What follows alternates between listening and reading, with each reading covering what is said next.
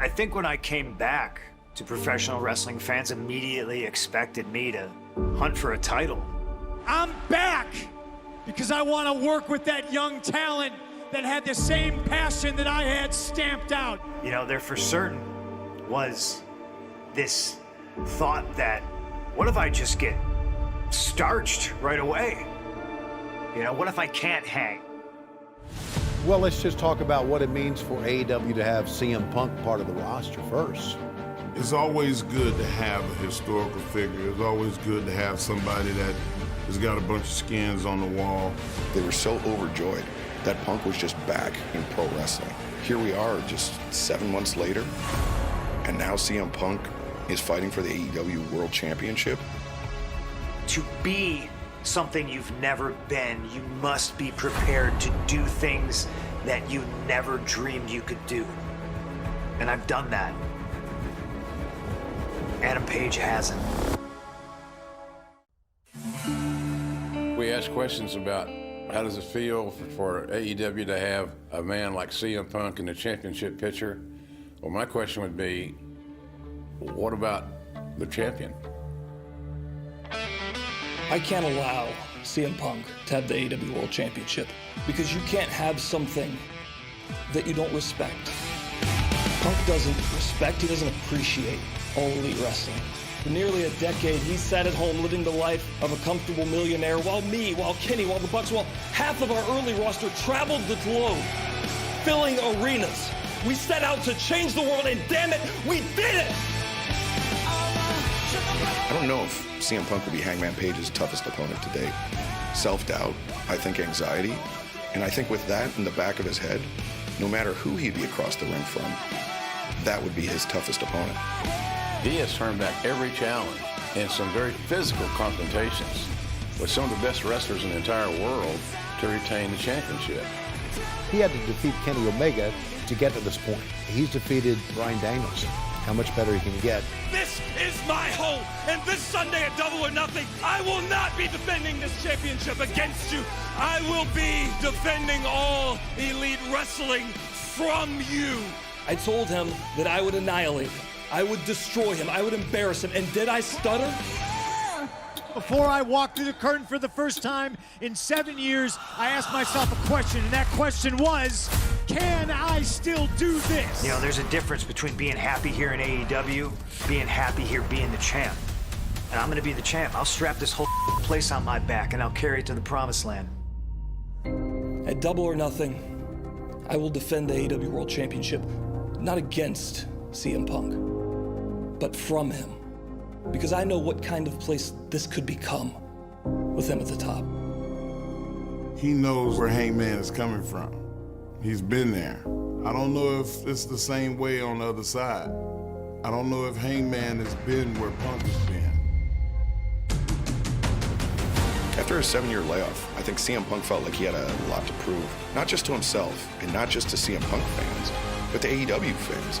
Punk did not come to AEW just to draw big checks and big paydays and compete. He came here to be the best person on the roster. That is signified by who is the champion. You ask me if I win at Double or Nothing, and I will tell you when I win at Double or Nothing. No hyperbole. The biggest win of my career. The most important title I'm ever gonna win. It's the most important title that I'm ever gonna wrestle somebody for. And I respect Hangman. And Hangman's tough. Hangman's beaten people that I've never faced. Hangman's beaten people that have given me my biggest tests in professional wrestling. But it's my time. Crazy. I don't care, just release it, just take the rest of me. He's hailed as the second coming, when he hasn't been the best in the world in 10 years. Because I am. I am everything that All Elite Wrestling represents. I'm the lowly Bullet Club job guy who worked his way up when he couldn't find opportunities. He made them his damn self and became a world champion. And he's looking at Matt. Buckshot lariat! We've got a new AEW champ!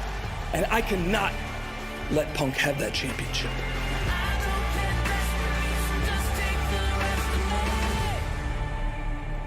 To wrap it up, the floor is yours. If there's any last words you want to get off your chest, Now's the time. I'm the best.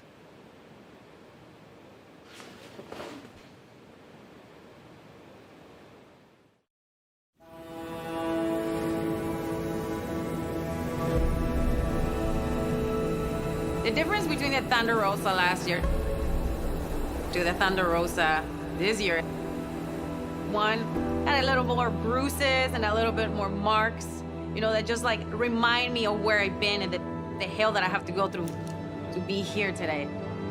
And also you have somebody that is more confident and believes in herself. I want to be a fighting champion. You guys know me because I'm always fighting, because I'm always fighting for myself, I'm always fighting for others. I don't know what people say about Serena Deeb. What I know is that I'm building my legacy, and I'm nowhere near done. And my goal is to leave this company, to leave this business, to leave everything better than I found it, this industry better than I found it. So what do people say about me? I mean, they can say whatever they want, and I will still continue to build my legacy. Thunder Rosa wants to be a champion for the people. When the crowd gets hyped, she gets hyped. Serena and Thunder is a match where both feel they are prepared and set in position to rule the roost in AEW. I would say Serena Deeb does not want to see someone do better than her. Thunder Rosa is a good champion, and you'll find Serena Deeb is probably the toughest challenger that she has to face to date. My journey in pro wrestling started when I was 18 years old, fresh out of high school. I packed up my car, packed up my life, and I drove 10 hours to Louisville, Kentucky, and I started at Ohio Valley Wrestling. I know Serena Deeb well. I was there when she first started wrestling. If I had a description of Serena Deeb, I think that Serena Deeb is the type of wrestler that the only validation that she'll have is if she wins. Winning is everything. I wrestled all over the world, Europe, Australia, Japan, Canada, all over the United States. You know what's funny, Serena? You and I were very similar. I mean, we both were told by forces outside of ourselves that we were never gonna make it. I never knew if I was gonna get the chance at a major company to wrestle how I want to wrestle. Perseverance has gotten me where I am today. I learned a level of work ethic that was unparalleled. I learned that to be the best, to take it to that next level, you have to work harder than everybody else. That's exactly what I've done. Thunder Rosa and Serena Deeb, they're both hyper-competitive. They both want to win. They both want to be looked at as the woman that survived the ultimate fight. Not only are they the best here in AEW, they are the best beyond a shadow of a doubt. So I've taken my lows, I've learned from them, I've grown from them. They've made me who I am, they've made me what I am, and they have made me the #1 contender for the AEW Women's World Championship. I can see it all. Thunder Rosa has fought long and hard to attain this AEW Women's World Championship. This is a family effort, and a lot of people don't understand that. All these people are proud of what I do. Every time I get in the ring, they're proud that I represent them and that I represent a whole entire culture. For my money, the two very best women in the world are going to compete on a massive stage in Las Vegas for the AEW Women's title. I want to be the best as much as I want to breathe. I shaved my head just to show how bad I wanted it, and I still got no respect. You're about to see two women that are real wrestlers. Of course I respect Thunder Rosa, but at Double or Nothing, the Women's Championship is on the line. So respect goes out the window. I am not gonna hold back at all. Thunder Rosa is coming, who comes with an army of people that believe in myself and believe that I am the best in the world. I'm walking into Vegas, and I'm walking into a fight. There's gonna be one winner, and that's La Mera Mera. So I see you there, Serena.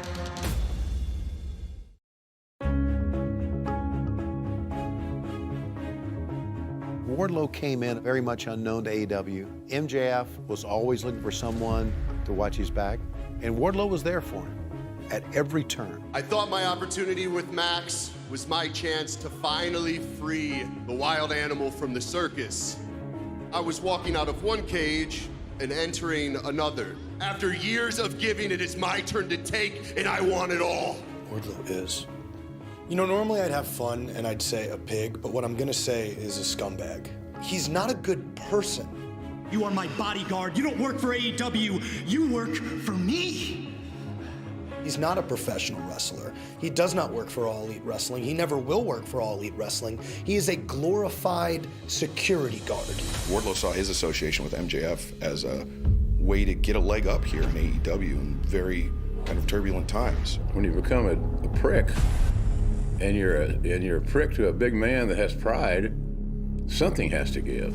I hope you're as intelligent as you claim to be, and you release me from this BS contract.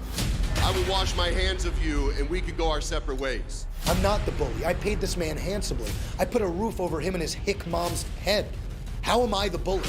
How am I the bully when I put food on his plate week after week after week? I paid him. If I'm being frank, I pay him more than he's worth.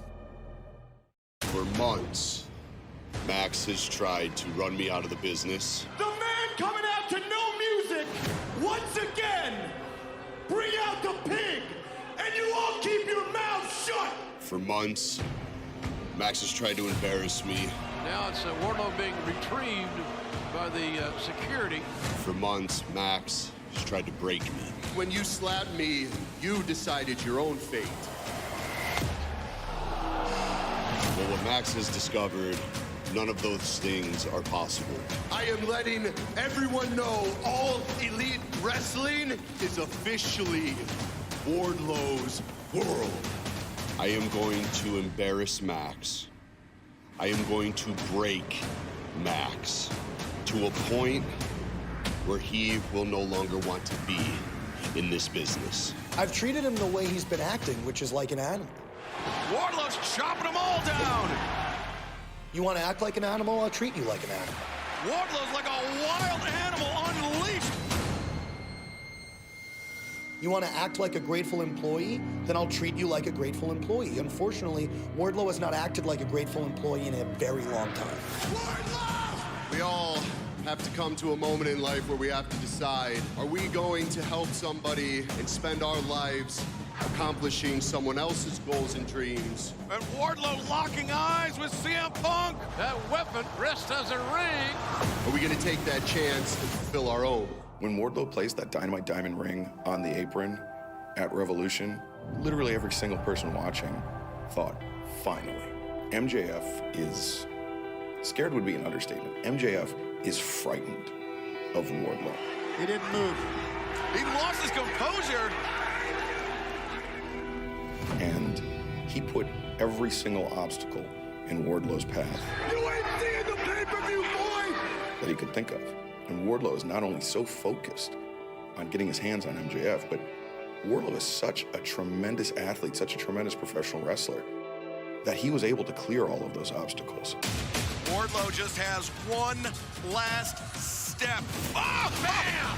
And he's one powerbomb away on the tear. A man among men standing tall. But will he be standing tall this Sunday on pay-per-view?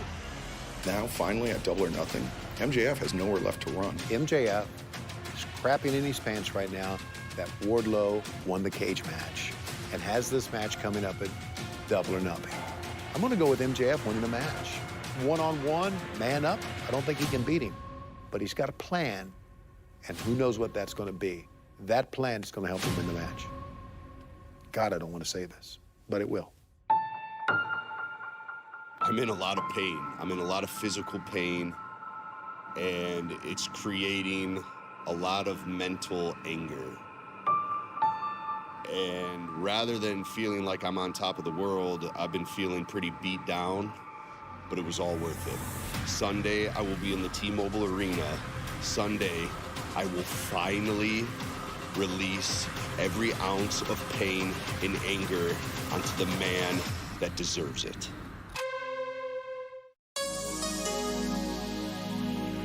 Since becoming TBS champion, Jade Cargill has been seemingly unstoppable. Sky's the limit for that. I mean, it's hard to put a number and say that she'll win 40 in a row, 50 in a row, be undefeated moving on. But she is as unstoppable as any athlete, male or female, in AEW. I think that winning has made Jade Cargill feel like there's nothing else. Nobody is undefeated forever, but I think that Jade Cargill is one that is going to put up a number that we're all going to appreciate years and years to come. Nobody can tell me who I am and what I stand for. I am Jade Cargill. I am one of one. Style, class, aura. I came here to dominate, to take names, to clean house. I'm not sure who there is in the women's division anywhere that could stop Jade Cargill. Jade Cargill is a physical phenomenon, but she's not nearly as good as she's going to be. Jade Cargill is not unbeatable. Far from it. And somewhere down the road, she's going to lose a big match. Is that in Las Vegas? They're not done here, guys. Statlander is in grave danger here. Wait a second. There's Anna Jay. She just beat up Sterling. She took his crush. And Anna Jay evening the odds here tonight. Anna who? Are we talking about the girl I already beat? Jade Cargill. You know, people didn't actually start caring or respecting you as a wrestler or a champion until you wrestled me on the main event of Rampage. You see, I did her a favor. I gave her primetime TV on my show, main event, and this is how she thanks me? I don't get all the extra BS, the lights, the TV time, the lawyer, the baddie section, but I don't need that. So maybe, in actuality, I'm that bitch. I beat that ass. And now she thinks that she deserves another chance at a match with me? And this belt? As the old saying goes, you win more from losses than you do from victories. After my loss to you, Jade, I went out and I learned from some of the best women on this roster. Ruby, Shida, Chris Statlander. I think Anna Jay is smart enough and has a strong enough support system that she's going to be able to look at what went wrong in her first match with Jade. And she's going to be able to correct a lot of those things. I will hope that Anna Jay came prepared this time. Seeing that she can sit back and watch me dominate and clean house and beat everyone in this division one by one. Right now, I don't see anyone defeating Jade Cargill. She's close to unbeatable as anybody we have right now in AEW. So I see Jade Cargill successfully defending the TBS championship at Double or Nothing. It seems to me that the ground is set for an upset. That could happen. I have been learning from the best, and now I'm ready to be the best. I am ready to be the TBS champion. Double or Nothing. You bet your ass you better bet on Jade, because I am nothing but money. I can see it in your eyes right now. And your opinion of yourself deep down inside is the same opinion that I have of you. You are nothing more than a loser. If you do manage to beat me, Chris Jericho, I swear to God, I will look you in the eye, I will shake your hand, and I will tell you that you have my utmost and ultimate respect. I was frustrated, I was angry, and I need to make it up to Eddie Kingston. Please come out here so I can shake your hand. 2.0 and Daniel Garcia swarming the ring, but here come the cavalry.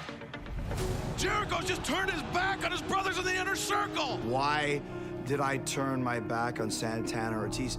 You should probably ask them the exact same question.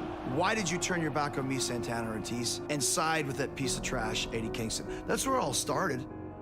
And boom, the Jericho Appreciation Society is born and is now the most dominant and the best faction in all of sports entertainment.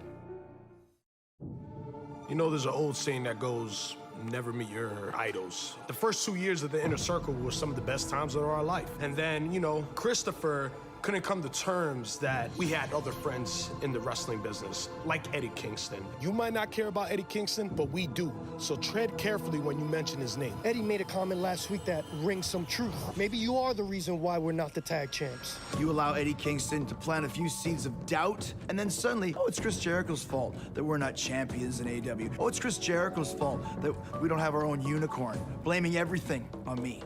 Eddie, I'm blaming the destruction of the inner circle completely on you. Oh my God! Oh my God! Just so you know, I was just asked, am I really a wizard? What do you think? Of course I'm an effing wizard. What do you mean, how does it change me? I was almost blinded. It's not a joke when you try to take a man's livelihood away.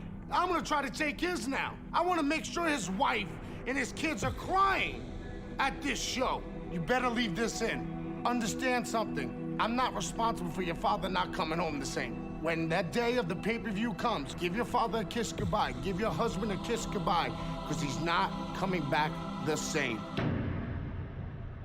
In this business, there are a lot of fake people, and there are people that are very what you see is what you get. I've known Eddie Kingston about as long as I've known anybody in this business, and he's never changed. The good and the bad and the ugly of Eddie Kingston.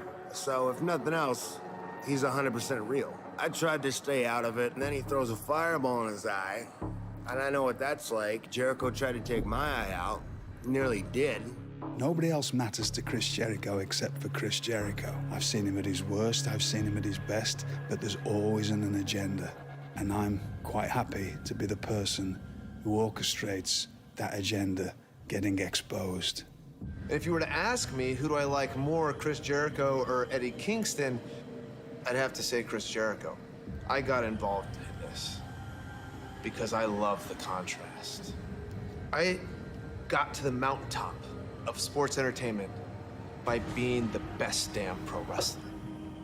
We are not getting sucked into your little sports entertainment vortex, all right? Stadium Stampede was a different time. It's gonna be you 5 douchebags versus us 5. You can call it anarchy in the arena.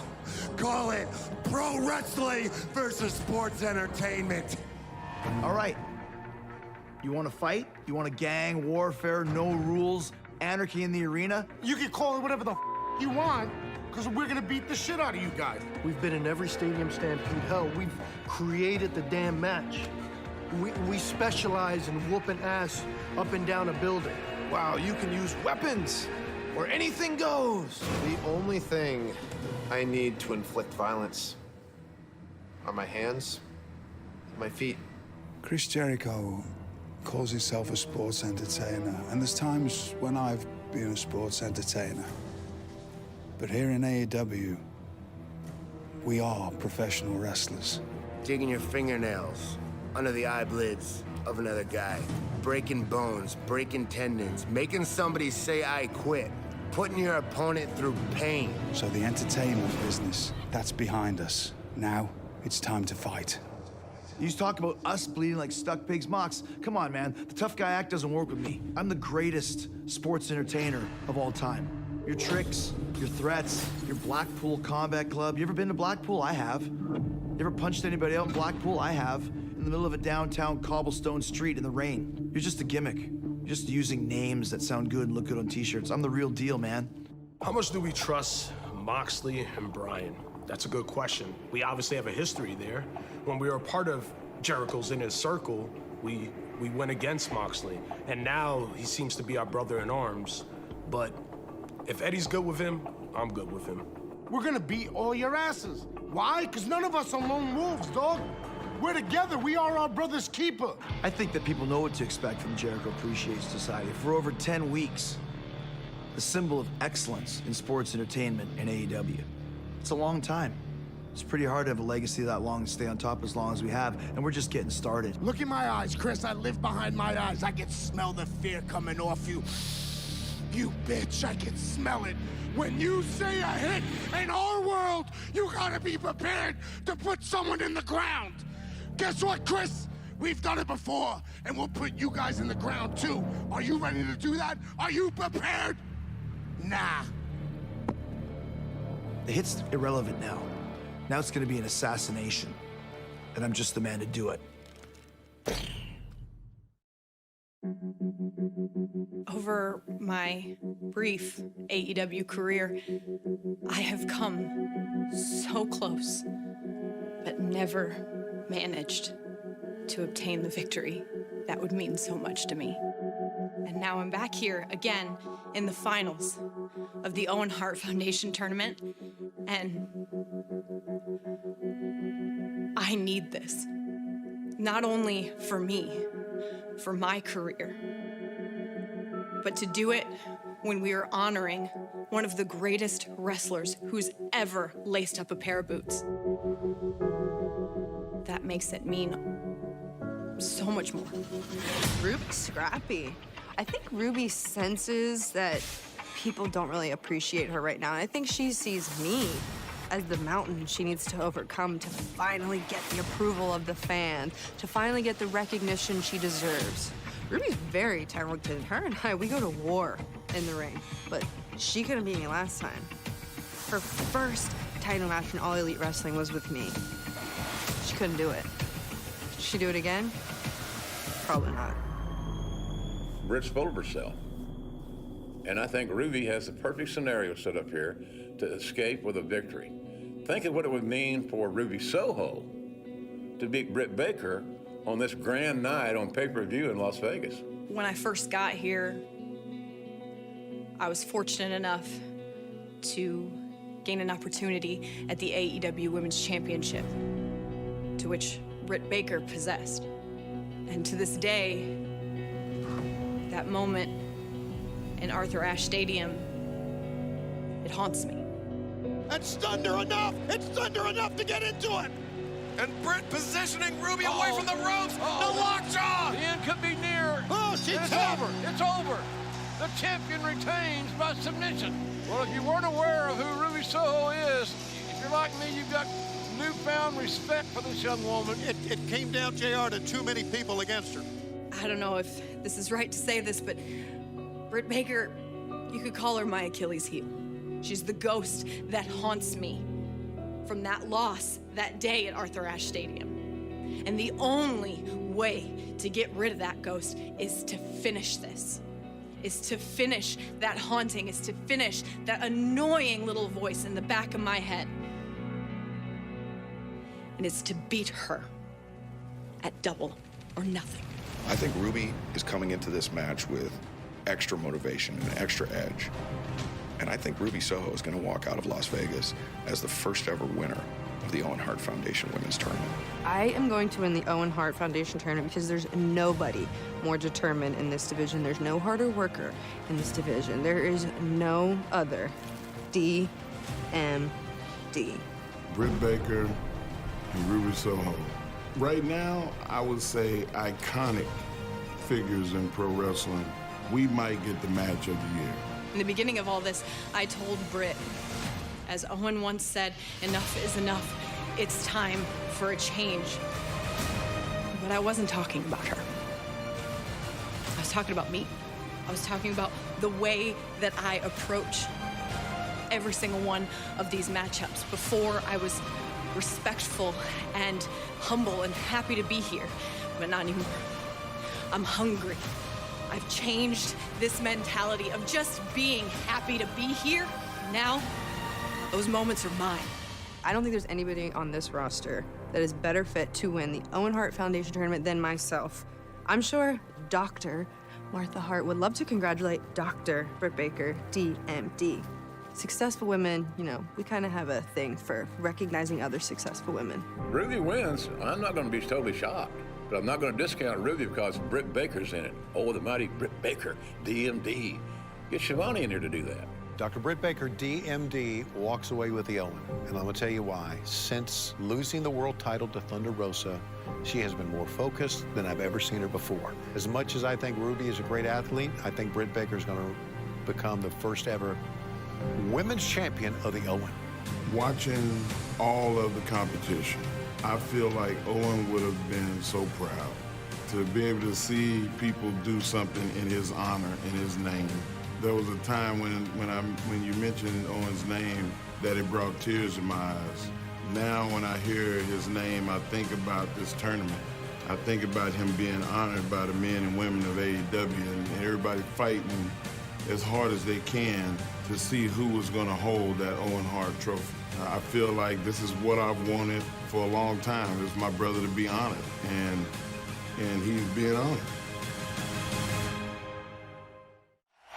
We are sold out here in Las Vegas, Nevada for AEW's Double or Nothing. For the first time in 3 years, we are back here in the fight capital of the world for Double or Nothing live on pay-per-view. I am Excalibur, joined by the legendary Tony Schiavone. And Tony, it is great to be back here in Vegas. It's been a number of years, Excalibur, but yes, we are back together, and what a card we got. And what a main event. Hangman Adam Page looks to defend his AEW World Championship from CM Punk. Tonight for the AEW Women's World Championship, Thunder Rosa will defend against Serena Deeb.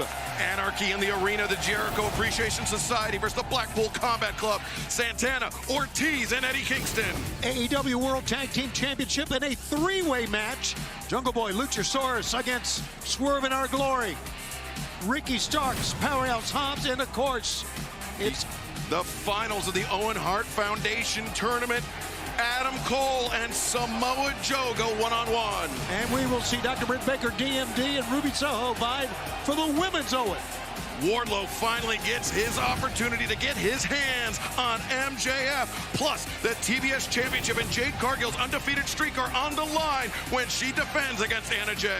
In a dream tag match, fans have been wanting to see this for decades. The Elite against the Delete. The Young Bucks against the Hardys. A mixed trios tag team match. Sammy Guevara, Frankie Kazarian, and Ty Conti take on Scorpio Sky, Ethan Page, and the debuting Paige Van Zandt. And just signed at the very end, Darby Allin and Kyle O'Reilly will go one-on-one. Darby wants some retribution for what happened to Sting. And what about this? So much bad blood, so much animosity. The House of Black and Death Triangle. Let's take a look back at what led to this moment right now.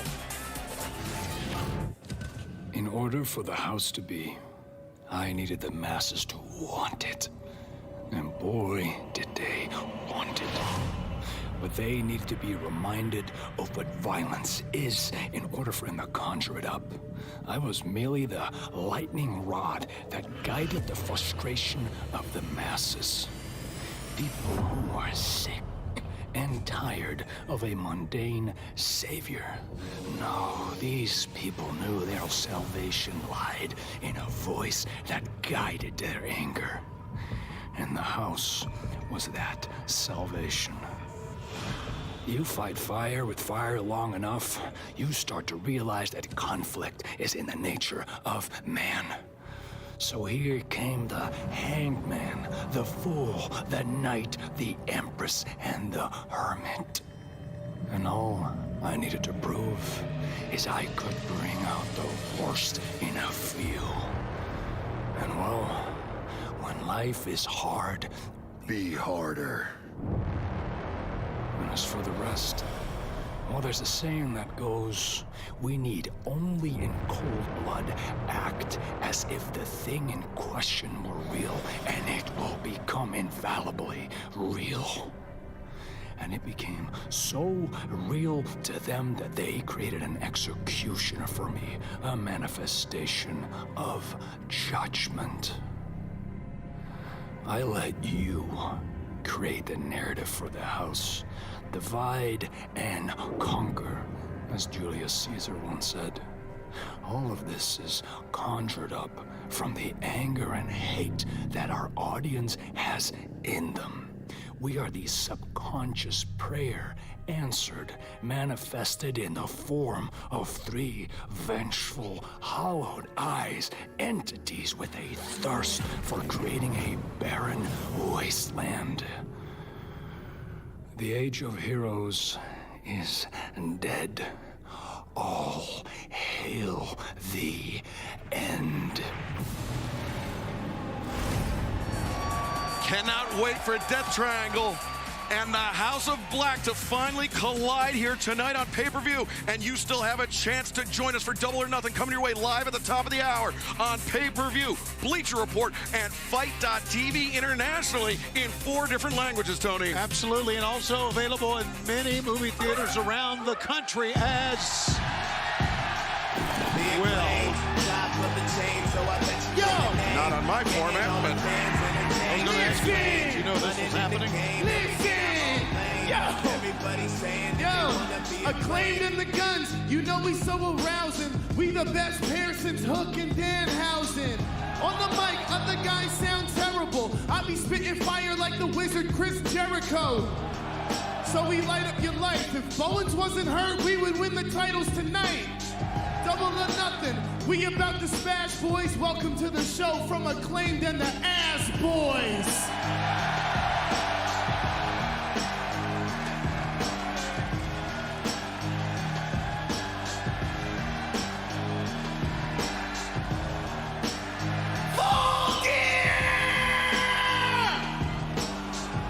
Austin, that's the wrong pay-per-view, man. All out!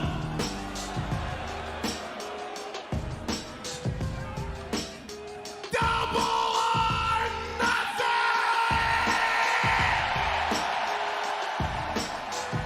The Acclaimed have arrived!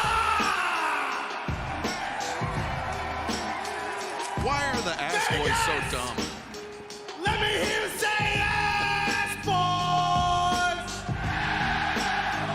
Let me hear you say Ass Boys! You can't silence me! Everyone loves the Acclaimed! Ass, ass, ass, ass, ass, ass, ass, ass! Well, after that brief interlude, we look forward to the Anarchy in the Arena match. The Jericho Appreciation Society versus Jon Moxley, Bryan Danielson, Santana, Ortiz, and Eddie Kingston. Eddie Kingston, who had these haunting words to say ahead of this match. I don't even know how long this has been going on with me and you, Chris. To the lost.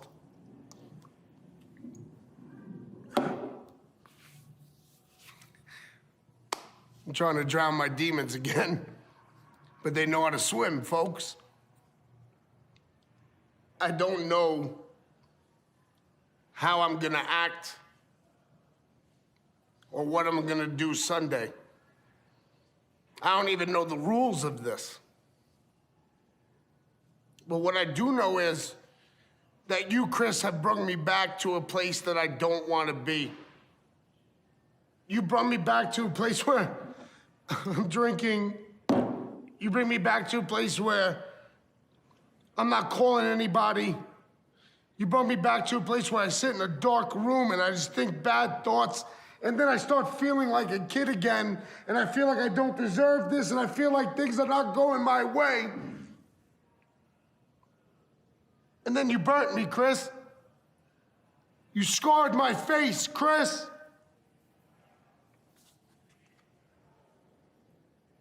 I don't know where I'm at mentally. I don't want to be here. I don't want to do the match. I don't want to wrestle no more because I am scared. I am terrified of what I'm going to do to you. I'm terrified of what I'm going to do to the rest of you. You guys don't understand. This is not funny to me. This is not a game to me. I hurt people. I've hurt people my whole life.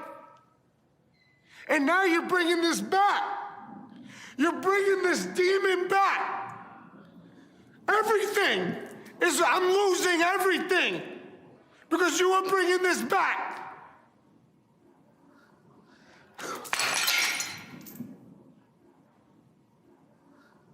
Chris, I can't stand you because now I'm going back to what's comfortable. And what is comfortable is burying you in the ground. What is comfortable is hurting you. I dare you. I dare you to come Sunday and find out why, for years, I lived in fear of myself. Why I would see my mother bail me out of jail. Why no company ever wanted me. You're gonna find out. And Tony Khan, this is also on you. Because you can stop this. You can help me not become this. I drink to drown my demons. But they know how to swim, Chris. I'll see you all Sunday. As I said, haunting words from Eddie Kingston. The anarchy in the arena match will be unlike anything we have ever seen. Plus, on Double or Nothing, we will determine who is the first winner of the Owen Hart Foundation Men's Tournament. Will it be Samoa Joe or Adam Cole? I think for a lot of younger fans, Owen Hart is somebody that kind of exists only in legend.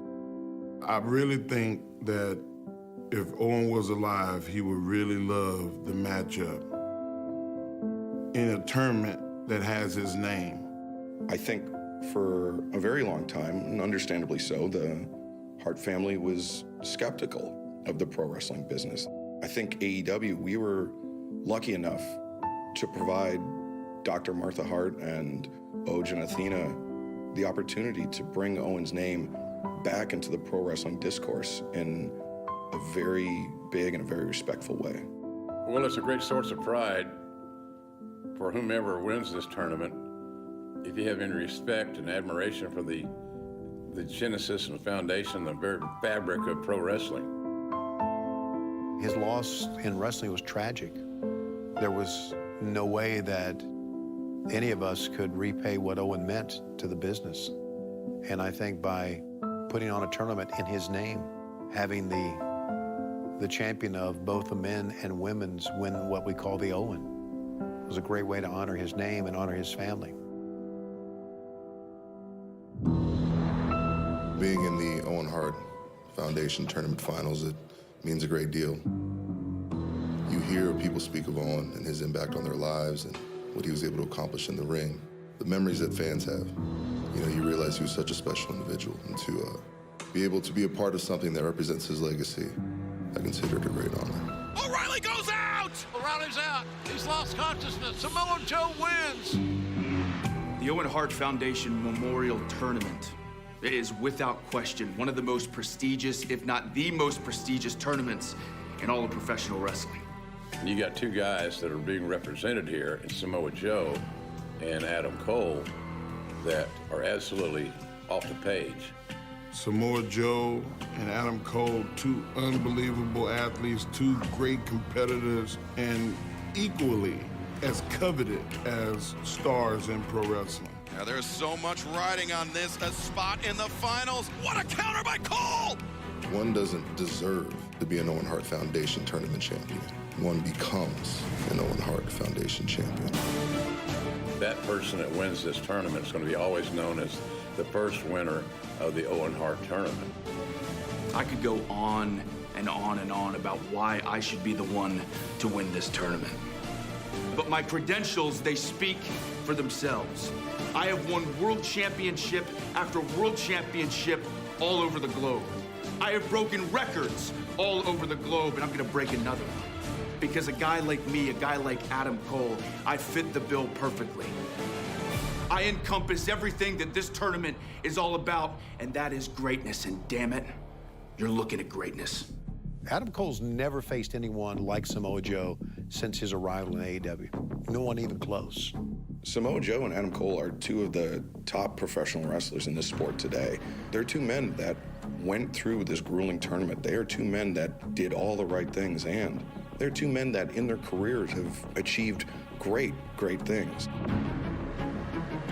You know, do I believe my size advantage will play into my victory? Yes. That and every other advantage I have over him. I mean, when you look at us, compare us on paper, I'm more vicious than him. I hit harder than him. I'm stronger than him. But it's the variables with Adam Cole, things that are unperceived, his ability to shift momentum in his favor. The low blow was the difference maker. The boom put the exclamation point on it. That's where the real battle lies. I have beaten some of the biggest professional wrestlers on the planet. I have beaten some of the strongest professional wrestlers on the planet. And I think people forget how smart I am up here. Lowers the boom! Adam Cole advance this to Double or Nothing! I will find a weakness. I will find a way to make sure Adam Cole has the advantage. And with a guy like Samoa Joe, it will be no different. People ask me if I'm worried. Kyle O'Reilly, Bobby Fish will make themselves a presence in this match. I'm not worried. It's expected. Every time I walk out there, I expect a gang of people to be meeting me, because no man can be crazy enough to meet me on his own. One of the biggest son of a bitches I've ever seen. And Samoa Joe. Wait a second, Jay Lethal and Sanjay Dutt with a pipe in hand. If I had to pick a match of the night, one match that I can't wait to see, it's this one. At the Owen Hart Foundation Tournament Finals in Las Vegas, you will see Adam Cole come to the realization that some things are inevitable. And those things include me. Adam Cole and Samoa Joe to crown the first ever Owen Hart Foundation Memorial Tournament winner. The first time these two stars, these two studs have ever clashed. And I can tell you exactly what I'm gonna do in Vegas. I'm gonna double down on myself, because I haven't let myself down yet. And when I win this tournament, I will continue to go on and do bigger things and do better things. And the catalyst of all of that is this tournament. The Owen Hart Foundation tournament is everything to Adam Cole. This tournament is everything to AEW. And after I win this tournament, I can promise you Adam Cole, baby, is just getting started. Who will be the first? Will it be Adam Cole or Samoa Joe? You still have time to find out. AEW Double or Nothing coming your way at the top of the hour, live on pay-per-view, Bleacher Report, and Fight.tv. And we are about to jump into the action here for our first match on the buy-in. And we welcome the Human Suplex Machine, Taz, to the desk. Hey, man, I think it's time for a little live wrestling here, a little tag team action, Schiavone. Yeah, interesting in this matchup. Hook undefeated. Well, we've never seen him in a tag team match, Taz. This is true. First time for everything, brother. Yeah, got to have it something sooner or later, right, in your career. Ladies and gentlemen, this is a tag team bout set for one fall with a 20-minute time limit. Approaching the ring from Strong Island, New York, the team of Smart Mark Sterling and the premier athlete, Tony Nese. Oh, look at this. Oh, my God, Sterling. Oh, Lord. You see Tony Nese with the Smart Mark Sterling crest on his premier athlete jacket. And Tony Nese has a very, very impressive win-loss record here in AEW. Mark Sterling somewhat less so. Yeah, I would say so. And Tony Nese at 16-2, ranked number 5 in the top 5 now. Smart Mark Sterling likes to say that he is undefeated in the court of law, but we'll see how he fares against these two men here tonight.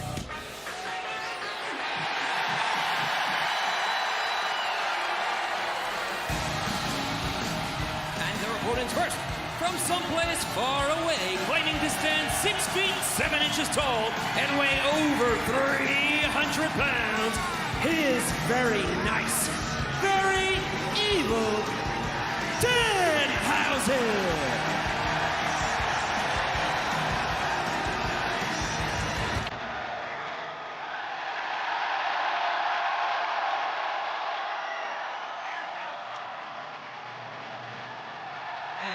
From St. Mark's Place, weighing 201 pounds, he is Hook. It is very, very clear that Las Vegas, Nevada loves that Hookhausen. Well,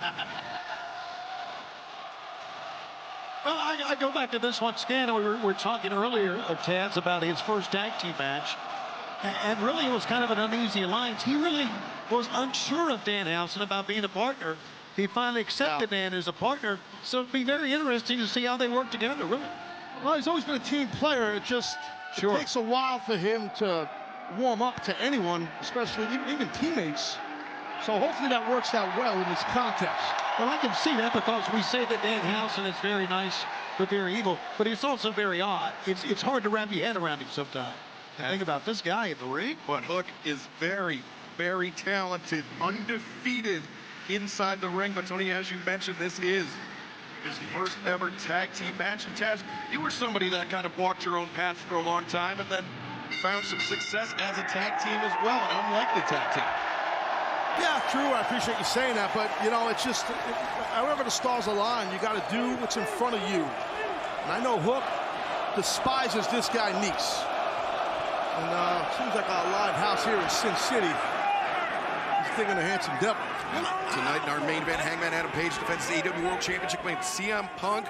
Double or Nothing, the main event. You can buy it right now at Bleacher Report. Use the QR code at the bottom of your screen. That was a very quick Kouchi-Gary right there. Tough takedown. You need to get control. I really think that's at the issue of this whole tag team. The problem that Nice has had about the attention that Hook has received here in AEW, but Hook's attention has been not only well documented, it's been well earned because of how tremendous he has been in a short span. Nice is very upset with that. Danhausen tagging himself in, looking to avenge that loss. Nice is cracking up. He's not taking that. Well, remember, as you point out, Excalibur, Nice beat Danhausen real quick. About 32 seconds, I do believe, and now Danhausen head for the headlock here. That's a side headlock. Nice immediately backs Danhausen into the rope. Shoulder tackle. Nice runs through Danhausen. Just got to be careful. I know that Danhausen and Hook have been training a little bit together. Right. Nice leapfrog there by the Danhausen. Whoa! Nice put on the brakes. Danhausen able to avoid contact. Showing some good quickness. Nice charges in. Got a little too ambitious there. A little too overzealous. You're right, Excalibur. And Danhausen fixing to curse him. Be careful, Danhausen. And Nice charges in. Danhausen gets the boot up. Nice once again spun out. Danhausen. Right. He's not just a gimmick, brother. He can go. Oh, Smart Mark Sterling tried to come in, and but I think Smart Mark got cursed. Oh, and Danhausen got trucked. Danhausen definitely trucked is the key word. This is not good, Shabani, for Danhausen.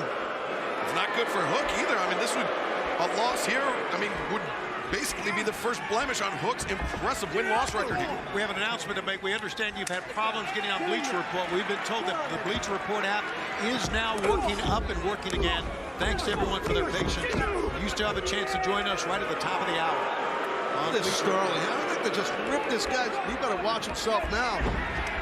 You still have a chance to join us on pay-per-view and internationally on Fight.tv. Do not delay. You have under 8 minutes before we go live with Double or Nothing at the top of the hour. That's right. Right now, definitely Danhausen's in a lot of trouble because Sterling and Nice, they went back and forth with tags and they've singled out Danhausen here. I think Tony Nice believes he has identified the weak link on the team of Hook and Danhausen. Well, they have the experience advantage. They come into this thing with a game plan, which I respect that. But Nice is a cocky, arrogant SOB. Talented as hell. He's a premier athlete for sure, though. Now, Sterling, he's just a jabroni, Tony. Couldn't said it better myself, Taz. Smart Mark Sterling has Danhausen up. Well, that's a pretty decent suplex. Well executed. Well, we saw that in that video montage recently. Missed the leg drop that Nice was working on that with Sterling, I believe. But now Hook seems to want to get in this match real quick here. Wow. Can Danhausen get there? Sterling immediately tags out. Hook gets taken off the apron, though, by Tony Nice.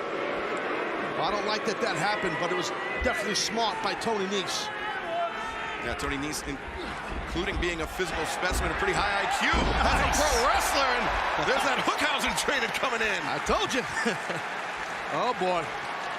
Can Danhausen get there? Danhausen trying to boy. There he is. Oh, and he does! But Smart Mark Sterling just dropped off the apron. Tony Nice. Oh, nice. Uchimata right there. Get on him. Oh, boy. And the high collar, the throw, the overhead throw by Hookhausen. Front head and arm suplex. Mark Sterling doesn't want to come in. No, Sterling, he just patted Tony Nice on the back. And Mike Posey said it was a tag. It was a tag. Oh, man. Either way, it doesn't look. Nice switch. Wow, great standing switch. Look at the wide vertical base. Wait a second. It's El Camino right there. Camino there by Hook. And now Smart Mark Sterling. Oh, Butter's going for a ride. That's a tough night in Vegas, buddy. You're not kidding. Right on your beam, baby. I think Sterling might be Dunsky. And Hook now with an opportunity to end this match. Uh-oh, he just cut the throat. Wait, look. Danhausen. Danhausen asking for the tag. And Hook may give him the tag. Yes, he's going to. Oh, what?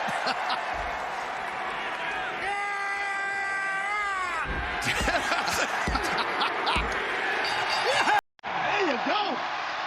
Are your winners, the team of Hook and Danhausen. How about that Hookhausen team? That was very unique. Danhausen avenges the loss, and Hook remains perfect inside an AEW ring.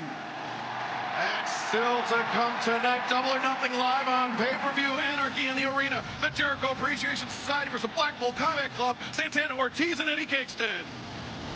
AEW Women's World Title, Serena Deeb will go up against the champ, Thunder Rosa. Jungle Boy and Luchasaurus look to defend their AEW World Tag Team Championship against Swerve and Our Glory and Ricky Starks and Powerhouse Hobbs in a three-way match. Adam Cole, Samoa Joe in the men's finals of the Owen. And in the women's finals, Dr. Britt Baker, DMD, goes one-on-one with Ruby Soho. Jade Cargill defends the TBS Championship against Anna Jay tonight.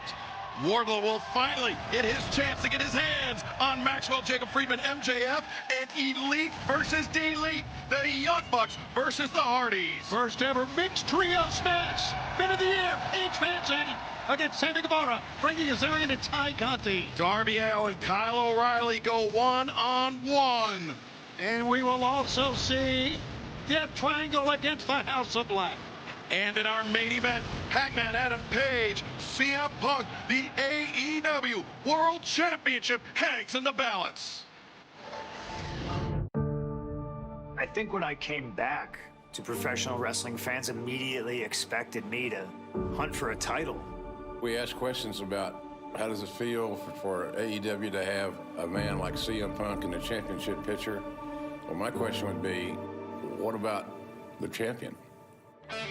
I can't allow CM Punk to have the AEW World Championship because you can't have something that you don't respect.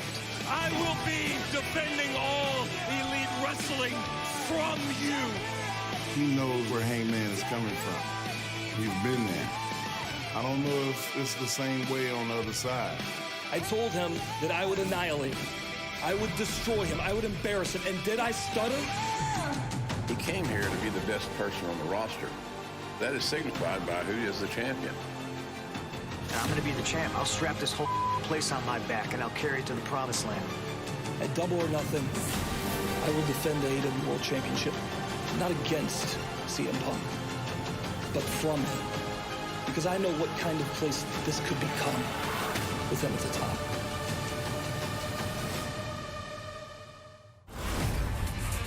From the first match ever at Double or Nothing 2019 to the main event this year, Hangman Adam Page looks to defend against CM Punk. Cannot wait for that one. You still have a chance to join us here tonight for Double or Nothing in just a few moments.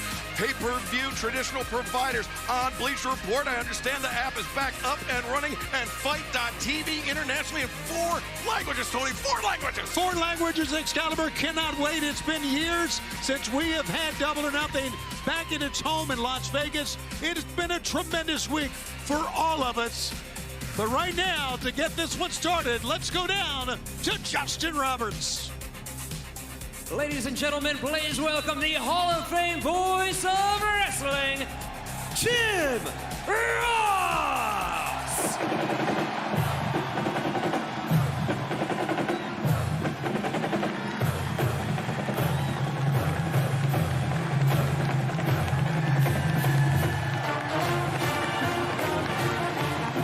Jim Ross and myself were lucky enough to call the first Double or Nothing in 2019 alongside Alex Marvez. This year, it is myself, Excalibur, Tony Schiavone, and the Hall of Fame voice of pro wrestling, Jim Ross, on the assignment. And you still have time to join us. Order right now for Double or Nothing coming your way in just 45 seconds. I don't think I've ever been so excited to call a pay-per-view as I am this one. From top to bottom, there's main events galore, but there's only one way to join us, Tony. Pay-per-view. We are smack dab sold out, like we said. For you fans wanting to watch us on the Bleacher Report app, it is now up and working, so you have no excuse. They have lined up to come in the building. Look, they're everywhere here, JR. Yeah, it's an amazing crowd. Sold out, as you mentioned, over 14,000 fans here. They've seen it all. Ladies and gentlemen, this is a pay-per-view that if you don't buy, you will regret for a long, long time. Buy it on pay-per-view. We're coming up in a heartbeat.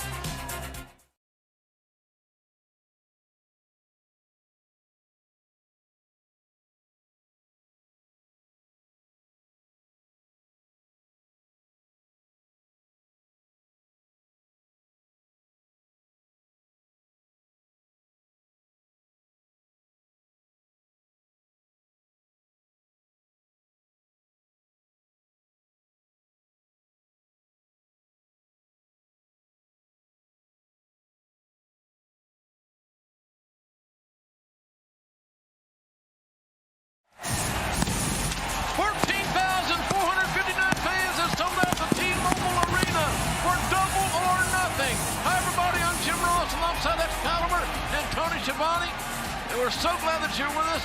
I'm jacked. I said in the pre-show, this is the most excited I've been for a pay-per-view in my broadcast career in years.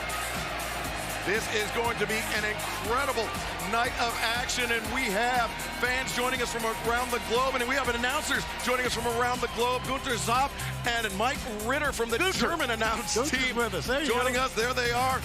And we are also very lucky enough to be sponsored by our official partner, DraftKings, here tonight. DraftKings has an amazing opportunity. You can play free for $25,000. Wow. Who will win the main event? Who will? There's so many questions up here in the pools, and let's go to these words right now from DraftKings. AEW fans, with DraftKings Sportsbook, everyone can join a free-to-play pool for tonight's main event. Just answer questions about what will happen and win a share of $25,000. And new Sportsbook customers can get $100 in free bets instantly. Win or lose, just bet $1 separate from tonight's main event to cash in. Download the DraftKings Sportsbook app, sign up with the promo code, enter the free-to-play pool, and make it rain with an official partner of AEW.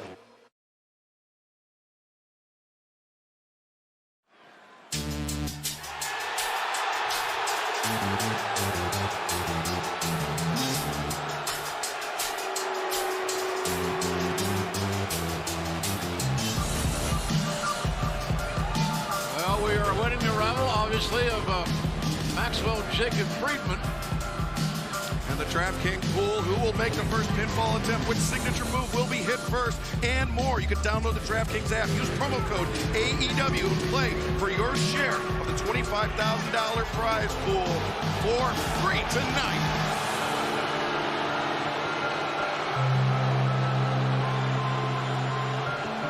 The man in MJF that looks like he's walking to the gallows for his own execution. Well, this has been so long building. We've followed it every step of the way.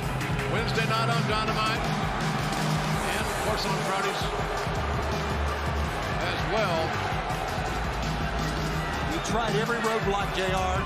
Every roadblock Excalibur to put in front of Wardlow. They've all evaporated. It's time to pay the piper, as we say. Your opening contest is set for a one fall with a 20-minute time limit. In the ring from Plainview, Long Island, New York, weighing 226 pounds, Maxwell Jacob Friedman, MJF. Well, Max looks good. He's been training awfully hard, one would assume. And as you alluded to, JR, he threw so many roadblocks in the way of Wardlow. And this past Wednesday night at Dynamite, Wardlow survived the last one. He defeated Shawn Spears inside the steel cage with MJF as the referee. There he is, the big man. What a monster.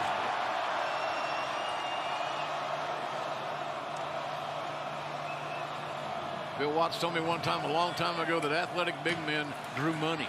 Wardlow inside the holding cell. Inside the holding cell here in T-Mobile Arena.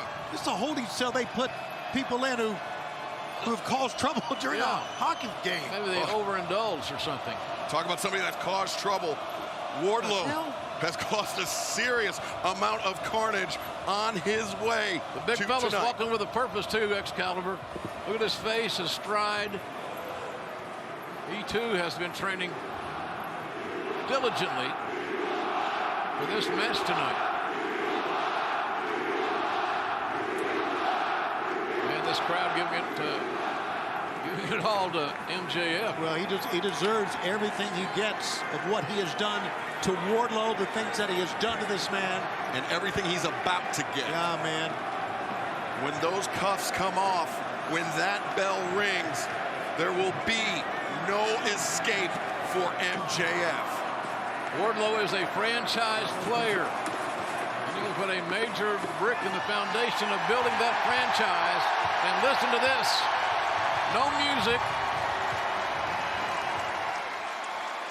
And his opponent from Cleveland, Ohio, weighing 267 pounds,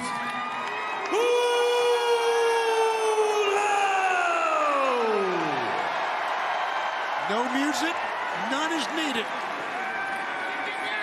The business relationship between Wardlow and MJF dates back to November 2019. And since then, MJF has disrespected, taken advantage of just any possible thing he could do to Wardlow. Interesting to see what JR and Excalibur, what game plan MJF has for this, because he's been running scared of this man for so long, but now that the bell sounds and he's got to go at him, he's got to have some sort of plan, I would think. And Tony, notice right there, Wardlow with 2 pairs of handcuffs on because he tore through the handcuffs, just 1 pair. Right, during the cage match, he sure did. Well, there's your game plan. Well, you know, MJF's going to be apt to stall, play mind games as best he can, get his massive adversary impatient, cause him to make a mistake where he beats himself. Back him up. If Wardlow is able to defeat MJF here tonight, he will be free of his contract with MJF. But if MJF wins, he has vowed to freeze Wardlow's contract and for Wardlow to essentially wallow in obscurity.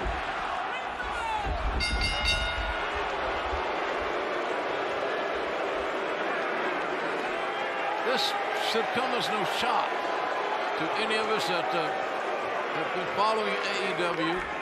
MJF's going to play every card in the deck. I hope they run better for him than they have for me this week. Right now, stalling for time is MJF. Referee Bryce Remsburg giving the 10 count to the outside, but a little slow on the count, maybe, Bryce. Well, look, Remsburg's a smart kid. Shot from behind. MJF maybe not so smart. Oh, yeah, get attention. Wardlow wasting no time with his thoughts. He's thinking powerbomb.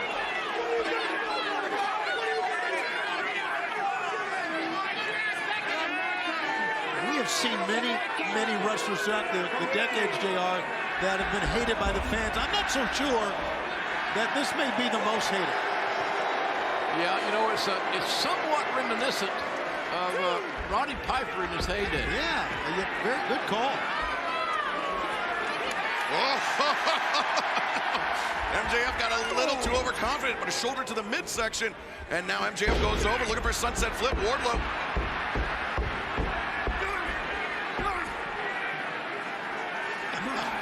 That's a great moment.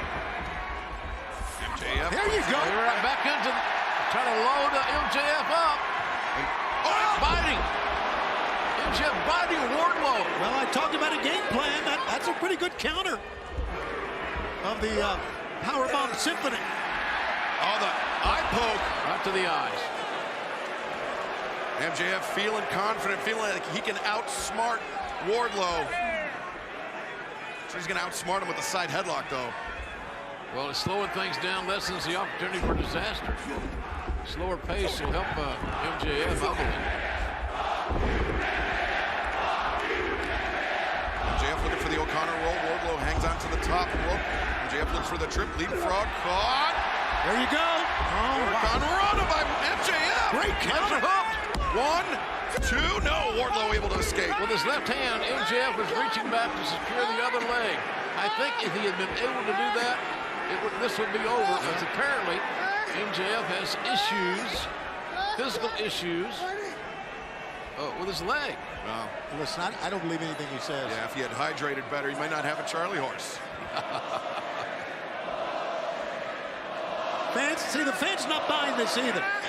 Well, here's the other news. We have a doctor at ringside. Right. Wait, MJF digging in his trunks. He's got the ring. He's got that damn ring. And I think everybody knows it.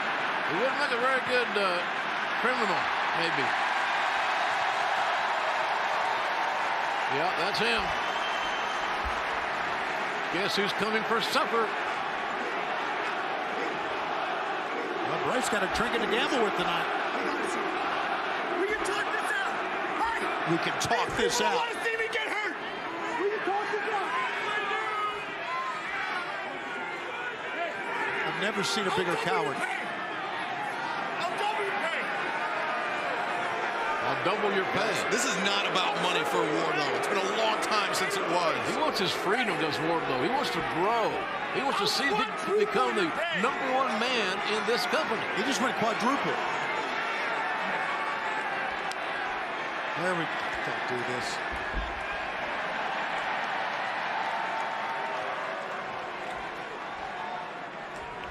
I think there's been a failure to communicate. Yeah, he just needs to hit him right in the mouth. Oh, look at that. He's going to enjoy the moment. Now, do it. This has been a long time coming for Wardlow. Well, that one is enough, but how many more will we see? They're chanting one more time. One more time. Some people are chanting 2 more times. We're chanting 100 more times. It's a little wordy, Tony. I'm with you, brother. We got time. It's the opening match. Keep power bombing it.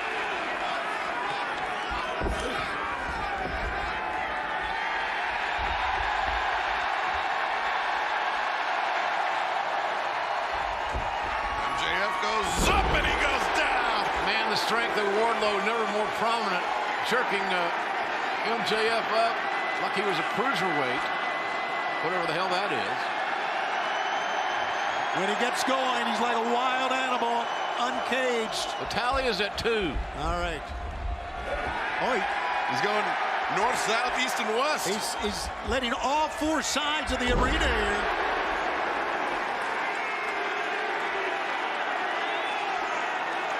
How dominating can Wardlow be as his career progresses?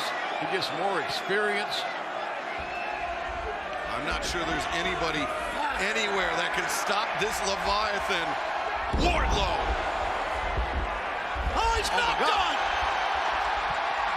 4 and 5 in rapid succession. Oh, no. It's not time. Couldn't have happened to a nicer guy. What a way to begin Double or Nothing.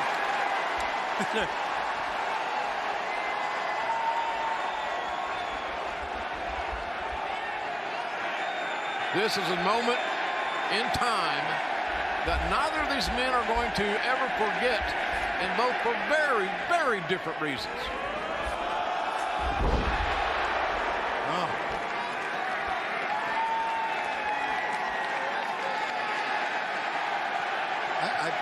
Let's see, we've lost count here. I think they're up to 7 or 6, maybe 7. Whatever it was. Again, not enough, Tony. Not enough. Not enough. Do it again. You guys are sick. Yes, we are.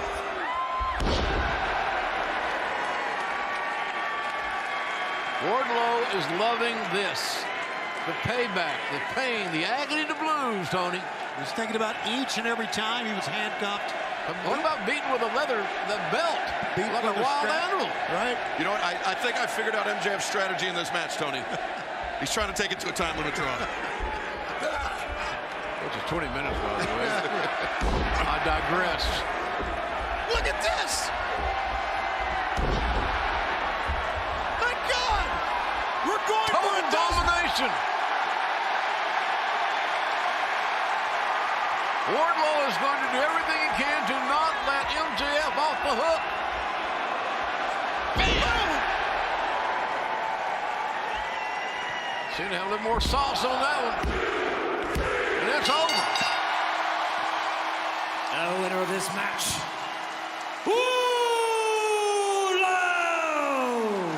Finally, Wardlow is free of MJF's contract, and he is free to officially join All Elite Wrestling.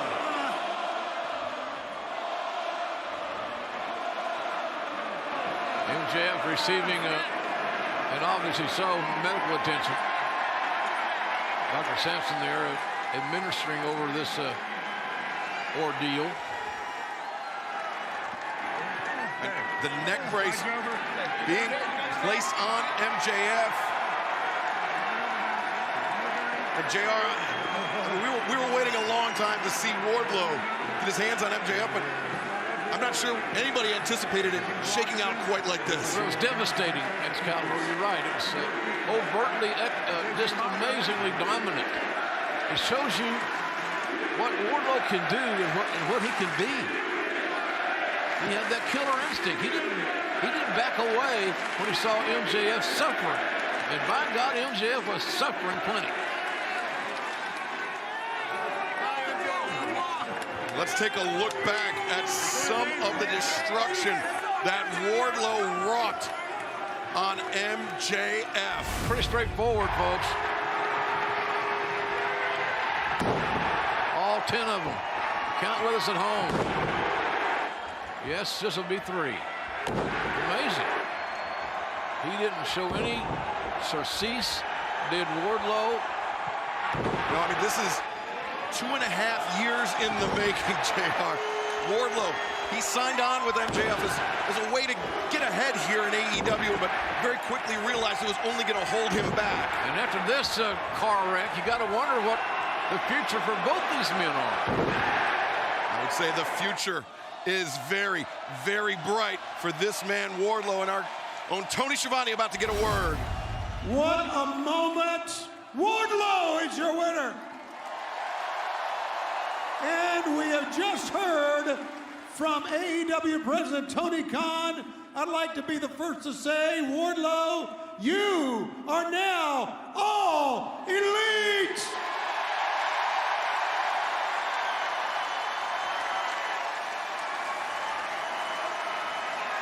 Give that man a job.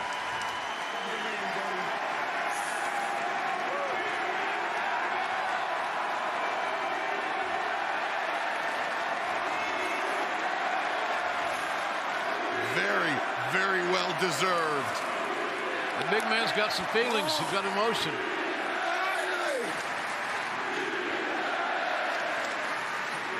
This crowd loves this guy. Thank you. Wardlow now free of MJF and free to write his own future here in AEW.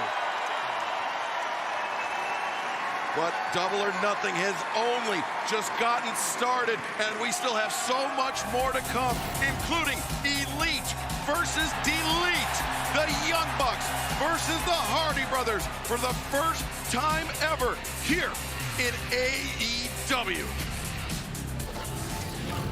Arguably the 2 best tag teams of the last generation are going to compete with each other.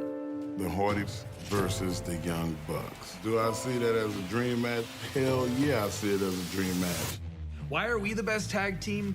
Because I don't know, for the better part of 18 years now, we put tag team wrestling on our backs and we carried it to points that the Hardys could never do. The Young Bucks, they are great. They are phenomenal. I cannot take anything away from them. But they're also egotistical, cocky, arrogant little assholes. I've never seen anything like this in my life. There are no 2 bigger, moment makers than Matt and Jeff Hardy in tag team wrestling. Double or Nothing in Las Vegas, Nevada. Young Bucks, give us the super kick party. Yeah, give us the super kick party.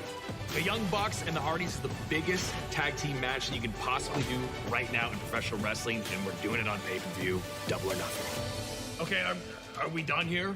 Because Elvis just left the building. 2 Elvises, Matt.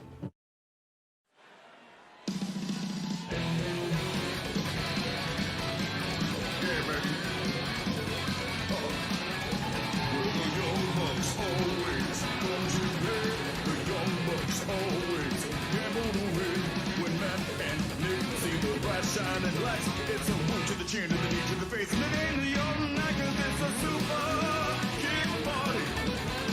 Super kick party. Super kick party. Yeah, baby, the Young Bucks. Thank you very much. Hold on. Come on.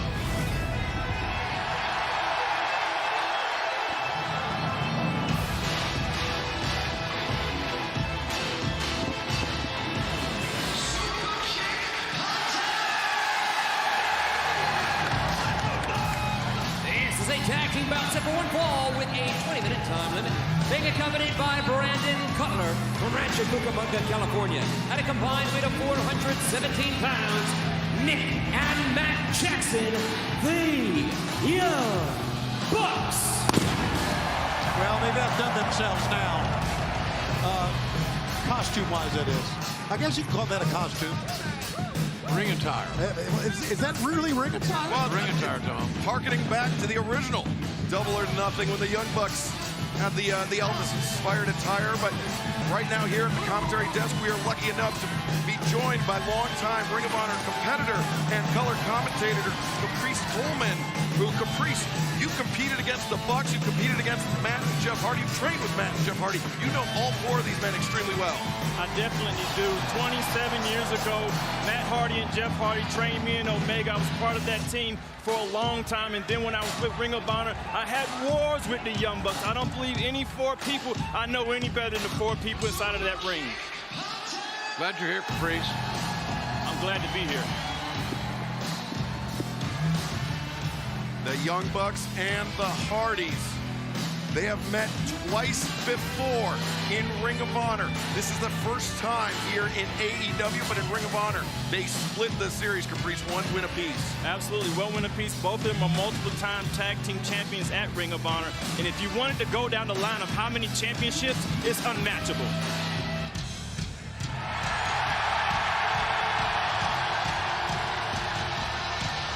And their opponents from Cameron, North Carolina, at a combined weight of 445 pounds, Matt and Jeff Hardys. And Caprice, to build upon that point, combined, these tag teams have held over 24 World Tag Team Championships together in the last 23 years, including the Bucks' first reign as AEW World Tag Team Champions. Well, the thing about it is, you have any wrestling fan, a buddy, whatever, you're talking about wrestling and tag team wrestling, these 2 teams will invariably, their names will come up. They have changed the appearance, the feel of tag team wrestling. And I really believe that the Hardys have been an amazing positive influence for the Young Bucks. Young Bucks might not admit it, but I believe that to be true. You think about the Hardy Boys, they have changed the name of professional wrestling. So many wrestlers today that draw something from the Hardy Boys. And if you look at Matt and Nick Jackson, there's 2 of the same. They look at the Hardy Boys and they admire them, whether they want to say it or not. You can see the Hardy Boys inside of them. Yeah. They're almost like the James Brown of tag team wrestling. Yeah, man. Of course they admire them. Who doesn't admire the Hardys? Well, we saw this past Friday night at Rampage, the Hardys, who have often levied the insult that the Young Bucks are merely just Hardy cosplayers. Matt and Nick, they really leaned into it. Yeah, they did, man. I had to look that up, the cosplayer thing. Hey, I like that idea these Young Bucks have, the Chia Pet sideburns. Those lamb chops are monstrous. It's kind of been Matt's trademark in a I way. think, you know, maybe a little bit of homage to Elvis. You know how hard it is to grow lamb chops, man? I didn't when I was 20. Elite versus elite.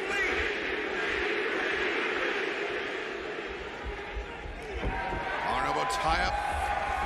Older brother and older brother inside the center of the ring. Jackson breaks free. Drop kick takes down Matt Hardy. Nice sequence there. Almost showing his speed. Too easy. Over Matt Hardy, the speed they have over them. They will have the speed advantage on this. And both of these teams, I mean, really, the longevity of both of these teams is so impressive in how long they've been able to stay at the tops of their respective games. Matt Jackson sweeping the leg, attempts the lateral press. Matt Hardy sweeps the leg, lateral press attempt there. And that's the speed you were talking about, Yeah, Caprice. absolutely. And Matt Jackson is putting it in Matt Hardy's face that I'm faster than you, I'm quicker than you, and I'm better than you. He's putting it in his face, but he doesn't want to make Matt Hardy mad. And that the time is up for the Hardy brothers. You gotta prove that to me. You gotta prove that to me, fellas. Matt Hardy backs Matt Jackson to the corner, the back elbow, and now the tag out to younger brother Jeff. Matt Jackson puts on the brakes and makes the tag out to his younger brother. Feeling awful good about himself tonight, huh? And here's the thing about the Hardy Boys, too. They've been around for so long, it's almost like people know their playbook. So when they go for something familiar, it's almost easy to see what they're going to call. So they might have to do something different here, because if anybody knows him great, it's Nick and Matt Jackson. Short tackle delivered by Jeff Hardy. Nick Jackson taking off his feet, but right back up to his feet with quickness. Yeah. Two of the most charismatic athletes in all of pro wrestling are in the ring right now, ladies and gentlemen. The unique, strange enigma, Matt Hardy and that young lad. Nick Jackson, Jeff Hardy. Great trip. Jeff, back elbow, taking Nick off his feet. Nick wanted to hit the far side rope. Just a simple trip up by Jeff Hardy prevented that. There you go. Jackson to the up. Oh. A little too overzealous. And the Hardy brothers. Wow, face first off the apron. Would you say that the Hardy brothers are inside of the Young Bucks' minds? Certainly seems like that in the early going. But we've seen the Young Bucks game plan, and they've been able to stand toe-to-toe with some of the best strategists in all of tag team wrestling and come out ahead. And now maybe a reset here for the Bucks. And the Bucks were the very first Double or Nothing back in 2019, if you'll recall, against the Lucha Brothers, and a great match that was. Part of Stadium Stampede. They've not lost a match during Double or Nothing in our 3 years. Young Bucks looking to keep the momentum going here in AEW, but Matt and Jeff Hardy. Well, they were chanting Brandon's name, and Nick didn't like that at all. Gotta have all eyes on me. That's what he wants. And why they were chanting Brandon's name, I have no idea. Nick Jackson slaps in the face of Matt Hardy. Cousins. And Matt Jackson comes in, but gets taken down. Big time lariat put to the midsection. Oh, I thought it was Twist of Fate, but instead, just over the top suplex.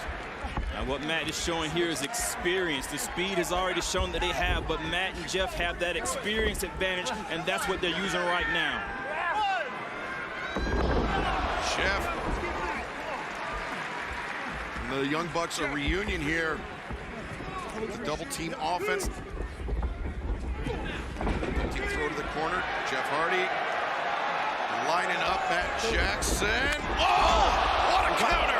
Talk about scouting an opponent. Yep. Tendencies, the things that guys like to do, and the order they like to do it. You just saw it right there, and it backfired. Yeah, Nick saw it coming, buddy. Oh! Great extension of that leg. Man, that was on target. The hands were up for Matt Hardy. There was no possible way to defend himself, and Nick Jackson took advantage. All boot and chin. Jeff Hardy on the outside, as well as Matt Hardy. Nick Jackson bringing the legal man Jeff back into the ring. This is such a dream match. It's almost like the Rock and Roll Express meets the Rockers of the day. You know what I mean?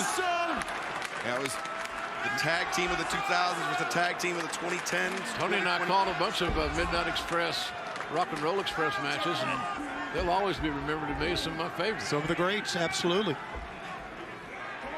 God damn, Tony, we're getting old. You just realizing that? All the legends, man, legends.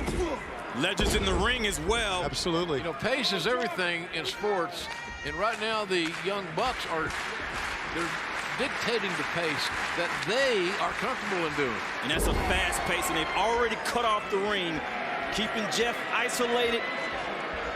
So if Jeff can't make a tag, what we have here is a handicap match. Yeah, that's why I thought, JR, that they would try, they being the Hardys, would try to end this match quickly. I think the longer it goes, it favors the Bucks. I really do. I think the Young Bucks are so confident that they're younger, they're more active, whatever you want to say, that they're going to win this match. They're a foregone conclusion for the Bucks. We're winning. In the story. Case closed, Ernie Land. One mistake they can make, though, is underestimating the Hardys, underestimating their experience, their speed, their agility, their resolve, the reasons they stick behind stuff. They haven't been around for 27 years for nothing. Oh, Cutler with the assist. Did the referee not see that? No. Of course not. Rick Knox was looking at the action, unfortunately. And, you know, Caprice couldn't be that. The Young Bucks know that they have that one victory in 2017 over the Hardys. Maybe a little bit of overconfidence brewing there for the Bucks. There's nothing wrong with confidence, but the Hardys, when they won the ladder match against the Young Bucks, it's almost like the rubber match here. Wow! Now right there, Nick Jackson went for the whisper in the wind, something Jeff is known for. Jeff up to the top. He's getting his footing. Yeah, he's trying to get his footing, obviously. Looks like his boots come a little undone. Causing him issues, but maybe not. That's the whisper in the wind you're looking for right there. Great innovators offensively are the Hardys. They created so many moves that others utilize and changed the name just a little bit to make it theirs. Absolutely. Which I found to be ridiculous more often than not. 14,459 fans joining us here tonight. The sold-out T-Mobile Arena. And we are watching this dream tag team match unfold before our eyes. And Hardy drops Nick Jackson in rapid succession. You can really tell the guys that have great passion for tag team wrestling, like these two teams. There's a different breed of cat. I tell you guys, Matt Hardy's kind of got to go it alone because Jeff is seemingly in a lot of trouble in his corner. He can't even make the apron. He might have been injured. He hasn't went anywhere, so you don't know what's wrong with him. And I mean, everybody knows the Hardy Boys has had their share of injuries in the past. Cutler getting taken from pillar to pillar. Side effect by Hardy, that could be enough. Matt Hardy with Nick Jackson in. Oh, ho, ho. That was very, very close. Look at Jeff in the corner. He just can barely pull himself up. And Matt. It looks like he hit his head. Yeah, I agree. Twist of fate attempt, and low bridge. Matt Jackson sends Matt Hardy spilling the outside. And Nick Jackson. Man, can you believe his pace? Steady, never stopping, unpredictability, innovation. It's amazing. JR, the Young Bucks make it no secret that they were inspired by the Hardy Brothers, but they believe that they've surpassed the Hardy Brothers. Well, maybe they have. Maybe they have. I know this from Nick, and he's not finished. Matt had it coming. Woo! Boy, Matt saw that one coming. Absolutely. But Matt Jackson coming to the aid of his brother, but Jeff Hardy coming to the aid of his. What you see here is the game of familiarity. These guys know each other, so they have to do something a little bit different. The tandem offense that they're used to, they're going to have to change. Jeff Hardy. Oh, the super kick sends Jeff Hardy crashing into Matt Hardy and Matt Jackson. It's a second super kick by Nick Jackson that has found the mark because of a great leg extension, perfectly placed. Great impact. I've been hit by those super kicks plenty of times, and every time they hit you, they can turn your lights out. Can't say this ever happened to me. Yeah. Nick Jackson up to the top and down onto the Hardy Brothers. See, these guys have no fear. They have no regrets. And in a match like this, where we've all been waiting to see this tag team match for a long time. Yeah, it's well known that Nick is a gambler. Look at him. Even that right there was Swanton infused.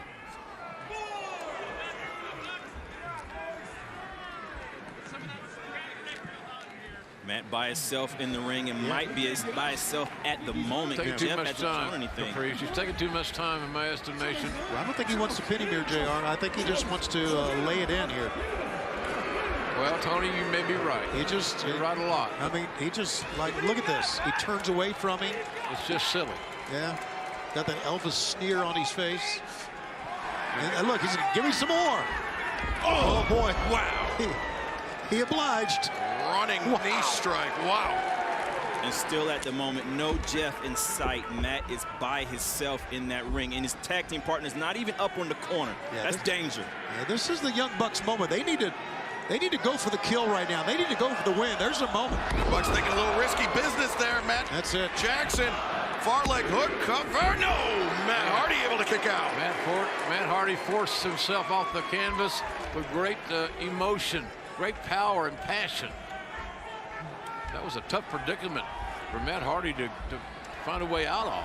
Right now at shopaew.com, you can save 20% off using promo code DON. The sale ends tomorrow 1 p.m. Eastern at shopaew.com, promo code DON. Oh boy. Well, 15% there for the Young Bucks, backfiring on them.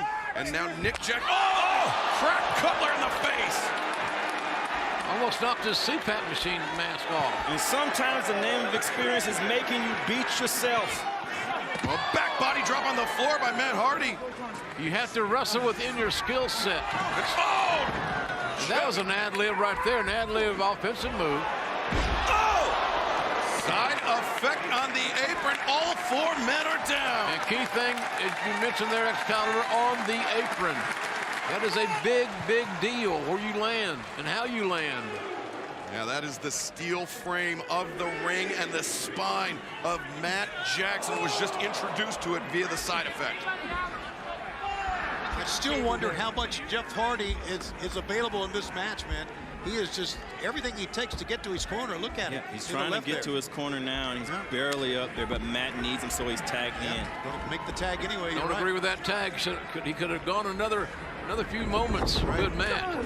Give Jeff as much time as you can to get ready, but he's ready apparently. Going for poetry in motion again. Got it! Right on the money there by Jeff Hardy. And Matt Jackson in serious trouble as the Hardy brothers have an opportunity to end this. No. Twist of fate. And oh!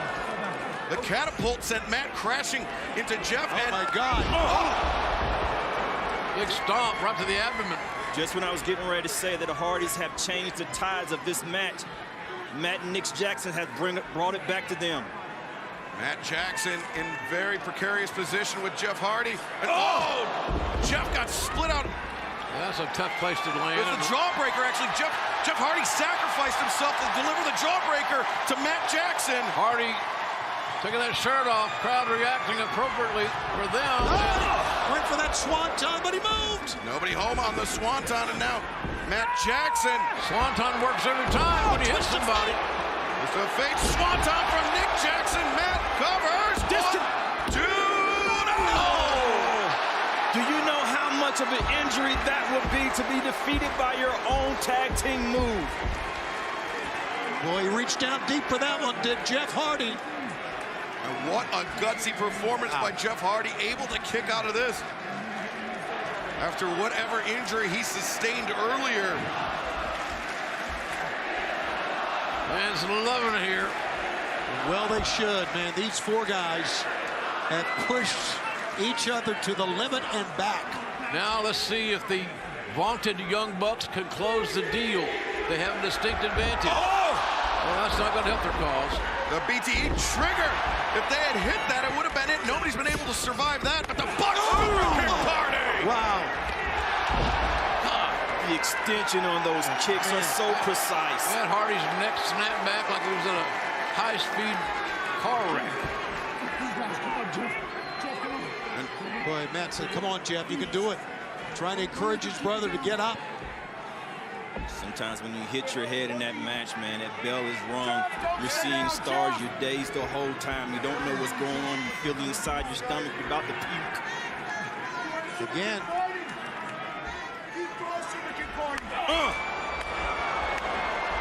Rapid fire super kick combination from the Young Bucks. You see the blood coming out of Matt Hardy's mouth. That was almost daring them to kick it.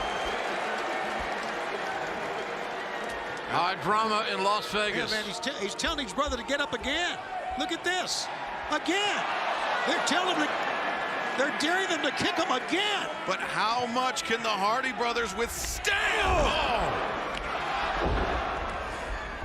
The covers. 1, 2. No! That's the heart of the Hardys. The heart they're showing, they're not finished yet. And it's going to take more than that to put them away. The frustration is setting in on Nick and Matt Jackson. Young Bucks are astonished that they did not put these adversaries away. Couldn't do it. Didn't do it. You got to admit they're taking their very best blow here. The Hardys have taken the best blow the Hardys have, or the Young Bucks have. Steel ring steps, which Jeff Hardy was very, very familiar with. Boy, we saw how he crashed in that Owen Hart Foundation tournament matchup on those steps. I'm almost waiting to see what they have in mind. Innovation from both of these teams are uncanny. You never know what they're going to do. Just win, baby. Just win. Find yourself a 3 count and love it. What do they got? What do the Young Bucks have? Oh, God. Now, keep in mind, these are steel steps. The Young Bucks. I don't know what this is about, but this does not look good. Oh, Matt Hardy. He's got Nick Jackson up on the shoulders. He could pin him. BT bomb, but Matt Hardy doesn't go for the pin. Yeah, well, Nick rolled out of the way too. Jeffrey, Miro, Hardy on Matt Jackson. No way. No way. You gotta be kidding me. It didn't work on Darby Allin, but now there's one thing about being fearless and another about being crazy. Absolutely insane. If they do what I think they have in mind, do it! Swanton bomb on the steel. Ring steps. Twist of fate. Matt Jackson's by himself in there. This could do it. No. Wow. Nick What's it going to take? What's it going to take here? Matt Hardy must be wondering the same thing with his bloody mouth and all. Look at that. The Swanton just sandwiched Matt Jackson, and now inside the ring, Matt Hardy looking for twist of fate. Nick reverses. 1, 2. No. Matt Hardy able to break free. Wild swing and a miss. Side effect. Oh, he bounced back up.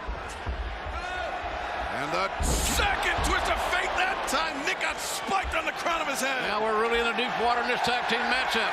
Jeff is in the right place. You know what they're going for. They have a short window. Jeff Hardy making the ascent to the top. He's barely able to get to the top. Boom! That's got to be it. It's got to be. Get him!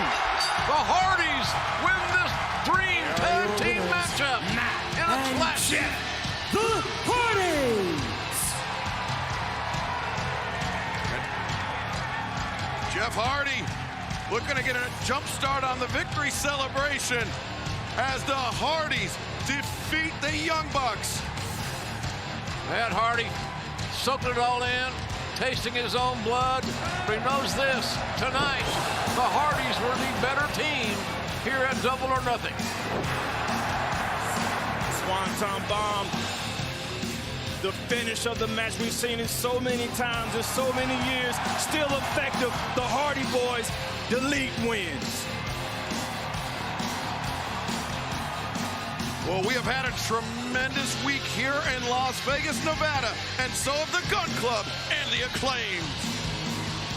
Viva Las Vegas! The Acclaimed have arrived, baby! Wait. Also the Gun Club. Also the Gun Club. Stop. Dude, you guys look jacked. You guys look jacked. What do you say we go around Vegas, document everything? Document it all. Everything? Send it to Daddy at the end of the night. We're gonna scissor everybody up and down that street. So I haven't heard from the boys all day, so I walk to their room, and this is what I get. This. You two are an absolute disappointment. Look how cute this is. And you don't need that one. Cover you up so you're nice and snugly covered. There you go. Nice and good. Look at this. Sleep well, my friend. Well, not everybody's surviving this week in Las Vegas all that well. But coming up right now here on Double or Nothing, our first championship match, the TBS championship match, Tony. Telling you, she is incredible. Jade Cargill on a roll. Anna Jay has given her a great battle in the past. We expect much of the same here tonight.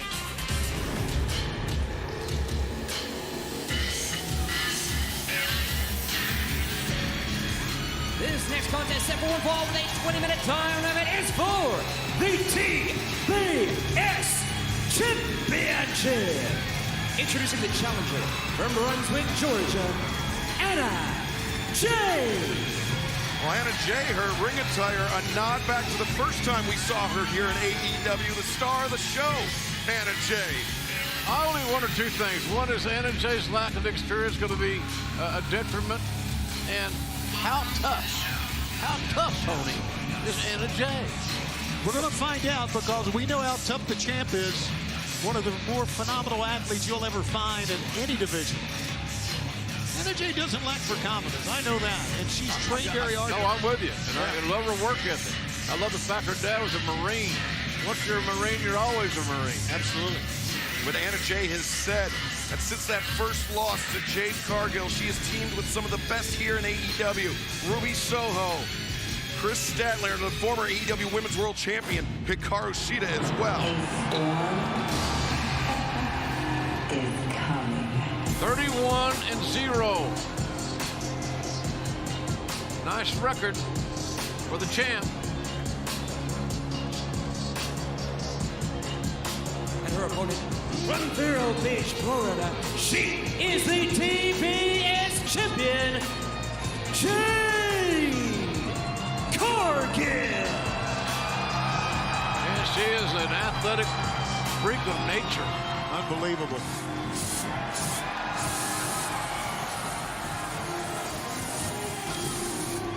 You know, the 15 of her last 29 wins have come in less than 2 minutes. She's almost Tyson-esque. Yeah, no, that's a great analogy. Got the showgirls with her. But here's the girl that steals the show right here.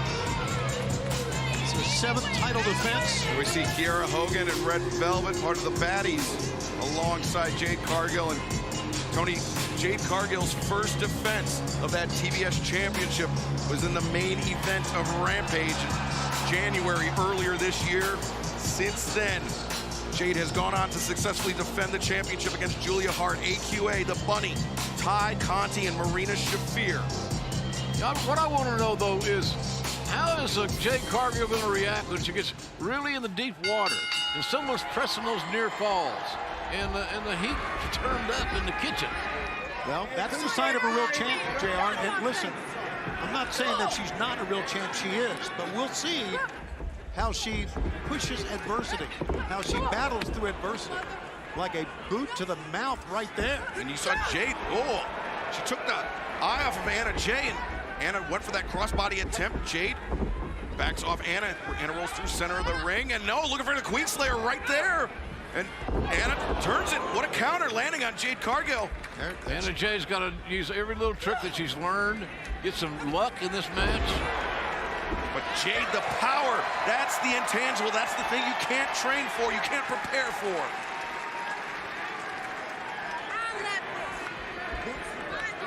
I've never seen a woman with so much confidence. And listen, I'm friends with Dr. Britt Baker, D&D. Snap suplex by Jade Cargill. Springs up to her feet. Anna Jay, though, up to her feet, but immediately driven back down. When the match slows down and Anna Jay can't get in front of it, and you let this lady set, get her base wide, deliver. You know, Jade Cargill's a freak. Jade up to the nicest of ways. Double sledge right between the eyes. That was great execution on that one. Since Anna Jay's loss to Jade Cargill this past January, Anna has gone undefeated in both singles and tag team competition. And Anna Jay is up in the corner. Jade Cargill now having to change game plan right there, as Anna keeping her distance away from the undefeated TBS champion. Right now, Anna's hurting, guys. And Jade senses it. She knows it. Killer instinct will come about in a natural way for an athlete that's been a great athlete in a variety of sports her entire life, and I'm talking about the champion. We saw Jade Cargill with the crossover into the back elbow. But Anna Jay trying to cut off Jade Cargill. Wow, is she on the ropes? She'll try to superplex her down? I do like the fact that Jade Cargill is a fighting champion. That's a huge shift of momentum in favor of Anna Jay. All right, Anna Jay, you're up. Yeah, she needs to follow it up with something, JR. You're right. Anna Jay struggling up to her feet. Jade Cargill obviously rattled by that superplex. But Anna up now with the assist of the ropes in the corner. Jade ran into that back elbow. Anna was prepared, and again with the boot. Anna's got to figure ways creatively to destroy the vertical base of her larger opponent. It's that simple. Too big, too strong. Got to get her down. Wild swing and a miss by Jade there, but Anna lariat. But look at how strong Jade is. She just dropped to one knee. Able to absorb that contact. And Jade, though, elevates Anna up and over the top to the apron. Anna bait her in. The heel kick. Anna Jay climbing to the top. This is tough. I'm not really sure Anna's in a good place right here. This may be ill-advised. Anna Jay. No, not at all. But coming off the top. But now that's 2 times in a row she's come off the top and not been able to even to make a cover. And Anna hit that flipping blockbuster, the flipping neck breaker, and Jade Cargill immediately taking herself out of bounds. Jade. Oh, Lord. She hit her shoulder and her midsection. Shoulder. That was a heads-up counter by Anna Jay. Jade was about to send Anna crashing into the steps in the post, but Anna. Oh, wait. It's Kiera Hogan. Kiera Hogan in red velvet. The baddies on the attack. Oh, there they go. Double DDT. I'm going to go Jake the Snake smile. And Jade Cargill struggling up to her feet. Oh my God. One definitive offensive move like that changes everything.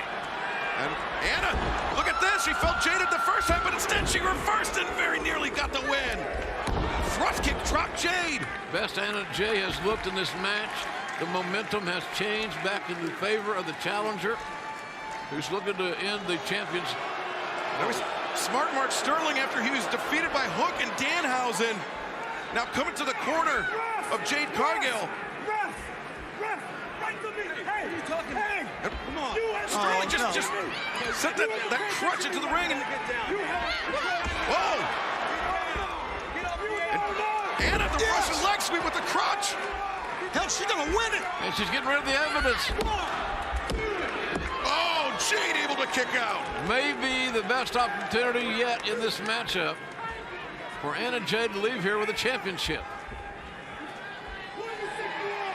And wait a minute, look who's here. Oh boy, Johnny Hungy. Johnny Hungy. John Silver of the Dark Order. The meat man cometh. He takes the neck brace off of smart Mark Sterling. And the brain buster on the floor. Johnny Hungy is elated with what he's done. Oh, look at this. Inside the ring, the eye of the storm from Jade Cargill. Anna able to survive. And a younger Anna Jay would not have survived that, fellas, in my opinion. Yeah, you're right. Jade maintains her grip on Anna Jay. Anna goes for the... Oh, wow! She kicked out the legs into the Queen Slayer! Great counter! Great counter by Anna Jay! He shut out that blood supply to the brain. I don't care how big, how strong. He can dunk the basketball or not. It doesn't matter. No one has been able to survive the Queen Slayer. She got to her feet, though, Excalibur. And Anna Jay gets back to the corner by Jade Cargill. That's the only thing that saved Jade from going to sleep. Jade really being pushed right here. She's found herself in a little bit deeper water than she is normally accustomed to. Anna Jay going up top now for the third time here in this matchup. Twice she succeeded, but both times without a pinning combination. And the hell? Anna Jay was a little unsteady on the ropes and allowed Jade Cargill to disrupt the progress of Anna and for Jade to ascend to the top. Elbow strike right. What is this? That's Stokely Hathaway. What is he doing here? I haven't seen Stokely since 2017. I've never seen Stokely. With Stokely, his appearance, he shocked Anna Jay, and now Jade. Oh my God, a top rope Jaded. Avalanche Jaded, and now Jade Cargill scores the win and retains the championship.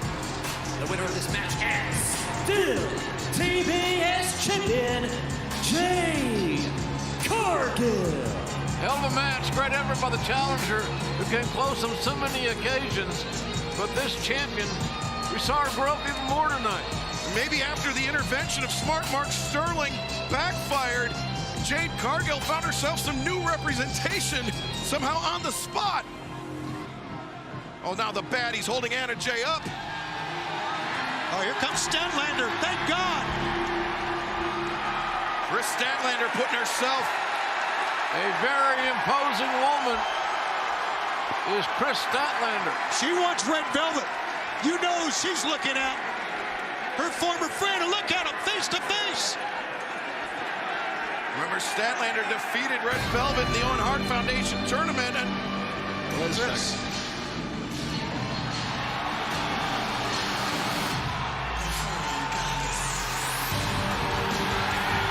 Well, look here. The fallen goddess, Athena. And she is a physical woman.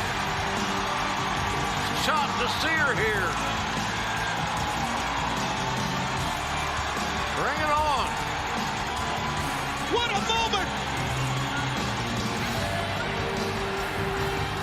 And Athena. Oh, look here. Chris Statlander and Anna Jay going face to face with Jade Cargill and the baddies. As Granny used to say, looky here. Lot of trash talking going on. Lot of trash talking going on. No one's backing down. Stokely Hathaway.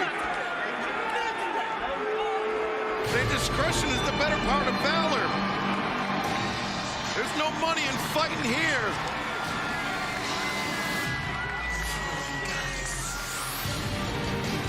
Wow, not one, but two shocking arrivals.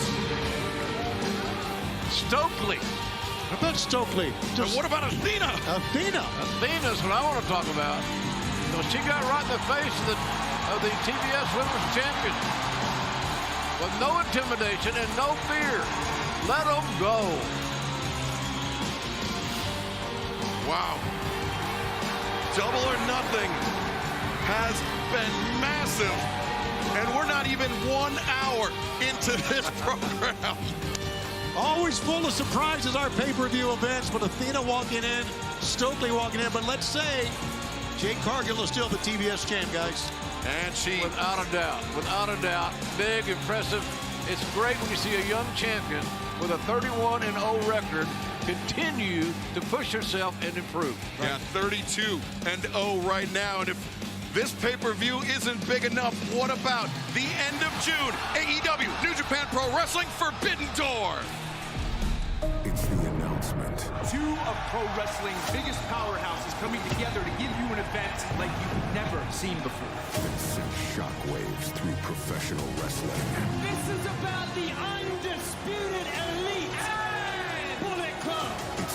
pay-per-view event the world has been waiting for. AEW and New Japan Pro Wrestling presents Forbidden Door. Live Sunday, June 26th on pay-per-view. Matches you never thought you'd see in a million years. The Forbidden Door, Sunday, June 26th on pay-per-view. But right now, this long-awaited Trios Tag Team Grudge Match.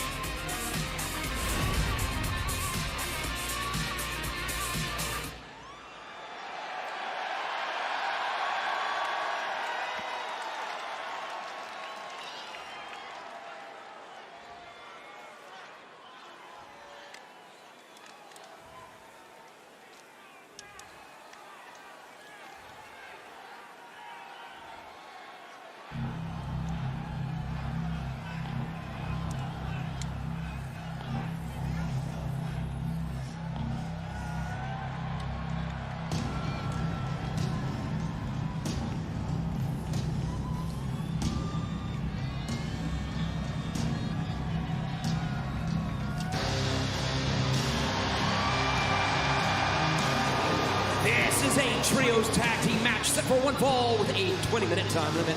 Approaching the ring at a total combined weight of 745 pounds. Buddy Matthews, Brody King, Malakai Black, House of Black. Well, Excalibur and JR, this entrance with the blackout and the shroud is meant to intimidate, to frighten opponents. It does that, but I'm not so sure the opponent's going to be frightened of these three. Maybe not. Well, these guys are desperate for attention.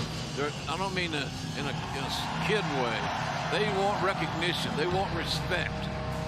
And there's only one way to get that here in AEW. That's to win, beat people.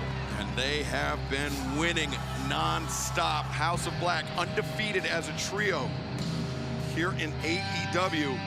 They've been doing more than just winning. They have been just running through opponents and waging psychological warfare while doing so. Yeah, that's what this is all about. Psychological warfare. Make no mistake about it. Maybe we need a house psychologist. I've said that for years.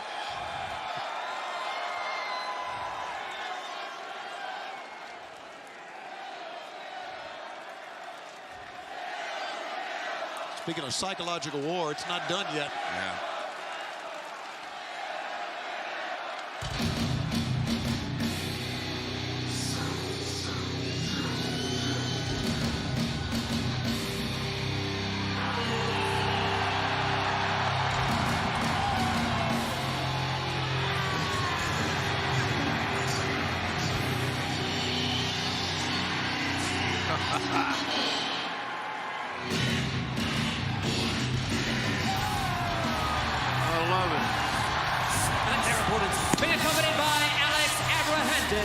Total combined weight of 589 pounds. Penta Oscuro, Rey Fenix, and the Bastard Pac. Death Triangle. That Pac being ready for war here, guys. Look at this. This is a deeply personal match for Death Triangle. They have waited to get their hands on the House of Black for a very long time. And now they have the opportunity to do so. We have many great athletes here in AEW. We have seen many more to come, but I'll say it again. Pound for pound, it's no cliche. There's none better than the Bastard Pac. Pac with a half Penta, half Rey Fenix mask. Reminds me of Super Delphin, the half Delphin, half Jushin Thunder Liger mask.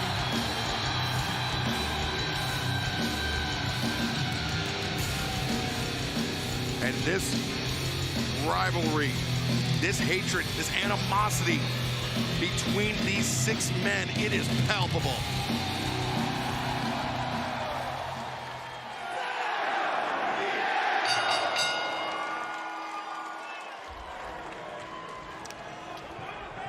Who will start for each side? I don't think it matters, man. Well, look, Malakai stepping up here, buddy. He's the leader. Right? Lead by example, right? There we go. DraftKings is an official partner of AEW, and tonight anyone can play free for $25,000 in DraftKings AEW Pool. Download the DraftKings app, use code AEW when you sign up, and play free tonight. Malakai Black and Rey Fenix starting things off. This match, this trios tag team match, was originally scheduled to take place at Revolution earlier this year, but Rey Fenix, with the arm injury, you can see he still has that left elbow all taped up. It was hurt, injured back on January 5th. So here we are at the end of May. You can see how long it's taken that to heal. But Fenix, since his return to action, he's looked incredible. But House of Black, I mean, they have just been bulldozers. The thing about it is the injury did not slow him down. It did not prevent him from doing what he does best. He's fearless, and even more so now with an injury that could have taken people out a longer period of time. Wait, Fenix! That back heel kick from Malakai. Quicker than a hiccup is Rey Fenix. Oh, the cross-legged pose there by Fenix. There we go. And a bit of a stalemate between light and dark. I don't think they're here to talk this thing out.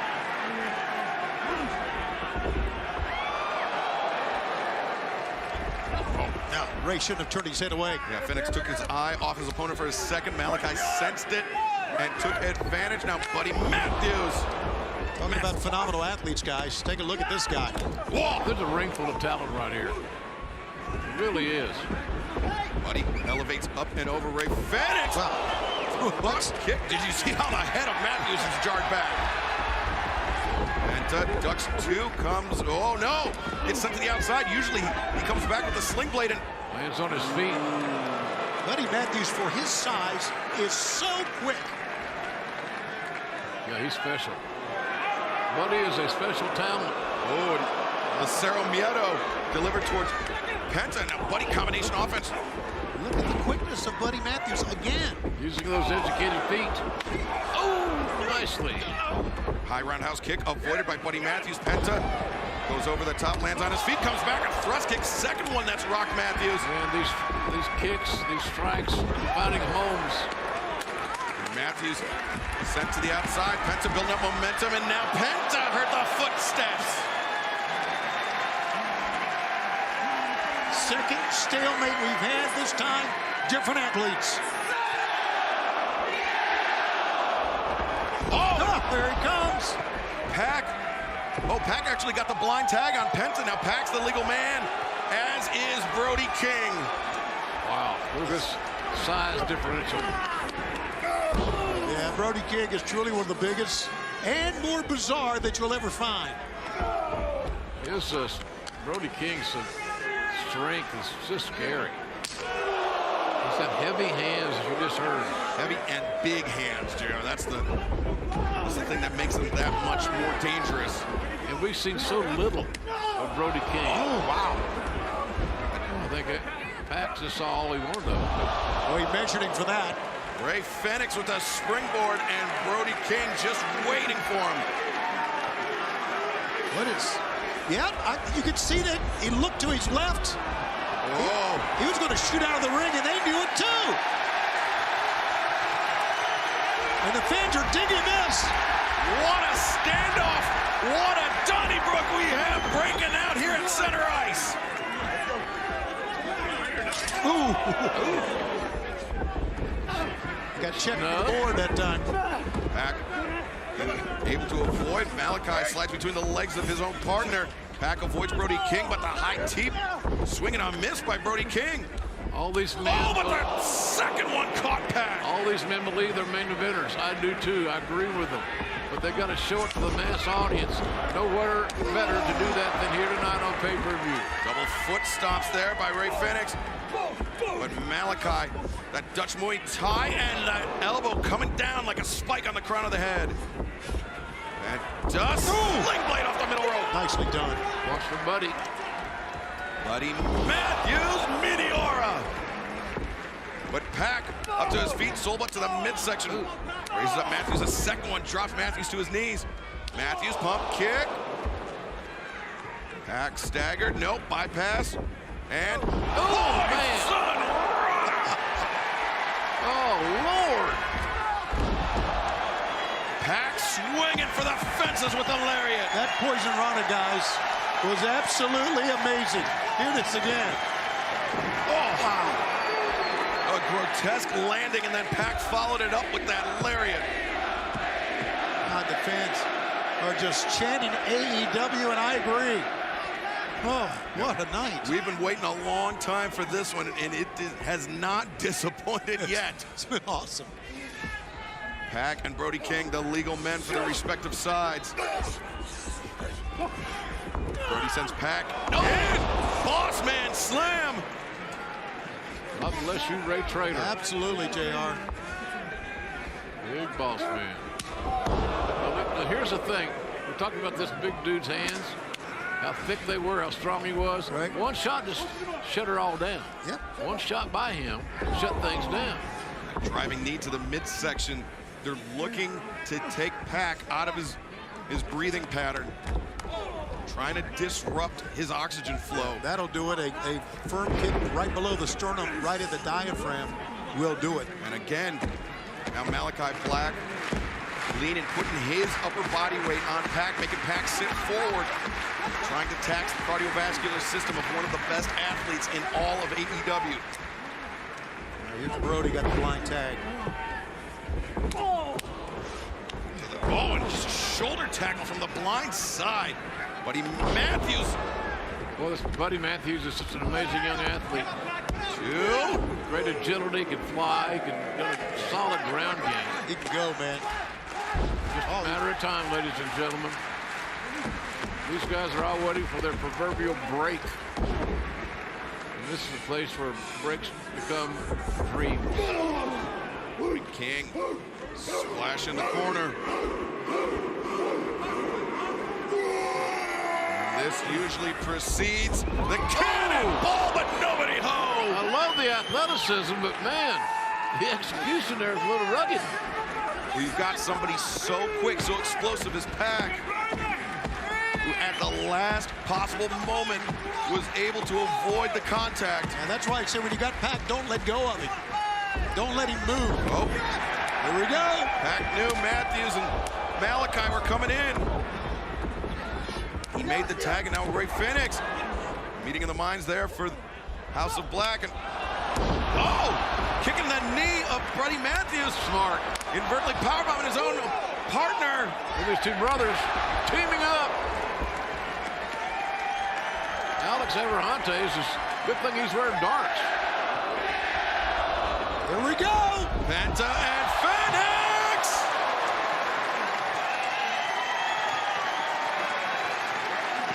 Tope's Con Hero taking out Malakai Black and Brody King on the outside.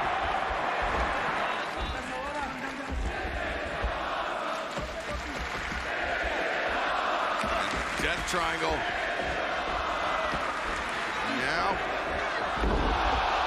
tremendous triple combination. 1, 2, no!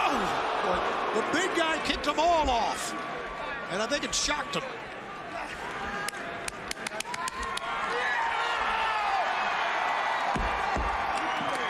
Ray Phoenix, he's been waiting a long time to get his hands on Death Triangle.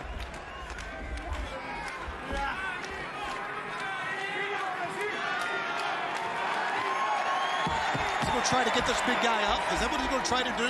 Maybe wasted a little too much time, allowed Brody King a chance to recover. Oh, launches off the knee of Brody, hits him with a drop kick. It's amazing what he can do in midair. Buddy Matthews comes in, gets sent out for his troubles by Ray Phoenix. Oh boy. Wait a minute, Ray, you got company. Phoenix, Tope suicida, but Matthews blocked it. He blocked it. And the suplex on the floor. That's just strength and instinct. Look at this. Vaulted over the top, wiped out Matthews on the outside. Malakai comes in with a moonsault off the turnbuckle. And watch out, here comes Oscuro. Penta from the inside of the ring on the middle rope. Launches over the top. Wait a minute. What is this big behemoth have in mind?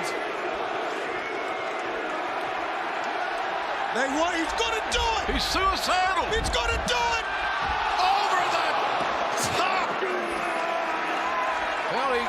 assaulted the ring apron on the way down. Yes, he did, but he found his mark anyway. Yeah, it was Pac bore the brunt of that along with the ring apron, but with an athlete that size, it doesn't matter. And now the House of Black ping-ponging. Ref lost control. Oh my God! Look at this. Dante's Inferno! Oh no!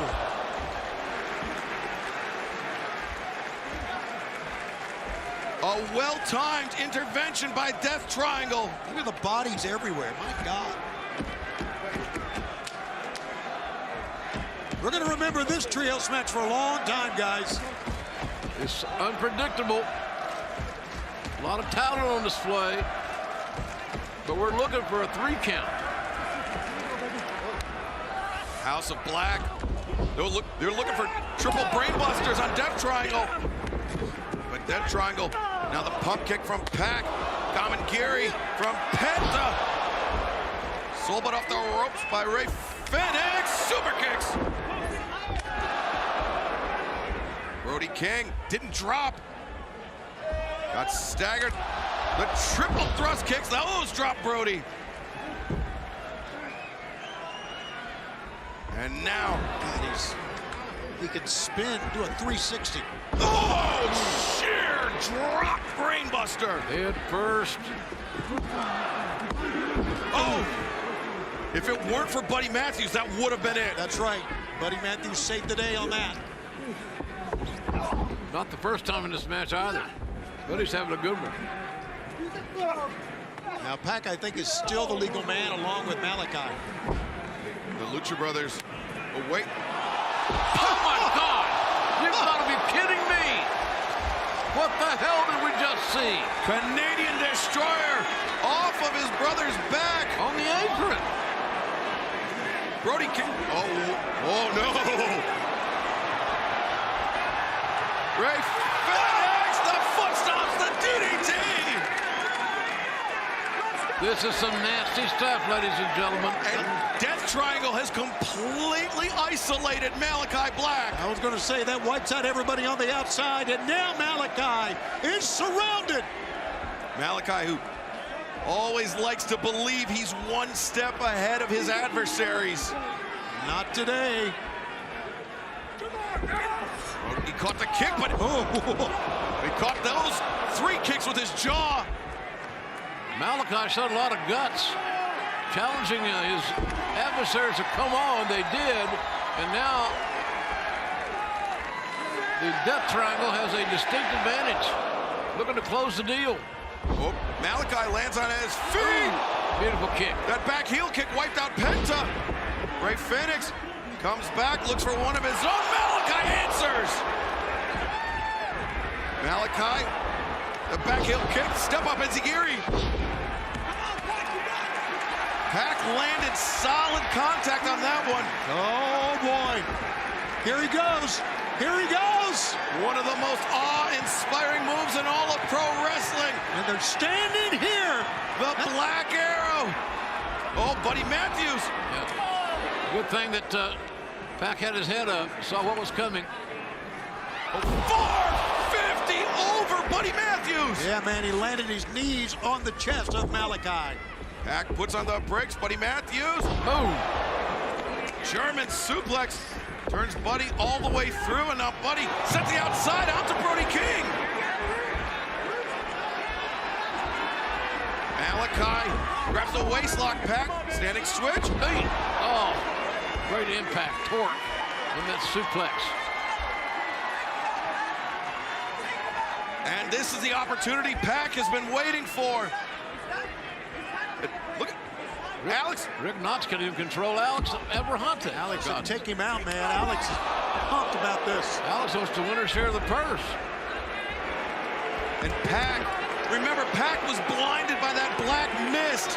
He's been waiting to take out his frustrations on Malakai Black. Couldn't pass up the opportunity. And now Pac. No. The damn lights went out.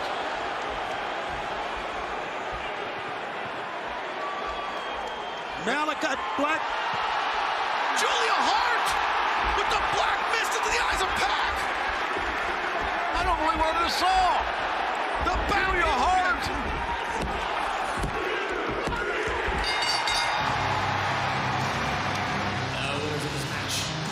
House of Black. Julia Hart has thrown in her lot with the House of Black, and perhaps Malakai Black was truly one step ahead of everyone. He really was one step ahead, and we should have seen it coming with Julia Hart.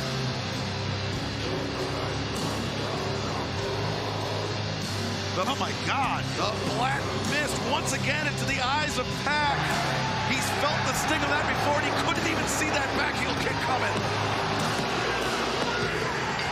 Wow. What a series of turns of events in this contest. Hell of a six-man tag. Oh, it was. You got to say that. Well, here's the story, Tony. Yeah, the House of Black. They got a new member, apparently. Got a new member and always has a plan. Wow, a huge victory for House of Black. But we have been building to this for months. Coming up next, the final of the Owen Hart Foundation men's tournament. Samoa Joe and Adam Cole compete to be the first name etched on the cup. I really think that if Owen was alive, he would really love the matchup in a tournament that has his name. Samoa Joe and Adam Cole are two of the top professional wrestlers in this sport today.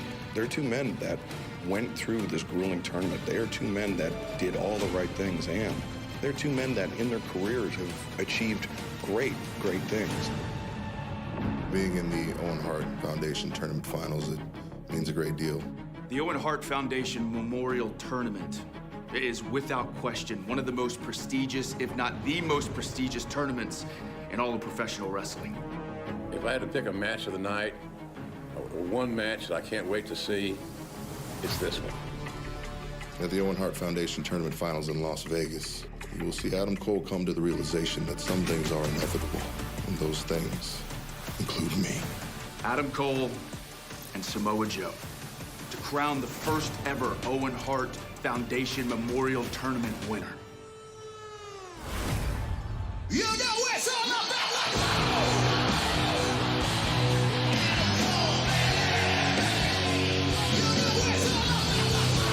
This is the final match in the Owen Hart Foundation Men's Tournament, set for one fall. Introducing first, from Panama City, Florida, weighing 202 pounds, Adam Cole.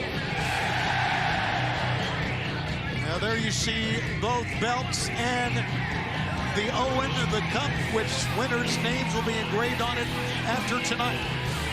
And those title belts, those are not titles to be defended. They are prizes awarded to the winners of the first ever Owen Hart Foundation tournament. Amazing story about all these athletes. Before their years in AEW, competed many independent promotions around the country, but Samoa Joe and Adam Cole have never faced each other. Amazing, isn't it? Certainly has. Both Adam Cole and Samoa Joe, tons of experience in Ring of Honor and elsewhere under their belts. Can't talk over the Adam Cole, baby, you know. Somebody will hear about it, probably be me. And his opponent, from Huntington Beach, California, weighing 310 pounds, Samoa Joe. What a machine. You talk about a dude that has no fear. Woo! He's a walking badass is what he is. Yes, sir. You can see it in the way he walks. He backs it up to Samoa Joe. What an amazing career he's had in pro wrestling. Great ambassador for the sport. Hey, how about our referee? Mike Chioda. How about old Mike Chioda back with us here? I think it's only fitting that he would be the referee for this championship in the Owen Hart. Chioda had a big night Saturday night in confidentiality. He went to the Eagles concert. Oh, I thought maybe he was with you on the blackjack table or something. No, big night for the Eagles. And despite the obvious differences in styles and the stages of their size, Both men have followed similar paths at times in their careers, with both former Ring of Honor World Champions Adam Cole, formerly a Ring of Honor World Television Champion, Samoa Joe, the current Ring of Honor World Television Champion. For more information about the mission and the message of the Owen Hart Foundation, visit owenhartfoundation.org. I wonder how long it'll be before Joe goes to that very poorly disguised left shoulder of Adam Cole. Well, remember, the left shoulder of Samoa Joe was targeted with the lead pipe by Jay Lethal, Satnam Singh, and Sanjay Dutt. Of course, it's our honor to host Dr. Martha Hart here in Las Vegas at Double or Nothing.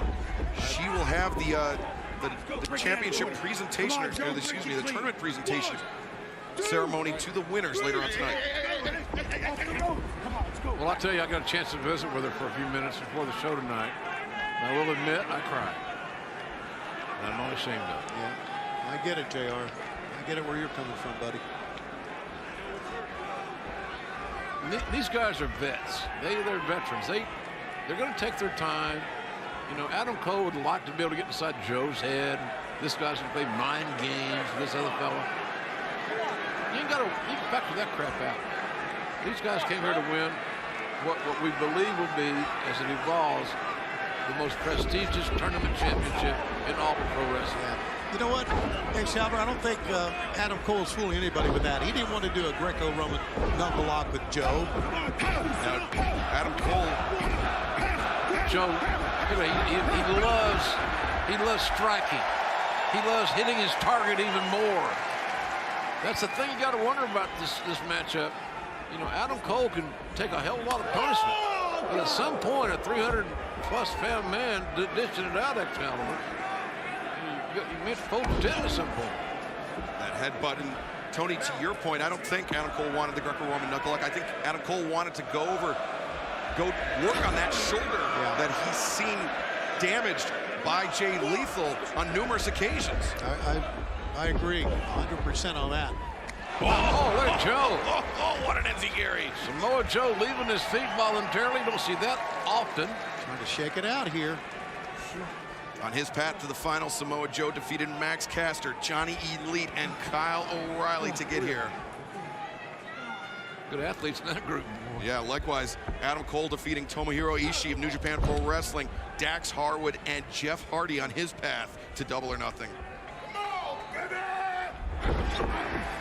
And everything he does with such authority and force. Violent headbutts, violent right hands. Everything, Tony. Yeah, you're right. And Joe likes it that way. He likes you to talk about it. Adam Cole, the elbow strike, but Joe just comes in with a massive back elbow. Joe staggering a little bit there after delivering that back elbow.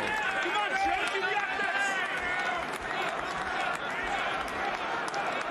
Mike Chioda and Joe to keep it in the ring. Chioda's such a great referee, so honored that we have him here tonight. Great call by Tony Khan to retain his services for this event. Chops delivered. And Samoa Joe looking to build up some momentum. Joe's feeling pretty good about things right now, fellas. Well, he should. Watch out. And, oh, man. Cole was on the chair. Cole saw him coming. The thing about Adam Cole is that he didn't get here by accident. Wow. There he went. The same shoulder, too. Notice that, fellas? Yeah, that's going to change the complexion of this one, Excalibur. That move. The left shoulder that was heavily taped a week or two ago is now the object of the attention of Bebe. Shoulder goes into the steel ring post. And you notice Adam Cole with the tape on his shoulder. Joe opted not to tape up. I think he was trying not to draw attention to that left shoulder. It could be.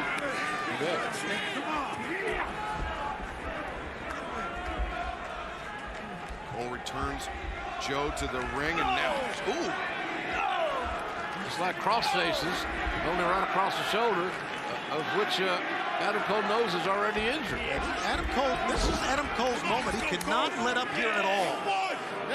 You let the big man get back in the house. It's a bad thing, Tony. Samoa Joe's you got to keep him outside. Or in other words, on the defensive.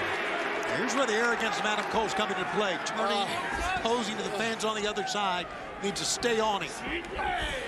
Cole fires in an elbow strike, but Joe returns the overhand chop, the chop to the chest, and now the jabs across the jaw. Ooh, Cole just a toe kick to the arm. Yeah. And that dropped him, man. And JR, I think this is the quickest way to neutralize this size advantage of Samoa Joe. You're right, Excalibur, no doubt about that. It's just you go for the obvious weak points. If you don't have one, you create one, obviously. But in this scenario here, Adam Cole is just being able to utilize what's already been done and amplify it. Smart wrestling, just basic, fundamental. Don't outthink yourself. Smart wrestling. Now the wrist lock, putting pressure on the shoulder. I can't tell you guys what an honor it is for me to be able to sit here with you and call this Owen Hart final. He's one of my favorite guys. I think about him every day.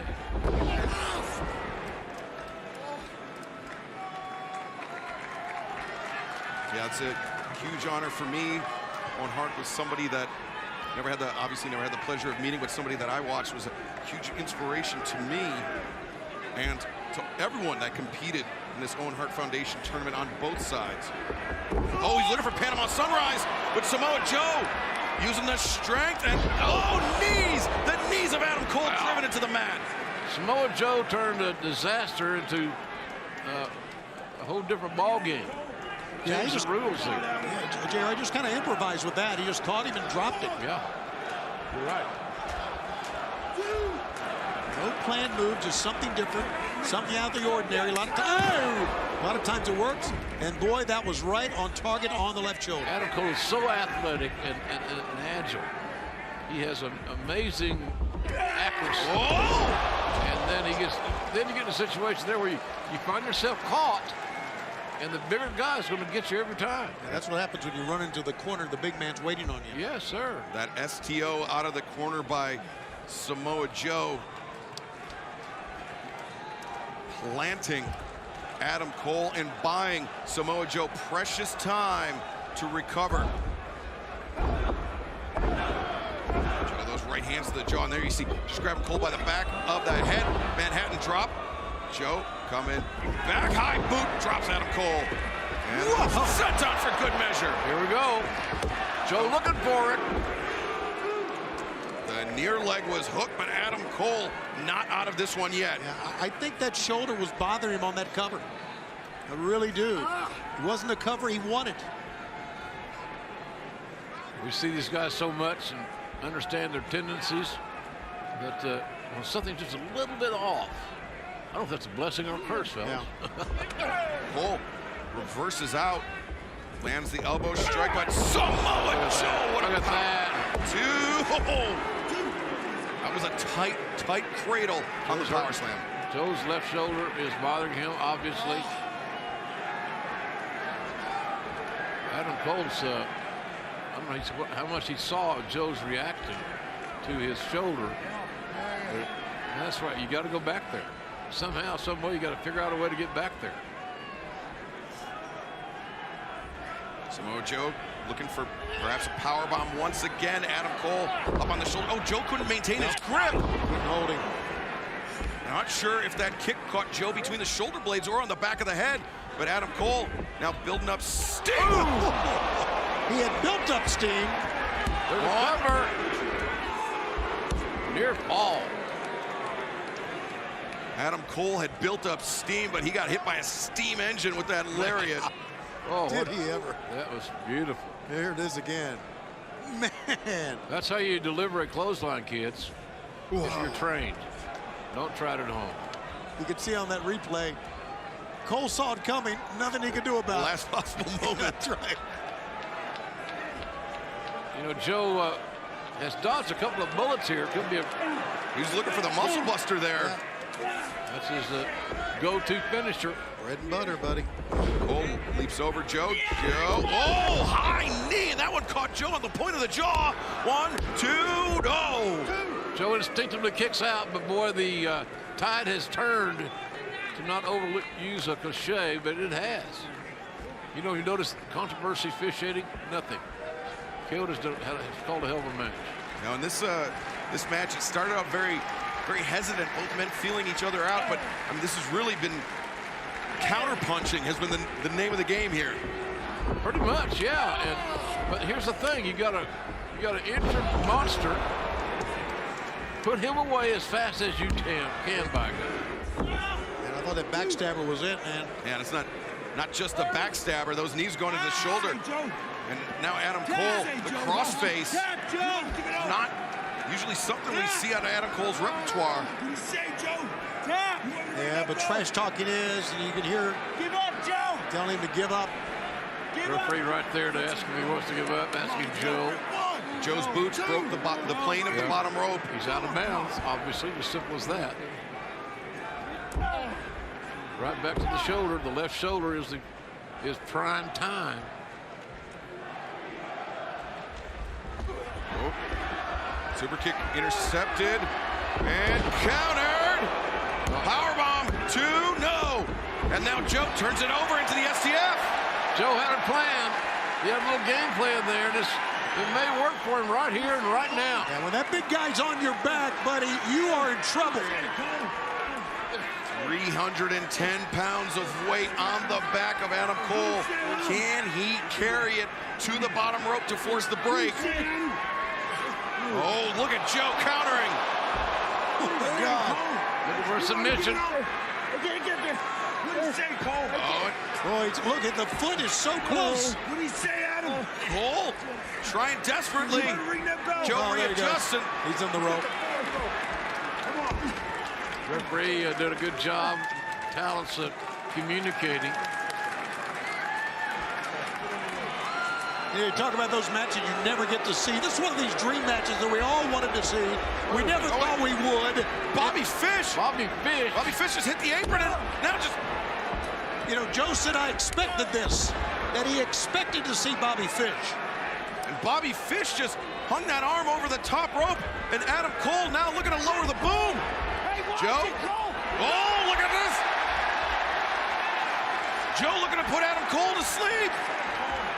And he's got him down on a knee. Cole fading. There's Bobby Fish back in the picture, but not for long. He had to drop it. He had to drop it to get rid of Bobby Fish. And that allowed Adam Cole to catch his breath for a moment, but that chop to the chest drove all the breath out of the lungs of Adam Cole.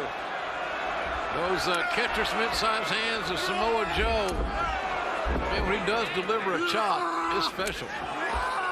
Oh, look at these kicks. God, I don't like Adam Cole, but he is a hell of a wrestler. Oh, the boom! And he knows how to put on the offense. Cole just dropped a boom on the back of the head of Samoa Joe. Got to roll him over. And he wins! God! Now the winner of this match and winner of the Owen Hart Foundation Men's Tournament. Oh, you talk about out of the blue or out of nowhere. I've used that term a lot in my lifetime. But boys, Tony. Man, it just suddenly we're done. Look at this. Boom. Well, that head was just wide open. Yeah. Just completely exposed. Excalibur Samoa Joe couldn't defend himself. No, and that intervention by Bobby Fish, whether Samoa Joe knew it was coming or not, it was crucial. Congratulations. I say that with an asterisk to Adam Cole on winning the Owen Hart Foundation Men's Tournament. After the winner of the Women's Tournament is decided, Dr. Martha Hart will be on hand to present the trophy to the winners. Very impressive outing by both these great professionals. Only a great honor to be able to call this match in memory of my dear late friend Owen Hart. We got one more to go. The ladies get their shot at it. We are going to see Adam Cole a little bit later on in the ceremony.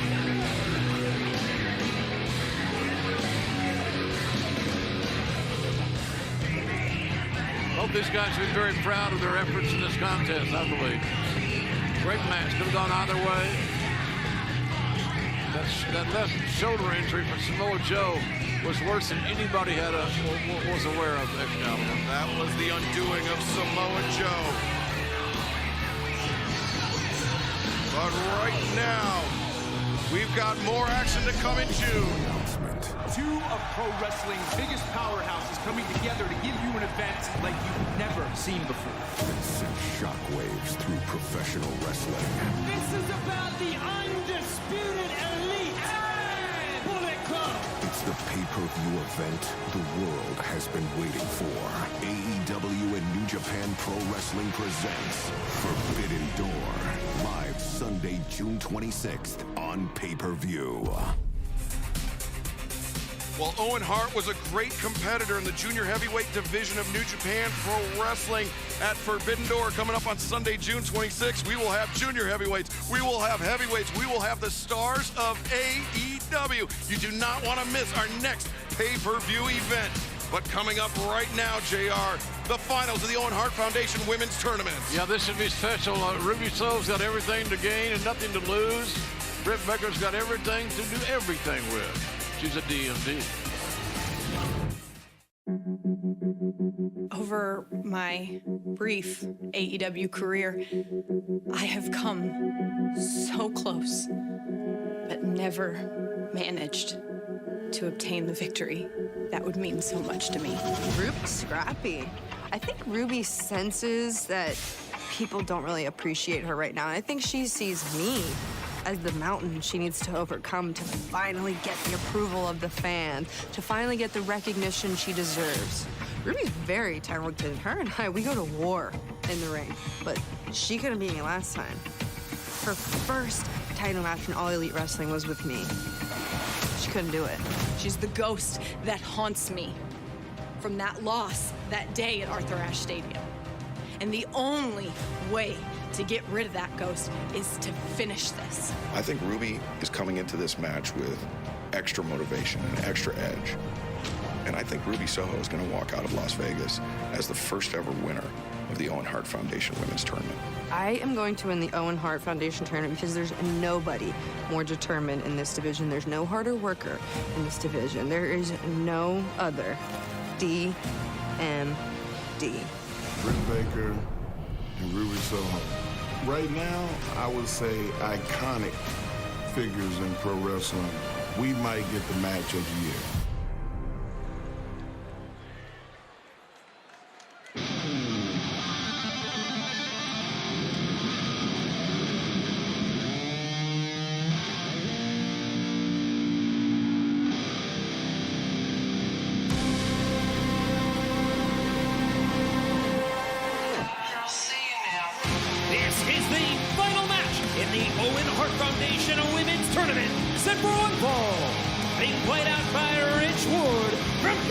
Pennsylvania, Dr. Britt Baker, DMD.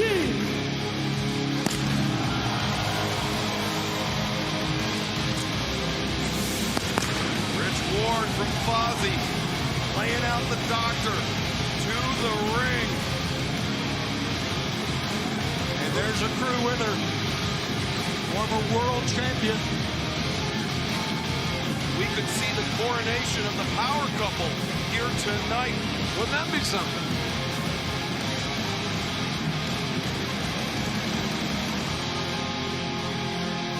Confidence on the face of Dr. Britt Baker. She seems to always be confident. Really, I mean, or maybe even on the verge of being overconfident at times.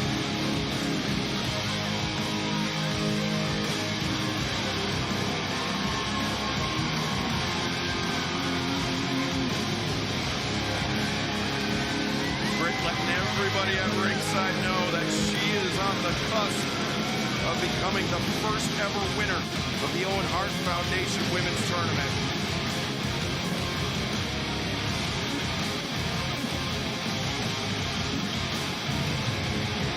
Rich Ward is shredding here at ringside. What do you think, Tom? Well, this is double or nothing. This is big-time wrestling at its best, boys. Las Vegas, Nevada, sold-out house. Sold it out tonight, kids. Let's not forget that Ruby Soho and Dr. Britt Baker, DMD, have been on the big stage before. Right. Go back to last summer, right? Grand Slam at Arthur Ashe Stadium. Ruby Soho challenged Britt Baker for the AEW Women's World Championship. And now, Rancid!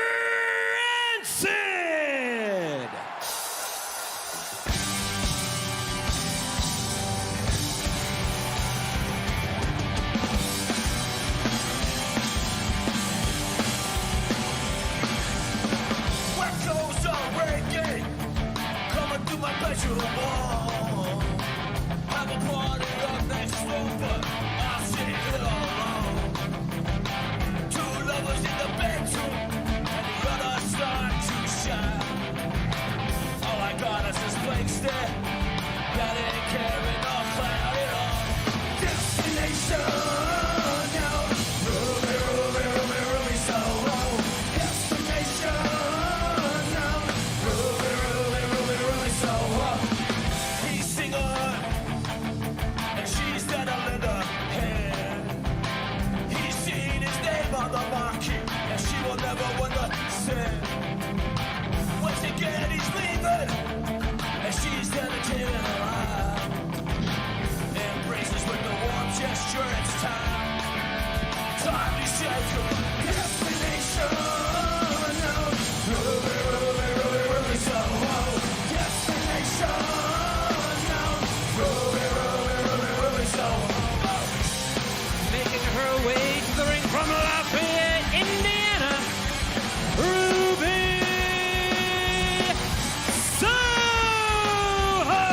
Ruby's heart is beating, 'cause she knows the feeling is gone. She's not the only one who knew that there was something wrong. Her lover's in the distance, and she wipes a tear from her eye. Ruby's fading out, she disappears, it's time. Time to shake your destination now. Ruby, Ruby, Ruby, Ruby, Soho. Destination now. Ruby, Ruby, Ruby, Ruby, Soho. Ruby, Ruby, Ruby, Ruby, Soho. Ruby, Ruby, Ruby, Ruby, Soho. Ruby, Ruby, Ruby, Ruby, Soho. Ruby, Ruby, Ruby, Ruby, Soho. Destination now. Ruby, Ruby, Ruby, Ruby, Soho. Destination now. Ruby, Ruby, Ruby, Ruby, Soho.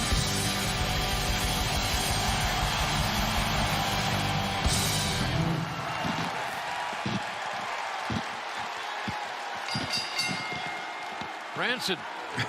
Well, Tony, it's not often that Dr. Britt Baker's upstage. No, and that's about as big as you can get for an entrance, guys. And you saw the jacket of Ruby Soho. The words, "It's time for a change," hearkening back to the words of Owen Hart, "Enough is enough, it's time for a change." Ruby said the time for change is within herself. We all control that destiny. The quicker you realize as a human being, the happier and more successful you will be. Now, if there's any such thing as momentum before the bell sounds, all the momentum is with Ruby Soho right now because of that song, because of Rancid. And I would say this: her story is very heartfelt. It touches your emotions. You know, she's got to be somewhat of a crowd favorite in this matchup. Now, does that mean she's going to win? Didn't say that. Tony, you alluded to the match between Dr. Britt Baker, DMD, and Ruby Soho at Arthur Ashe Stadium Dynamite Grand Slam. The main event, by the way. September of last year. It was right after Ruby's arrival, right after she won the Casino Battle Royale at All Out. But it was the intervention, as we saw, of Jamie Hayter, of Rebel, that allowed Dr. Britt Baker to retain. And that was really the story of Britt's title reign as AEW Women's World Champion. Overhook there by Ruby.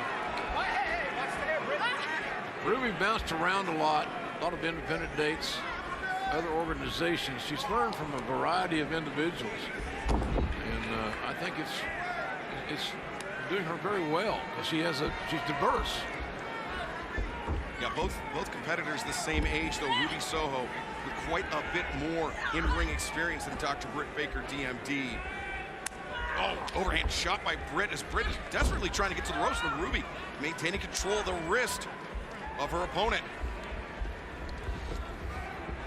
Britt grabs the hair, sends Ruby face first into the corner. Now Britt hammering down, but Ruby once again hanging on, not giving Britt any room to breathe. I like up until this moment how Britt has taken the fight to Ruby, though. Again, Ruby had the momentum because of Ramsey playing. Remember that Ruby Soho is less than, oh, cover here. Ruby Soho is less than 48 hours removed from a very physical semifinal round match with Chris Statlander at Rampage. You referred to it earlier about the fact that Ruby won the Casino Battle Royal.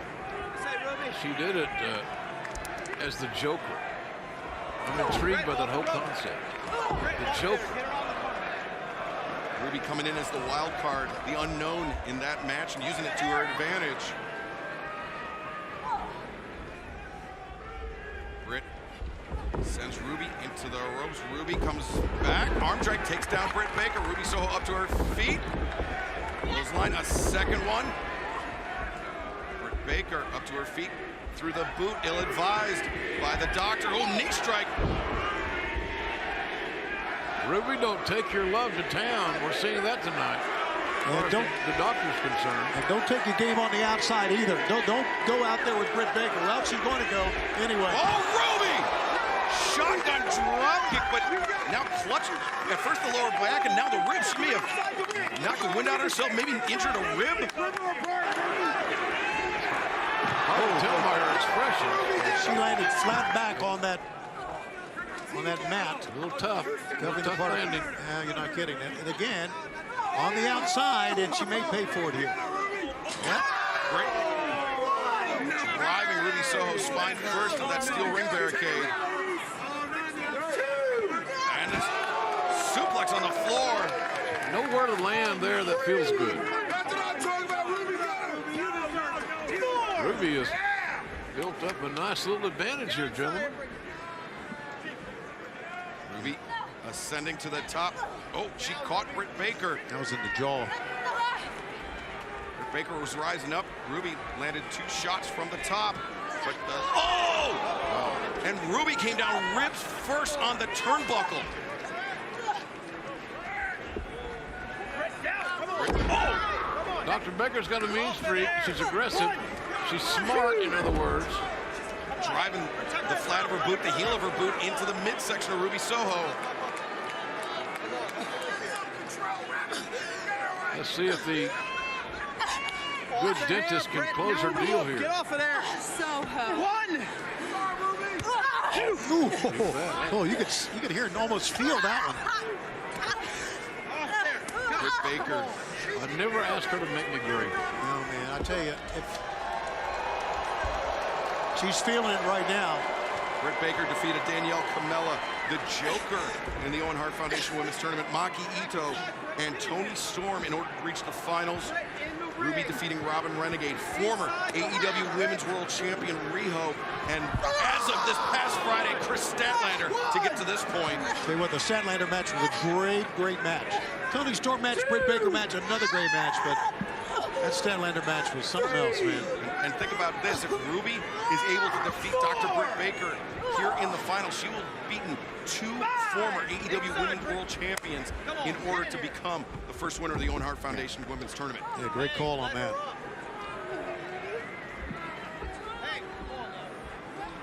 Side of the boot, right to the head.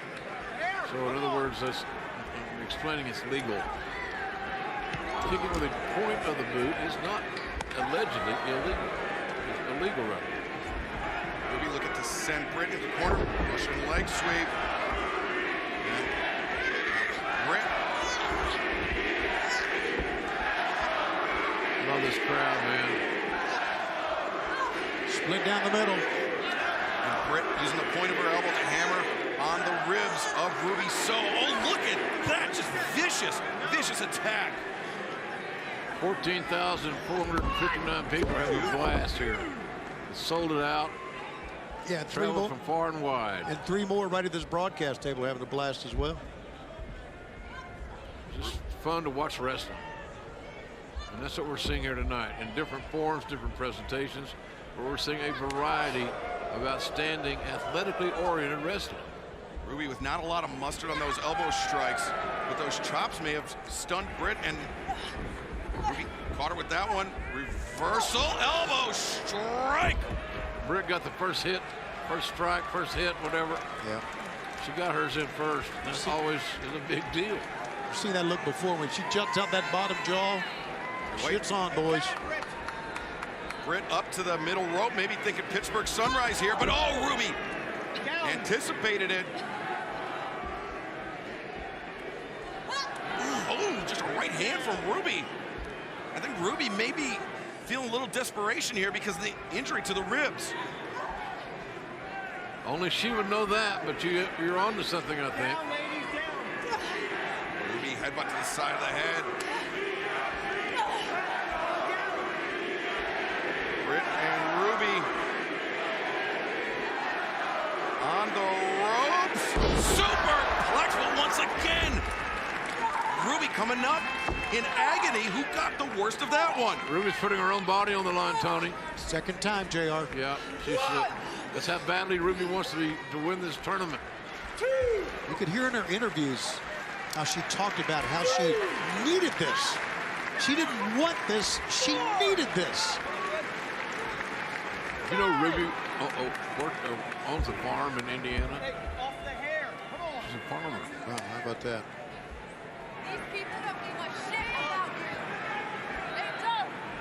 Britt trying to win the mental game there. Jaw-jacking with Ruby Soho.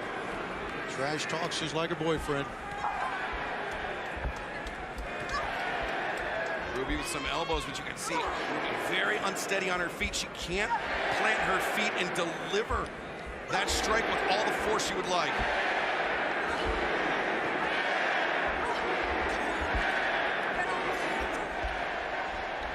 A slugfest in the center of the ring. Ruby with the momentary advantage, but Britt fires back one big shot. Boy, they are at the other end of the pool, shall we say, because they're doing all they can to find that one strike that's going to put the adversary away. That one shot. Yeah, neither backed down on that exchange. They both had to just collapse before it ended. And Ruby fighting with the disadvantage. That injury to the ribs, you can see, has been vexing her this entire match. And Britt, Britt went for the neck breaker. Ruby went for no future. Britt caught the kick and landed the thrust kick to the jaw. And the curb stomp, no. Ruby able to avoid, rolls up, 1, 2, no. Man, I hate to be vexed. Kick to the midsection, stops Ruby in her tracks. The knee drops Ruby down. Thrust kick. And Britt maybe thinking curb stomp again, no. Kick, the rising kick. And this thing's getting serious now. And Ruby, Saito suplex.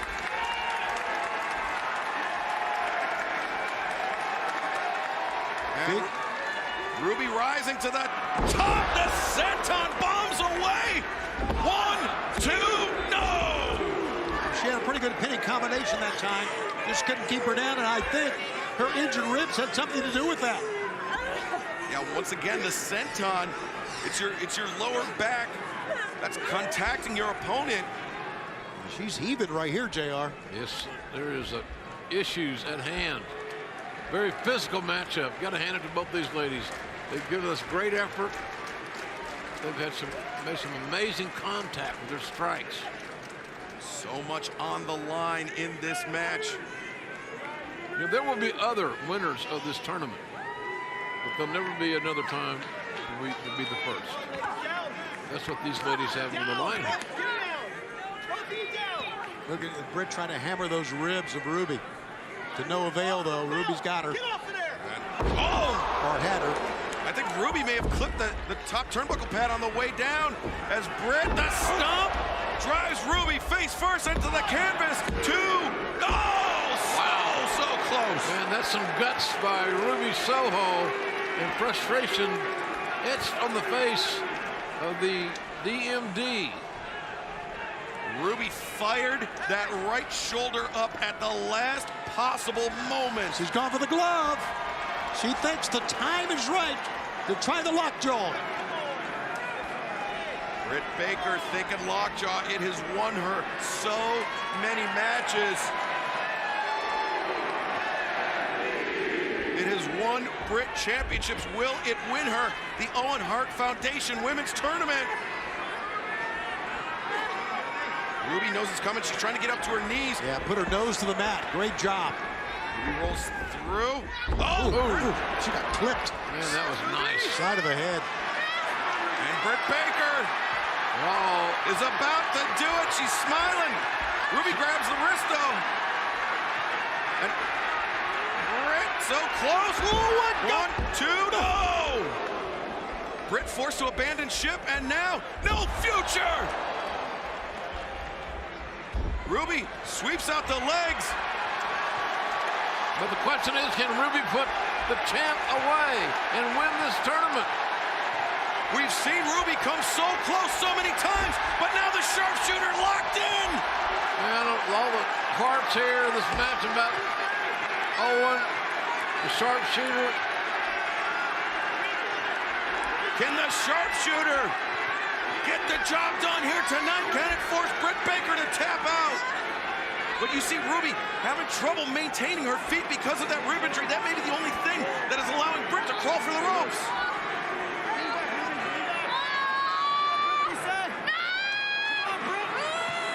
Britt trying to bite her hand, trying to fight through the pain as Ruby wrenches backward. Ruby drags Britt. Good job. Reset. Back. Ruby reset. Man, what drama. What an act of desperation.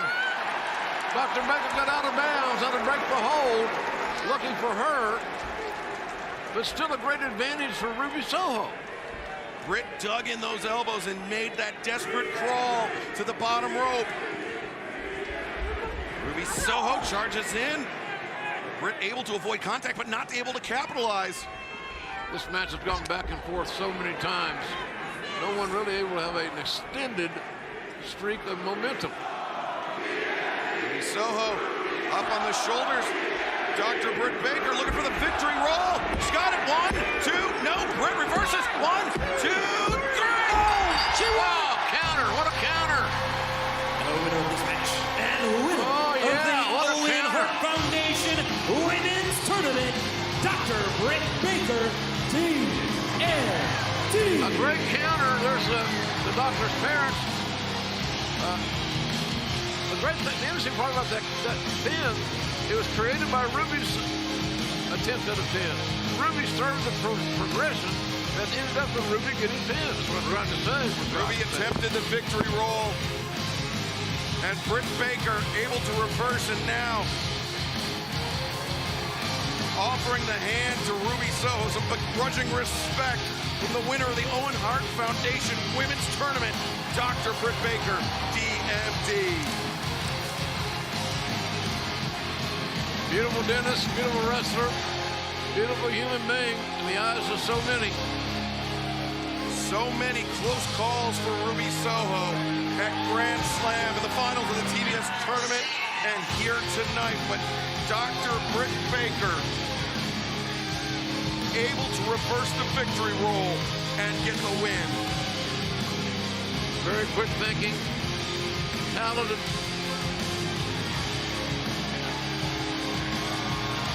Adam Cole, the winner. Adam Cole of the men's tournament. And the power couple, the coronation here tonight. Oh, sorry, Tony, you have to look away.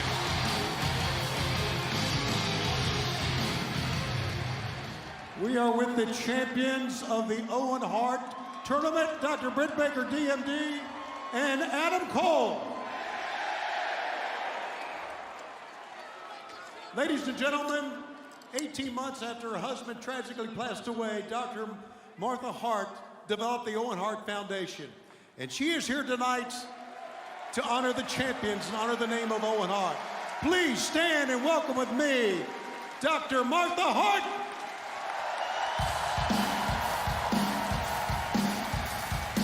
The Owen Hart Foundation does so much great work in Calgary and beyond.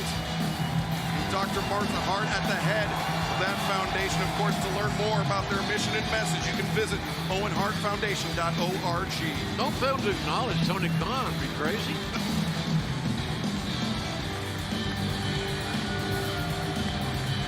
Like I said earlier, I had a great chat with Martha. It got very emotional for me.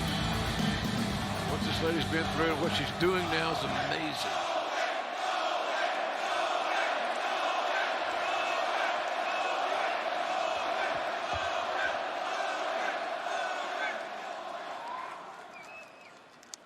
Wow. Thank you so much for that warm welcome. Thank you.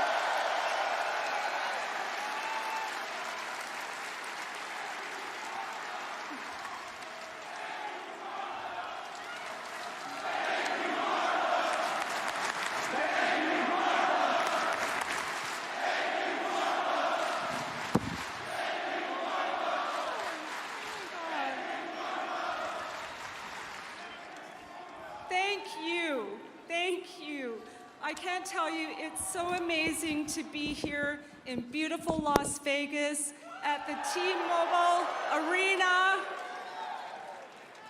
And it is with great anticipation that we rise up to meet this moment in history where the amazing contributions of the skilled craftsmanship and sheer talent of my late husband, Owen Hart,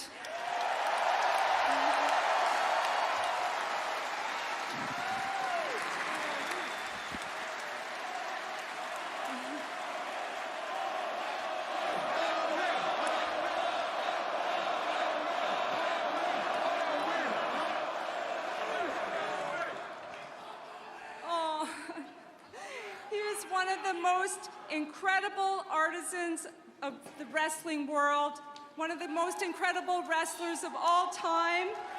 And now we can once again celebrate him in the squared circle.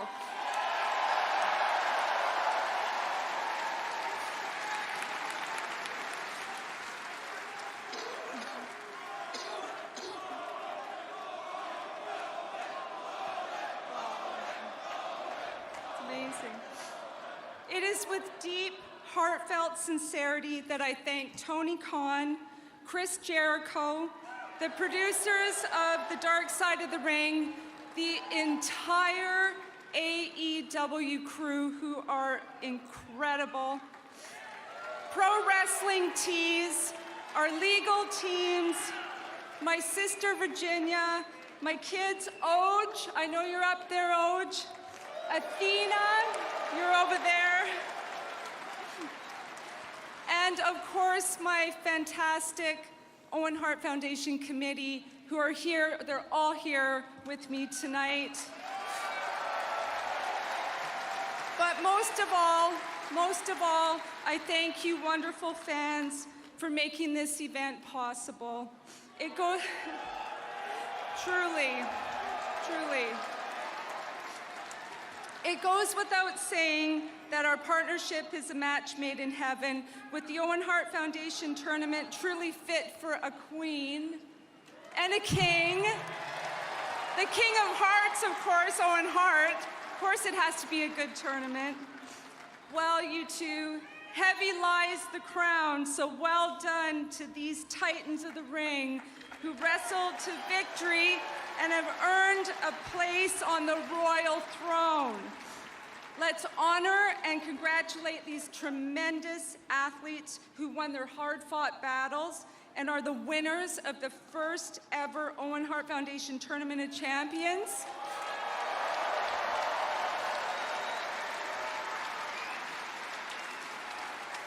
The Owen Cup is yours to enjoy until we meet again. And next year, I want to see everyone wearing a beautiful hat like this.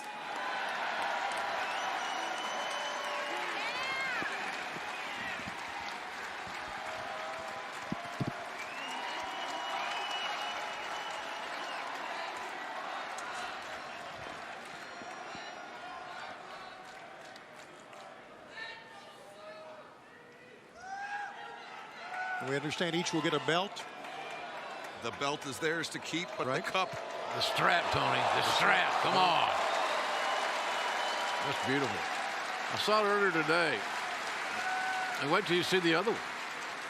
And then their names will be engraved on the cup.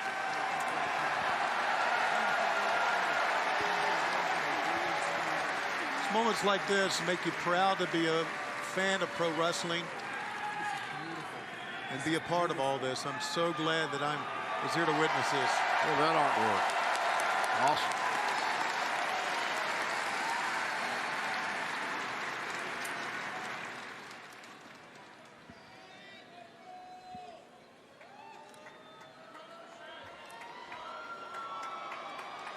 Wow.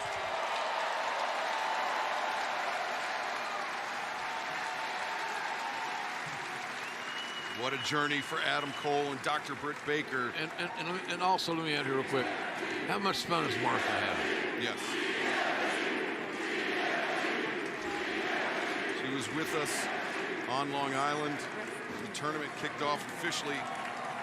And now here tonight, trophy presentation. And of course, the Owen Cup.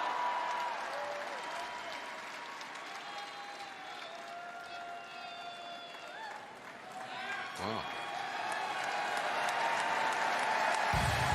Pretty good, I'll tell you that right now. What a night. I know we've kind of talked about it backstage, but can I be the first to say they are the Thank you, everyone. King and Queen of Hearts?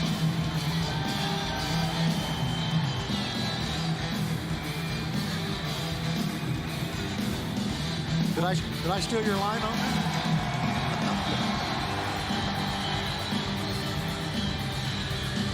I'm above hacky stuff like that, Tony, but JR, looks like you got the memo about the hat from Dr. Martha Hart already. Sure did. I did, yeah, I'm ready.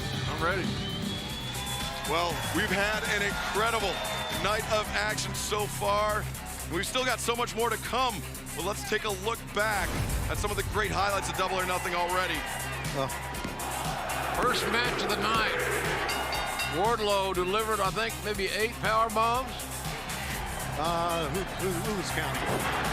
And then the tag team dream match, the meeting of generations with the Hardys able to prevail over the Young Bucks. How about Jade Cargill defending her title successfully? It's scary that Jade Cargill continues to improve. And the betrayal of Julia Hart finally joining the House of Black, opening the door for Malakai to score the win over the Bastard Pack. Julia Hart now a piece of this family. It's interesting development. I love this match. Adam Cole. Bad shoulder for Samoa Joe. Picked a bad night, unfortunately. I'm not making light of it. His injured shoulder. And then the victory roll reversed by Dr. Britt Baker. So simple, so elementary, and so effective. But still to come tonight, our main event, Hangman Adam Page looking to defend the AEW World Championship against CM Punk. And you still have time to join the DraftKings pool. Download it and use promo code AEW when you sign up. This is a mixed trios tag team match set for one fall. Entrance, of course, being accompanied by Dan Lambert at a combined weight of 433 pounds. All ego Ethan Page and the TNT champion Scorpio Sky. Brand new TNT title belt debuted this past week. Purple and gold for Scorpio Sky. And their partner from Coconut Creek, Florida, Paige Vincent. Bare knuckle fighter, MMA competitor. Paige Van Zandt making her pro wrestling debut, and here's Austin Vanderford, Paige's husband, ringside for her debut. Paige Van Zandt, see 8 career mixed martial art wins, 5 by either knockout or submission. A dangerous, dangerous individual.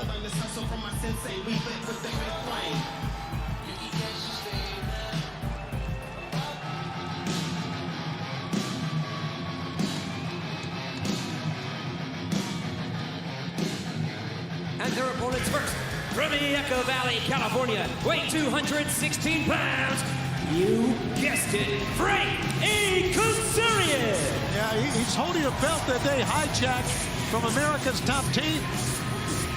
That's right, Sammy Guevara, Frankie Kazarian, and Ty Conti took the trip to Coconut Creek, Florida, and broke into ATT, smashed the trophy case, and stole the title belts from Dan Lambert. That's not right. No, it's not.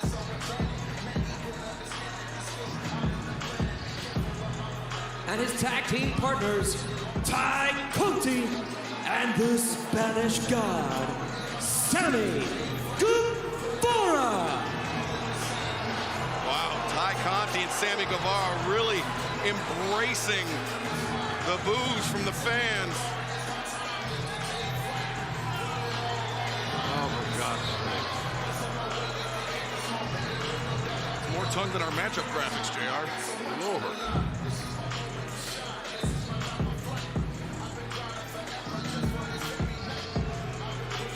Mixed tag team matchup. 2 men, 1 woman on each team.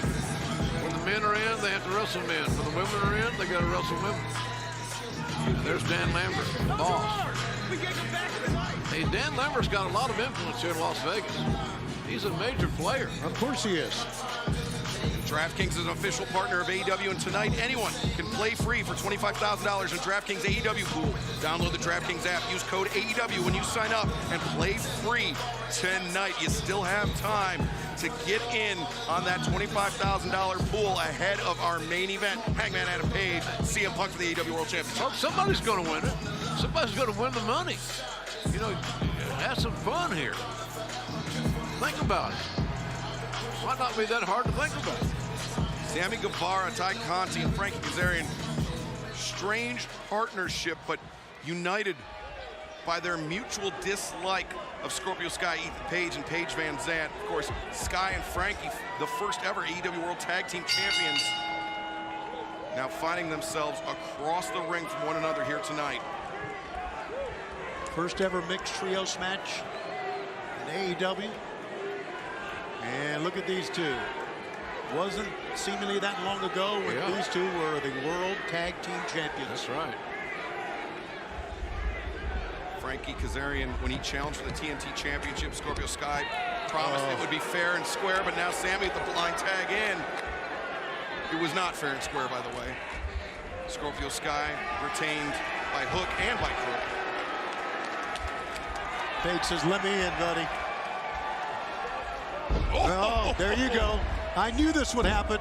Ethan Page delivering some big right hands, now big elbows. He was not going to go for just a headlock and a takedown. We have not seen the best of Ethan Page. I think he's got a phenomenal upside. Did you hear that? I've been waiting for this as Ethan Page just teeing off on Sammy Guevara. Showing rage. If he has control rage with his physique, his strength, he's somebody to contend with. I really believe that. He's going for the Ego's Edge. Ego's Edge. Oh, Sammy reverses. Great counter. That's what makes Sammy so dangerous. The leapfrog backflips over and that corkscrew drop kick. Sammy springs up to his feet, but Ethan Page didn't get dropped with the drop kick. Page, intense look on his face. And Scorpio Sky and All Ego Ethan Page, they're already tremendous. Oh, power slam! Already tremendous pro wrestlers before, but cover here. But then they began training with Dan Lambert at American Top Team. American Top Team been voted Gym of the Year for the last 5 years straight in the World MMA Awards. It's a facility like none other is Dan's spot there in South Florida. Though I do understand that the trophy case is now plywooded up. Yeah, well, they'll rebuild that obviously, but these two men know each other like the backs of their hands. Scorpio Sky, beautiful drop kick, the ice water in the veins of the TNT champion. He's got that new purple and gold TNT championship title belt. And I would say that he probably had the best 400 days of any athlete we've had in AEW. Oh, wow, what a counter there by Frankie Kazarian. Comes off, drops the leg. And both of these men would like to return to Los Angeles on Wednesday night with momentum, with the win here in this match. That's the big night for us, man, back in LA. Huge crowd expected. Sammy wanted to strut, and Kazarian said, get back to the attack here after the tag was made. And Sammy's showboating again. Little disagreement on the outside by Ty Conti and Frankie Kazarian. Sammy's incessant desire to impress his girlfriend is going to get him in trouble. Boy, you hit the nail on the head there, JR. Oh, look at those toxic body shots by Scorpio Sky. And those are hard shots to right, Excalibur.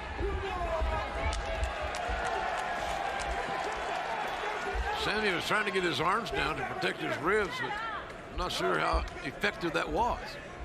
And remember, this is not just a battle of bad blood, a battle of respect.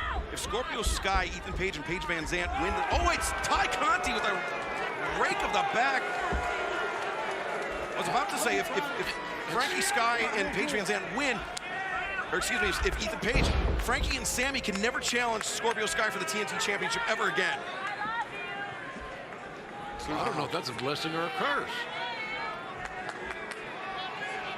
Here goes Sammy again. Looking for the cutter, it lands! And it's one of his best moves. And he really executed with perfection that time. Sammy not showing any urgency here. Oh, come on, Sammy. Trying to lure in Paige Van Zandt. To distract the referee, mainly. Sammy and Ty. Double suplex on Scorpio Sky. Ty escapes. Just a 1 count, though, for Sammy Guevara.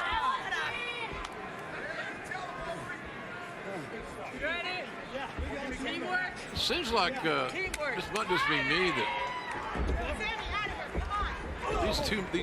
the men on these two teams are not too overly excited to see the women fight. Well, I think just as long as it might be a good strategy. I'm not saying it isn't. I'm just saying it seems like the guys are dominating the match. I think it's bad blood, JR. I think they want each other so badly. Exactly what I was about to say, Tony. There is so much animosity between Ethan Page, Sammy Guevara, Scorpio Sky, and Sammy Guevara, and even now, Frankie Kazarian getting dragged into the mix. Yeah, well said, dragged in the mix. Frankie deserves better. Yeah, I agree with that. Scorpio Sky up to a vertical position using those right hands to the ribs of Frankie. Frankie delivers a knee to the midsection, chop to the chest. Hammer throw into the ropes, stopped by Scorpio Sky. He dug in his heels, now he reverses Frankie. Ethan Page grabs onto Kazarian, swinging on miss by Kazarian. Ethan Page paid the price for sticking his head to the ring, and what a flatliner by Scorpio Sky. Oh, Ty Conti. Whoa. A cheap shot on Paige Van Zandt. Man, I can see this combination of Sammy and Ty being the most disliked pair in all of AEW and beyond. Don't do it. Don't. And thank you. Look, Frankie's looking for the tag. Hey, you stupid son of a bitch! Did you see that? Frankie was looking for the tag, and now Sky poised to deliver the TKO. Oh my God, so switch there by Scorpio Sky. Frankie looking for the crossface chicken wing. Once Frankie gets this locked in, he's been unstoppable.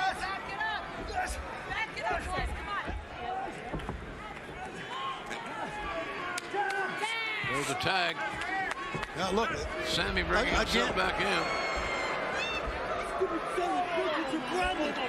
He tagged him in when he had the crossface chicken wing on. Right. What kind of dumbass strategy is that? It is. Oh, you named it. You nailed it. Inadvertent headbutt there. Sammy Guevara and Frankie Kazarian collided. Now Scorpio Sky. Uh-oh. Boy, fans want to see Paige Van Zandt get in there. There she is. She's not afraid. She'll be very green, as they say, very inexperienced, but she will fight your ass. She's won the UFC Fight of the Night, the Performance of the Night for wins over Kaylin Curran and Beck Rawlings, respectively. And now the double leg takes down Ty Conti. And look at this, the knee on the chest, delivering the elbow strikes. Very firm clothesline. A couple of them by Paige Van Zandt. Paige Van Zandt, the waist lock. Maybe think a German suplex. No. Back suplex. Ty Conti almost folded in half by that one. Paige Van Zandt. Back handspring into the elbow. Oh God, where's a great mover when you need it? Now Paige has Ty Conti up. Paige Van Zandt thinking TKO here. Wow, you can tell she's trained with Scorpio Sky. But Sammy Guevara breaking it up. Turned his back on 12-gauge Paige. Sammy had to give her a kiss and say, I love you. And Paige Van Zandt. No! DDT on Sammy Guevara. Sammy doesn't know to wind his watch or scratch his whatever. We've been talking about that for quite a while. Paige Van Zandt with a handful of hair. Dragging Ty Conti back up to her feet. Paige, the scoop. Oh, a Michinoku driver! 1, 2, no! Paige got a lot of strength. Yeah, she's trained, you can tell, very well for this match. Paige, American Top Team. Oh, Ty Conti using that judo background. Popped the hip and took Paige Van Zandt over. Now, isn't Ty Conti a black belt? She certainly is. I mean, she was almost an Olympic-level judoka with Ty Conti. She's a very talented, this big star in Brazil. Yeah, these pump kicks from corner to corner, one of her trademarks as well. 3 consecutive shots, and now a 4th pump kick. Ty Conti. Van Zandt tried to get her hands up, but didn't quite make it. Did kick out on the near fall. Sammy, get her out of there! Paige Van Zandt being brought to her feet by Ty Conti. Ty breaks the grip, elbow strike. Paige. Oh, Paige took a swing at Sammy Guevara. Ty Conti took advantage. And now Ty. Oh! Yikes. What the hell was that? The face buster on the knee. And once again, Sammy Guevara. No. So concerned with making out. Yeah, we don't have to show this, do we? Sky has seen enough. We've Paige all has seen enough. Scorpio's seen enough. Kazarian said, no, you're on your own, kids. And I don't blame him. Oh, Frankie! Leaving Sammy Guevara and Ty Conti high and dry. Well, that'd be different. No. Leave him. Sammy doing his best to fight with a disadvantage, but what a massive shoulder tackle by Ethan Page. Page has got a lot of power and explosiveness. Again, we have not seen the best of Ethan Page. Oh, but Scorpio Sky, caught the cutter, but Frankie Kazarian over the top of the DDT. Great move, Kazarian. Scorpio Sky. And now Frankie tags himself in. That means that he's legal, and one of the men from the opposing team need to enter, and Scorpio Sky does the hard way. Frankie covers, 2, no! Man, what a near fall. What a beautifully executed near fall. In the midst of all this chaos, Frankie has wrestled a hell of a match, guys. He really has. Ty Conti browbeating Frankie because Sammy!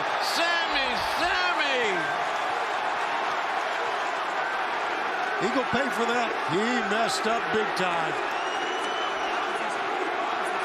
He's gonna be hearing about that for a long time. Watch out! But all ego, Ethan Page, the roundhouse kick.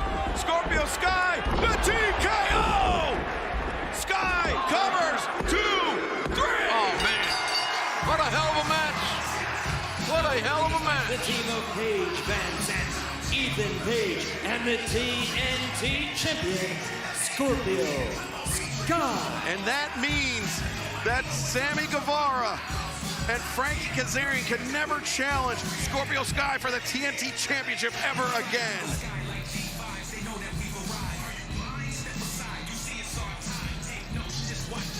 Dan Lambert's getting his property back from Sammy Guevara and Ty Conti. In Paige Van Zandt, successful and impressive in her pro wrestling debut. There's her husband, Austin Vanderford, appreciative of the effort.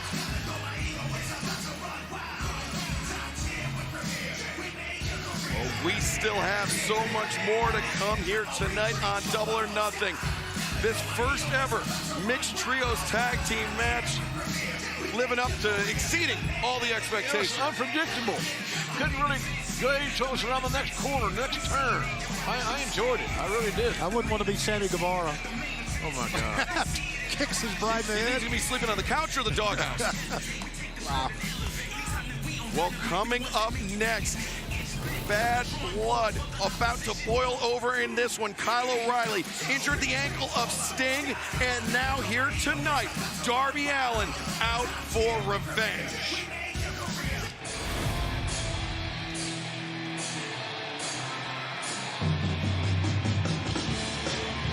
This next bout is set for one fall with a 20-minute time limit. Approaching the ring from Vancouver, British Columbia, Canada, weighing 206 pounds, Kyle O'Reilly. Now, you know, Kyle is just coming off a physical, and I must say, fantastic match against Samoa Joe and the Owen. We were a hair's breadth away from seeing an all-undisputed elite final of the Owen Hart Foundation tournament. Samoa Joe prevailed over Kyle O'Reilly, but just barely. One of my favorite matches of the entire tournament.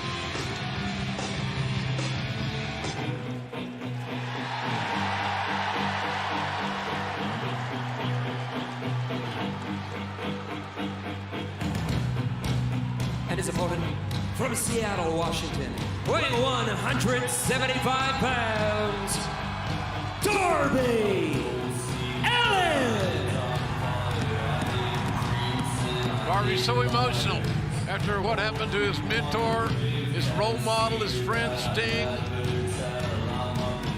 And we know that Sting, because of the injury, was unable to make it to Las Vegas this week. That means Darby Allin will be going this one alone. And Kyle O'Reilly has the entire undisputed elite backing him here tonight in Vegas. And we'll probably see him Excalibur before it's all said and done. And you know they're feeling good about themselves, JR, after Adam Cole wins that match, right? Yeah. They're probably in celebratory mood here. Well, that tells me that it would be a bad idea for old Darby to win it as quick as he can. Yeah, good call. Darby shooting for an ankle pick there, but Kyle O'Reilly able to avoid it. Kyle escapes the grip. Both of these men, tons. Oh, right in the face. Wow. Man, that'll change the complexion of a match. I'd like to see that back. And O'Reilly, these open-handed palm strikes, the elbow strikes, looking for the Juji Gatami. Cross arm breaker. O'Reilly came in disaster mode. Wow. Man, that knee strike. I'm still breathless about that. Well, I was going to say way earlier, that the thing that Darby's got to do is create a more sensational atmosphere, because what Kyle O'Reilly's going to do, if you let him, he's going to beat the hell out of you wrestling. O'Reilly, with that back sweep. O'Reilly, his MO is to blister his opponent at kicks. That mouth, there's your knee. Yeah, that's when Darby shot for that single leg, and Kyle O'Reilly had landed the knee right on the mouth of Darby Allin. Or loosened some teeth, busted a lip. Blood is evident, Your Honor. O'Reilly driving his shoulder into Darby's. He was hammering down and kneed up, causing 2 points of contact on the shoulder of Darby. Kyle O'Reilly has a tremendously high wrestling IQ. Big time. Snap, pop of the hips. O'Reilly, far leg hooked, just a 2 count.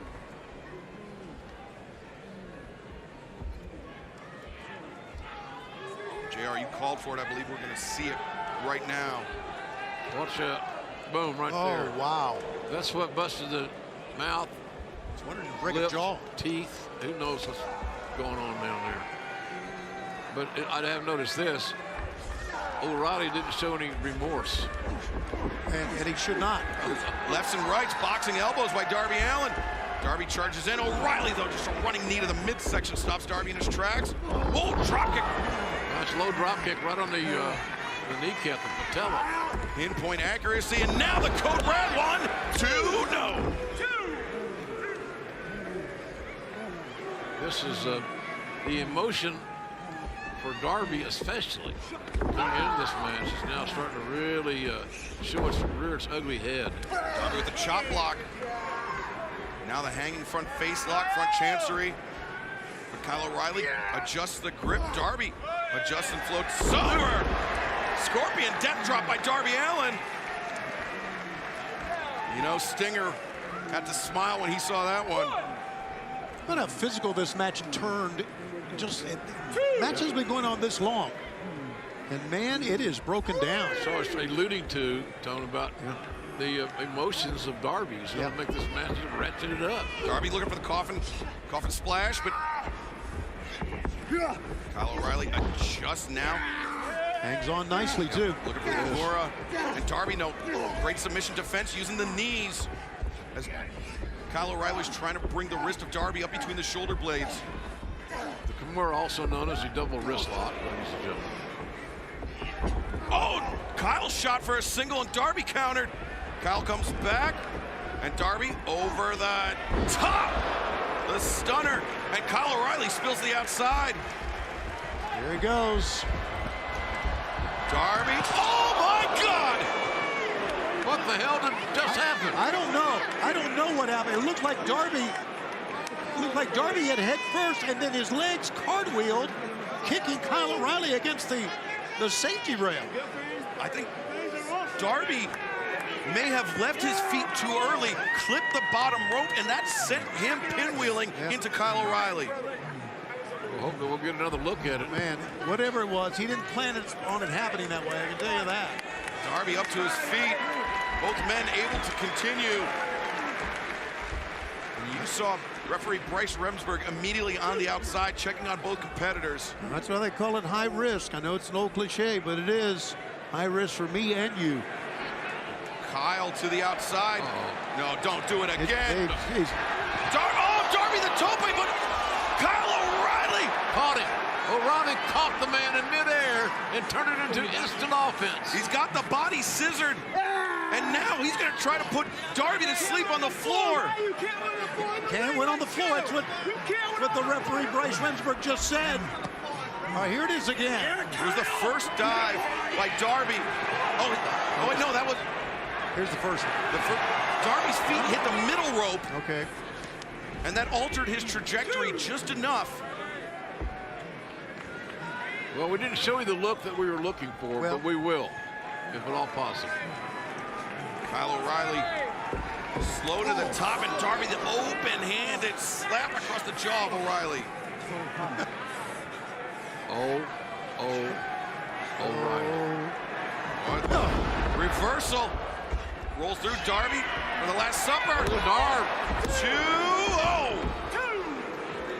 And Darby did such a great job of keeping his shoulder off the mat, but keeping his eyes on his opponent's shoulders. I got to be honest. There's a lot more wrestling, catch-can wrestling in this match than I ever dreamed. Well, I think these two guys are as evenly matched you're going to find in AEW. I really do. Oh, inside cradle. Cover here. 2. No, O'Reilly maintains control and brainbuster on Darby. Oh, that ought to do it right there. Hook a leg. And O'Reilly right there to the cross arm breaker as Darby kicked out. Darby hooking those hands. We saw this versus Ray Phoenix, and now O'Reilly trapping the leg as well. Oh no, shifting his focus to the leg, now the ankle lock. Darby Allin is in big time trouble. What a run that Kyle has been on. Wins over Jungle Boy, that classic over Samoa Joe. Oh, but look at this, Darby. And Ray Phoenix, a win over Ray Phoenix as well. Darby stepping over into almost a sharpshooter. with the Scorpion Deathlock if you like, but Kyle O'Reilly digging his fingernails into the canvas to make the crawl of the ropes. Talk to me, Kyle! Sting, of course, have been using that Scorpion for over 30 years, but not today, at least not right now. Out of bounds, hold broken immediately by referee Rimsberg. That faraway look in the eye is nothing horribly unusual for Darby Allin. No, he's had that faraway look many times. Both men, are spent. Match for the 20-minute time limit.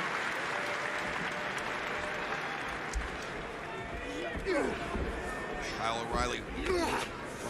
Oh, wow. Dragon screw right up through the ropes. I was going to say one of the best strikers here in AEW, but the word is out on that. As Darby, the good God, coffin drop as O'Reilly was caught in the ropes. God. Taking every risk known to man. That's right. All in the spirit of winning this wrestling match here on pay-per-view at Double or Nothing. Look how Kyle hit. I don't know if it was the ribs, the lower back. It was everything. O'Reilly crashing on the apron, then to the floor. Darby looking for revenge for what was done to Sting by Kyle O'Reilly. Now poised to deliver the coffin. Oh, they caught it. Great counter by Kyle O'Reilly. O'Reilly came through with a massive counter that may be the difference maker in this entire match. And O'Reilly wrenching back. But Darby rolled up. O'Reilly forced to abandon ship on the cross arm breaker. Yeah, shot those big strong legs straight up in the air to get out of it. Really nice efficient there too by Rimsberg. Yeah, he's a good one, man. Thankless job. Oh, if I'm Darby, I don't want to be exchanging with Kyle. No, I got to think O'Reilly's got the advantage here. Big time. Look at this. Big little palm strikes from Darby Allin. These kids are tearing it up, man. Wait a second, Kyle grabbed that chain around the throat of Darby Allin.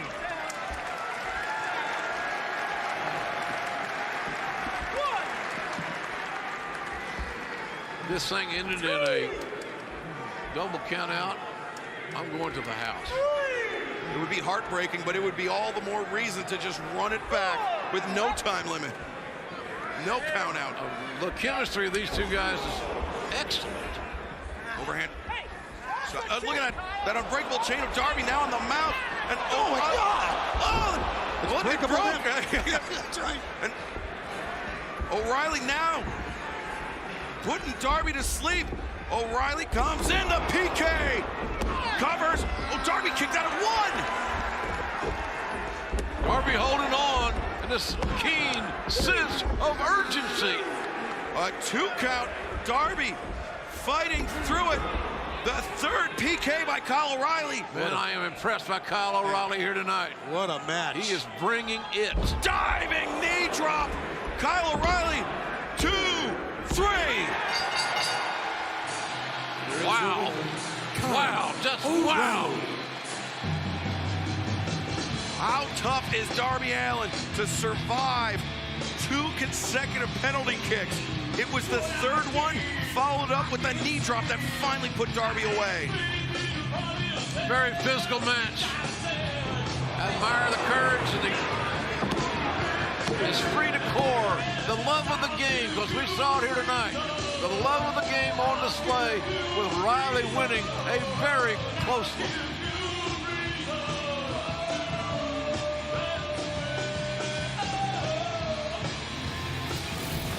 Well, coming up next, the AEW Women's World Championship will be decided. Will Thunder Rosa retain, or will the #1 ranked Serena Deeb be crowned new? Thunder Rosa has fought long and hard to attain this AEW Women's World Championship. For my money, the 2 very best women in the world are going to compete on a massive stage in Las Vegas for the AEW Women's title. I want to be the best as much as I want to breathe. I shaved my head just to show how bad I wanted it, and I still got no respect. We're about to see two women that are real wrestlers. Of course, I respect Thunder Rosa, but at Double or Nothing, the women's championship is on the line. So respect goes out the window. I am not gonna hold back at all. Thunder Rosa is coming, who comes with an army of people that believe in myself and believe that I am the best in the world. I'm walking into Vegas, and I'm walking into a fight. There's gonna be one winner, and that is La Mera Mera. So I'll see you there, Serena.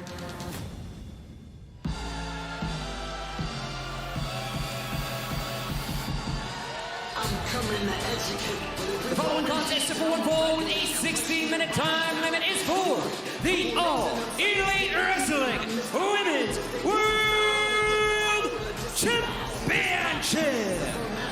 Introducing the challenger from Oakton, Virginia, Serena Deeb. Focus, game planning, the mental approach to the game. Those are only a few of the attributes that this amazing veteran brings to the dance, Tony. I think she's the complete wrestler in any division, men's or women's division. And I think if you talk about people being prepared to wrestle, this lady is prepared tonight, Jim.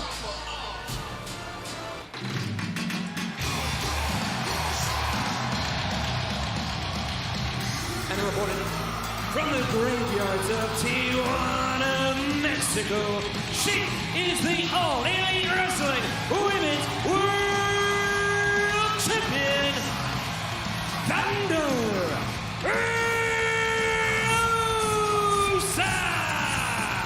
You know, Tony, both you and I have had the opportunity and continue to do so to work with Thunder Rosa away from the wrestling ring. Right. She has made herself a brand, and I'm really happy to see her success, quite frankly. It's a well-worn story, but I met Thunder Rosa in 2016, independent show in Staten Island, New York, and I remember thinking, that lady's going to be a world champion one day, and here we are now, 7 years later, or 6 if you're counting, and she is a world champion. But she realizes what she has ahead of her. Not only a title defense, but the lady to her left. These women are very, very serious about what they do for a living and how each time they're on TV, on a major pay-per-view, seeing globally like we are, they have a chance to help build the brand of women's wrestling and give other young people the opportunity, maybe the motivation, to join in. Excalibur, you okay? You look good, man. Your microphone's not on. How about the outfit? Somebody needs to say something about that of Thunder Rosa. Some effort was put into that, I can tell you that. Look at this collar and elbow tie-up. Neither woman looking to give ground. The old collar and elbow starts it off. Both will end. The thing about this match, folks, is you can't foresee one of 3 counts going down. That's all it takes. 1,001, 1,002, 1,003. We're done. And it can happen at any time the way these two can counter wrestle. Listen to the crowd. They are fired up for this matchup. What a great night. And we still got a lot of great action to go. Anarchy in the arena. It's been a great week here in Vegas. Trios match for the World Tag Team Championship still to come. And then the big one, of course. Yeah, our main event. Hangman Page looking to defend the AEW World Championship against CM Punk. Still have time to enter the DraftKings pool. Download it right now. Use code AEW when you sign up for your share. $25,000. What we're seeing here is a process of feeling each other out to decide which direction I want to go offensively. It takes a little trial and error, Excalibur, to assert yourself and determine that. Nice head scissors there by Thunder Rosa. Left her head exposed, and Thunder Rosa saw an advantage, saw an opportunity, and took it. You're going to see a lot of those examples here, folks.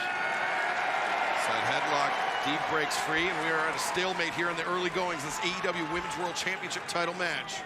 They're cautious because they know that the adversary is that good. Yeah, it's respect.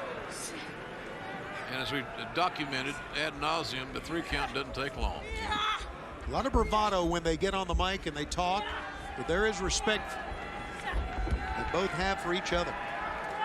And JR, even quicker than the 3 count sometimes is the submission. Thunder Rosa, yeah, that Peruvian necktie.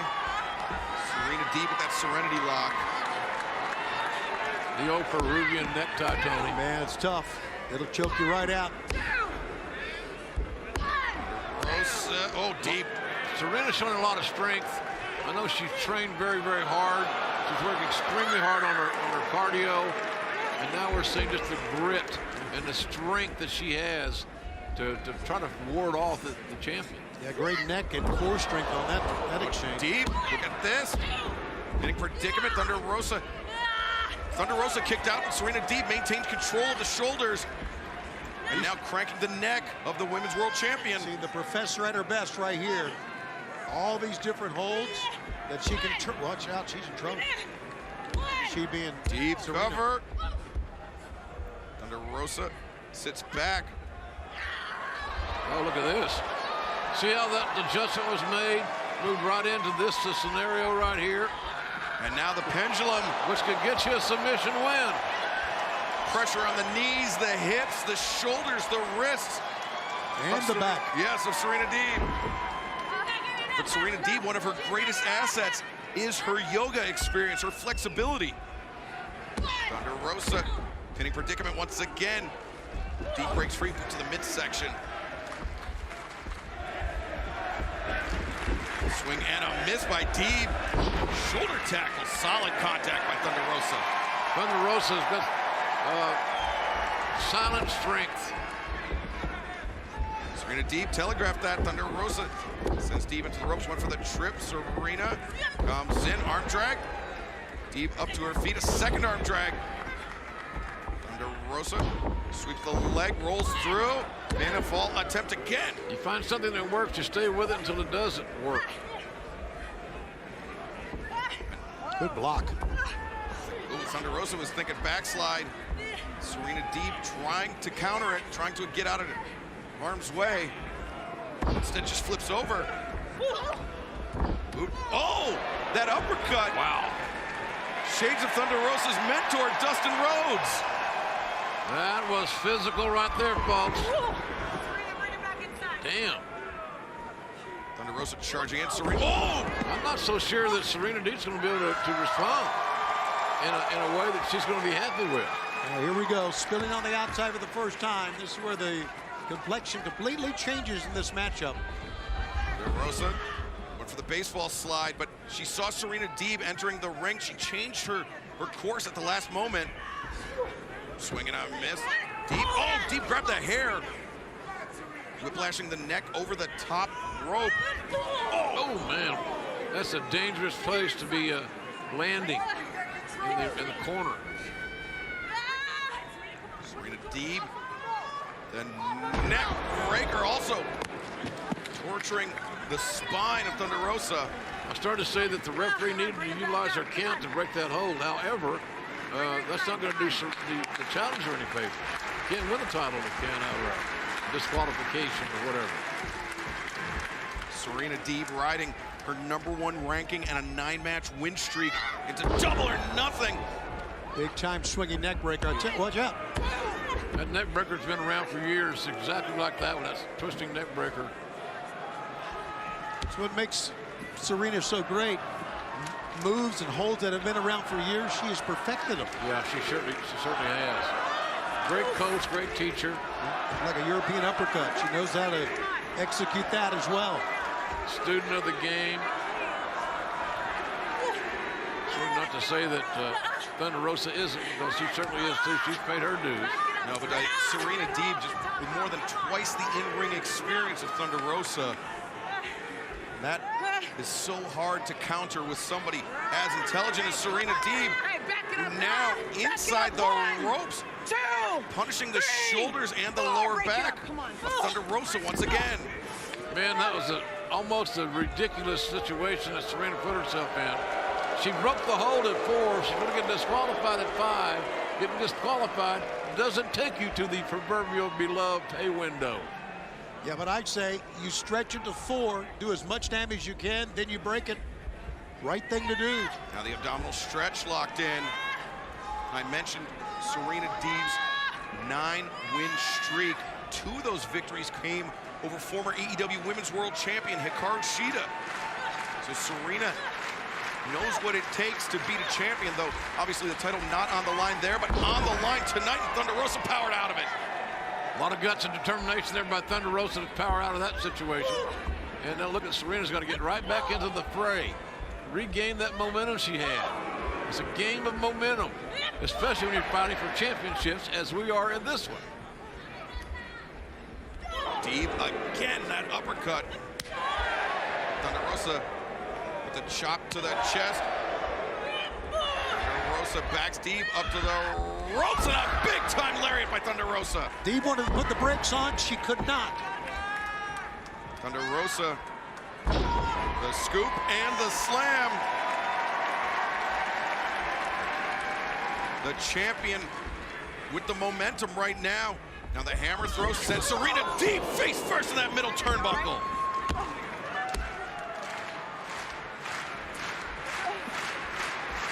Just as you think one of these ladies is beginning to gain a definitive piece of momentum, enough to get a win, it changes. Oh!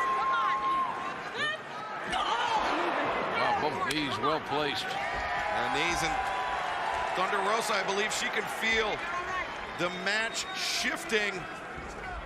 The momentum in her court, and the drop kick. Thunder Rosa now, Northern Lights suplex.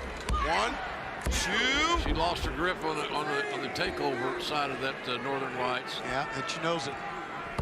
If you saw our fantastic countdown special, you saw Thunder Rosa return to the city of her birth, Tijuana, Mexico, as the first Mexican woman to win a major American championship.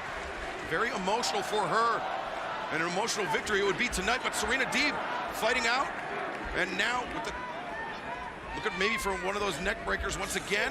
Thunder Rosa switch, champion and challenger switching back and forth. Side Russian low, no, I thought. Oh, the Majigatami. Flying octopus hold. Thunder Rosa has to carry the weight of her opponent as she is being stretched and torn apart. Deeb releases, counters into, no, not a pin. Instead maintains control of the ankle. Let's put the brakes on. Yeah, she got both arms up. Stop that one, did Serena. Back elbow caught Thunder Rosa in the face. And now Serena. Oh! Boy, that doesn't get it. 1, 2, no! What will? I think Serena's thinking the same thing, JR. A little frustration that time. Thinking if that didn't get it, what will? Serena Deeb bringing Thunder Rosa up to her feet. The arms captured behind the back, looking for deep talks. Thunder Rosa knows it's coming. You saw Thunder Rosa hand fighting, and now Russian leg sweep. Thunder Rosa rolls through. The left arm of Serena Deeb captured. Thunder Rosa trying to wrench back, but you see Deeb adjusting her hip position. Shoulders are down. I'm not so sure the ref could see it, but we saw it, and the shoulders are down. The count was accurate. 1, 2, no.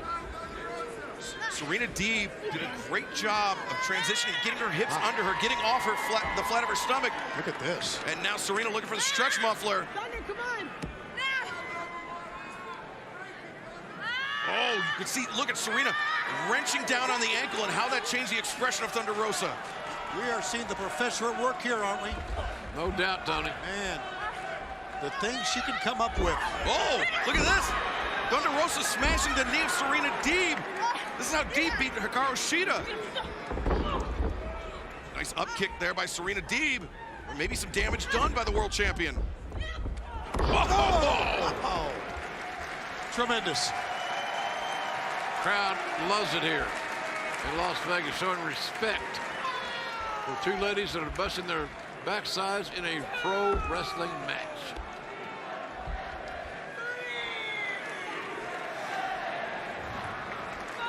Thunder Rosa's lone defense of the AEW World Championship thus far came at Battle of the Belts 2, where she defeated Nyla Rose in the main event. Yeah, much different opponent here, though. High boot. Serena was charging in. Thunder Rosa. Oh! Whoa! On the spine. Man. The lower back, the spine. Thunder. Oh! Death Valley driver. Thunder Rosa hooks the far leg. Good grief, she kicked out. Well, back to the drawing board. Let's see what they got left. Class is still in session, Tony. And there is. Thunder Rosa doing a great job of keeping her opponent at arm's length the entire time. But oh! That was great. Chop block. Chop block, followed her in. Get you 15 in the NFL. For this. And now the figure 4 leg lock. And who's closest to the ropes? Not Thunder Rosa. Ooh! Man. These ladies knocking the snot out of each other. At least not. And both women still tied up by the legs. And oh, spilling onto the ring. I don't know who got the worst of that scenario. Could have been either one. Well, they both kind of hit the same time. If one hit their knee. I don't know. Too many appendages to count. Remember, you still have time to get in the AEW DraftKings pool. Download the app, use promo code AEW when you sign up. And oh, look at that! The dragon screw in the ropes. You still got time to play, Excalibur was saying. Get a chance to win 25 grand tonight on DraftKings. Deep tucks! Serena Deeb is gonna do it! She's got the champion covered. 2, no! Look at that stiff placement of the forearm on the face of Thunder Rosa. Yeah, I think she was too worried about the crossface as she was hooking the legs. She was able just to shift her body over, was Thunder Rosa, to get the ropes. It cost her. But this may be the most trouble we've seen the champion in, as Serena Deeb now looking for the Serenity Lock. Watson winning with a submission. Does Serena Deeb. And that knee of Thunder Rosa so damaged. There you go. Pull her back to the center.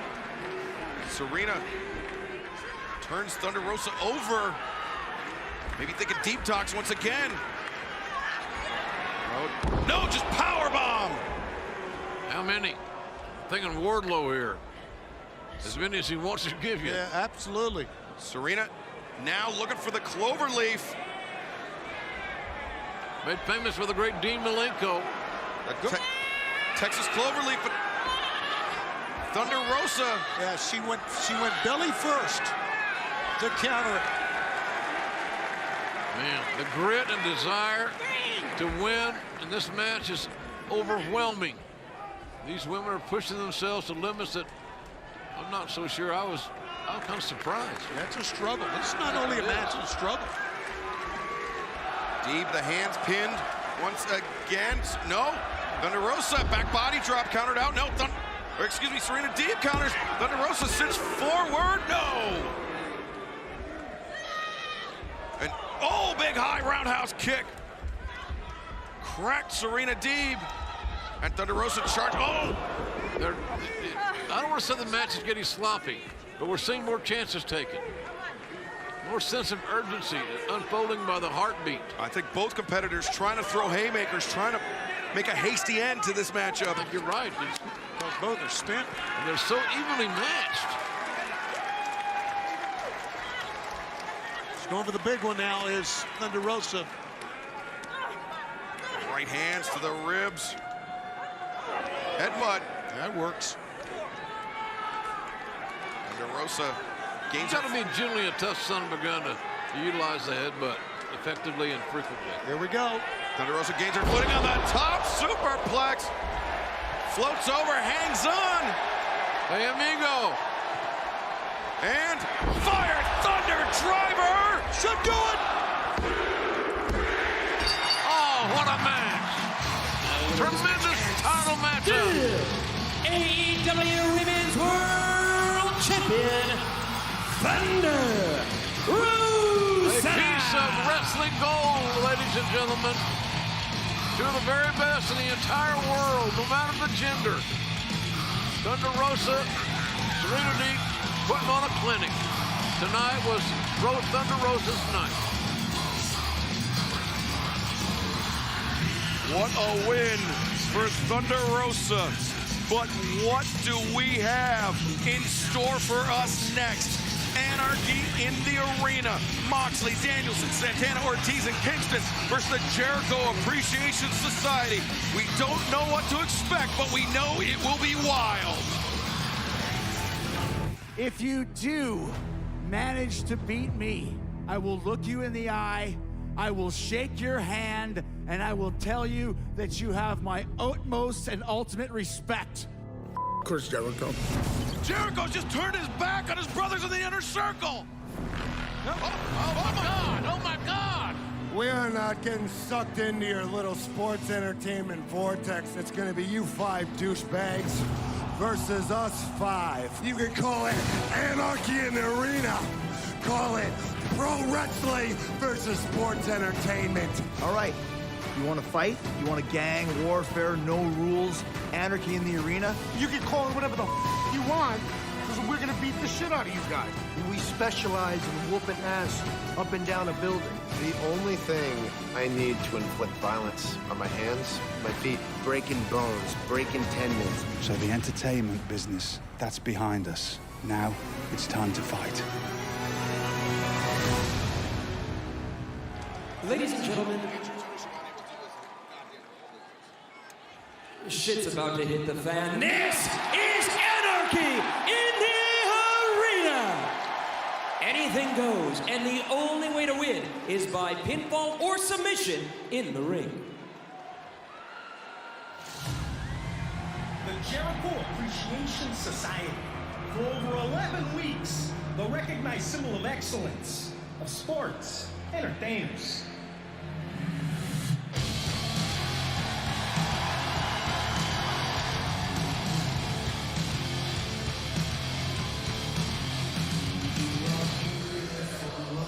Introduce the participants first.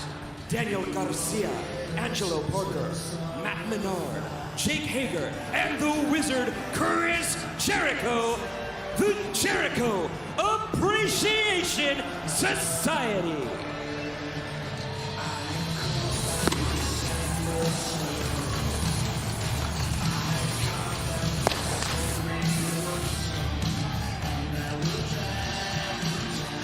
It's like a dance troupe.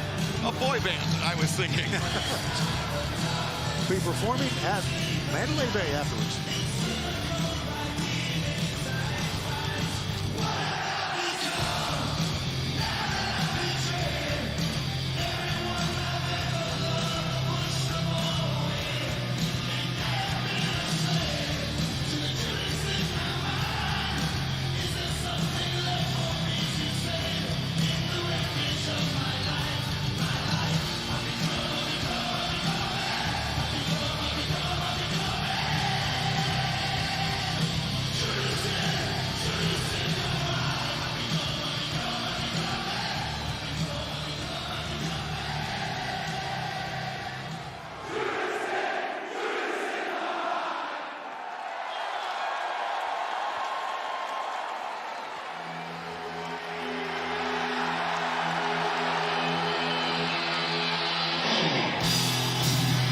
Opponents first, Jon Moxley, Santana,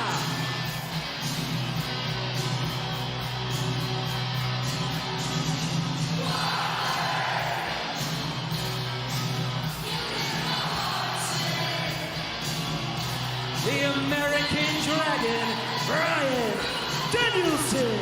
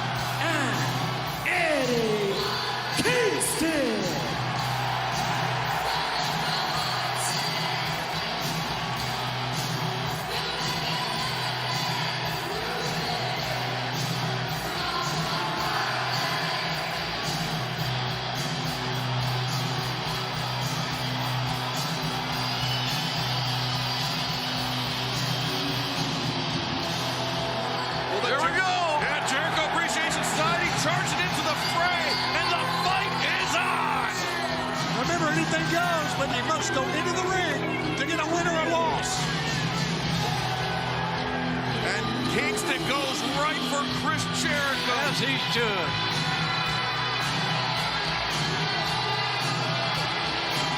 And Moxley, oh wait, look at this.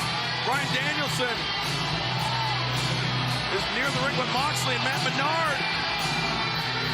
And Jericho trying to escape from Kingston. Menard's got psycho eyes. His eyes should be in the asylum. Oh! This is exactly as advertised. Anarchy in the arena. And it's got music. It's got fan participation. It's awesome.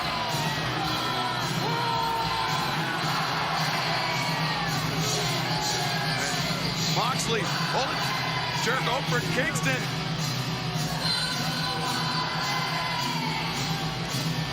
I think the interview that we heard, or the promo that we heard from Eddie Kingston during the buy-in was unlike anything I'd ever heard from Eddie Kingston. One of the most haunting things I've heard. Absolutely.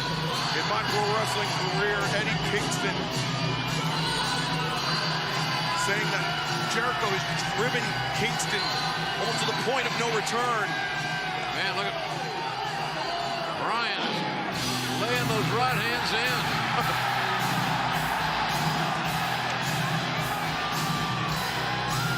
And Moxley, I think Moxley's got a fork. A fork!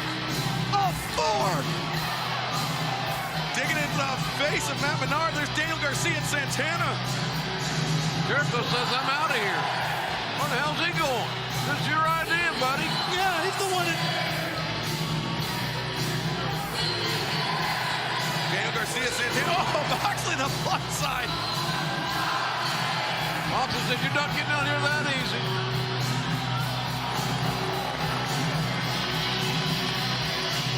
Oh, Jericho. He just stabbed Moxley. Oh, he's jabbing Moxley in the eyes. Look at the stem of those sunglasses. Oh, Matt Menard. The wizard coming to play. And Danielson and Cool Hand Ange. And look at this, Jake Hager. Ortiz. Some tables are set up at ringside. God, Matt Menard.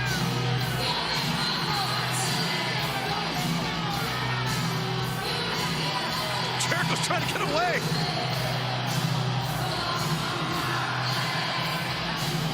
And Moxley trying to put Jericho. Oh my God.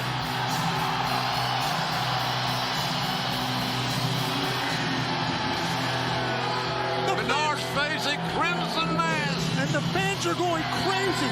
This is madness that we're watching. This is anarchy, Tony. Anarchy. Oh. Jericho on the receiving end of a massive right hand from Mox. Oh! Makes me think of the very first Double or Nothing right here in Las Vegas. No, when Jon Moxley came out of nowhere. The decision's going to come in the ring, though, right? That's right. These men have to return to the ring. And, oh, look at this inside the ring. Santana and Ortiz taking out their former Inner Circle running buddy, Jake Hager. Hager, yeah. And Moxley bleeding. Ortiz inside the ring. Just in 2 counts as referee Paul Turner. I'm telling you, if you got friends at home that are not watching Double or Nothing, you need to call them up right now, text them, let them know it's not too late. We still got a World Tag Team title. We still got this crazy thing that, believe it or not, even though we got a lot of blood, is in the beginning. And we got CM Punk still going on with Hangman Page. Jericho just smashed the soundboard. Playing, ironically, Moxley's music, not Jericho's. And the fans are not happy with this change in format. Tell you what, call up a friend. You've never seen anything like this in your life. This you got to be a part of, my God. Remember how crazy Stadium Stampede was the last 2 years? And Moxley, the double sledge on Jericho. I thought we had seen it all in the Stadium Stampede. I thought we had to. Somehow the ante is up, apropos that we're in Las Vegas. Kingston covered in blood. I'm not sure if any of it's his. As we see Cool Hand Ange and Bryan Danielson Well, we do have 2 men in the ring, by the way. That's ironic. Yeah, isn't it? And that's where the match can be won or lost. In the story. That's it. Submission or pinfall in the ring. And then again, I'm wondering if Eddie Kingston is worried about wins or losses in this thing. No, he's worried about ending Chris Jericho. Look at this! Look at this! My God! Santana sacrificing its own body to take out Jake Hager. What's next? Dippin' Dots, for God's sakes! The street sweeper. Moxley using the jib camera.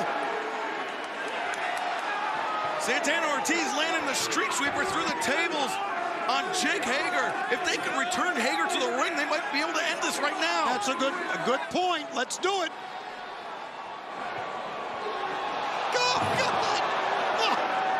The ring keepers, the timekeepers table at ringside, wiped out. Oh man, I ain't no lot like better than a little bit of mustard in your eyes. Oh God, this is Memphis Tupelo stuff right here.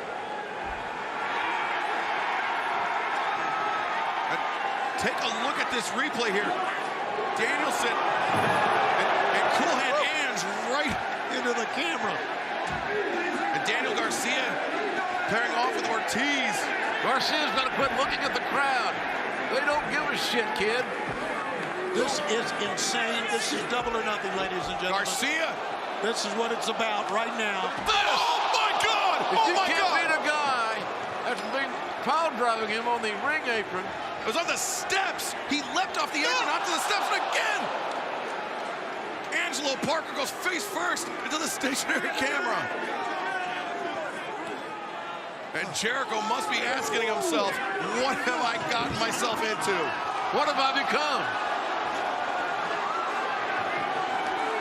Oh, good God. And Danielson now, right hands being delivered.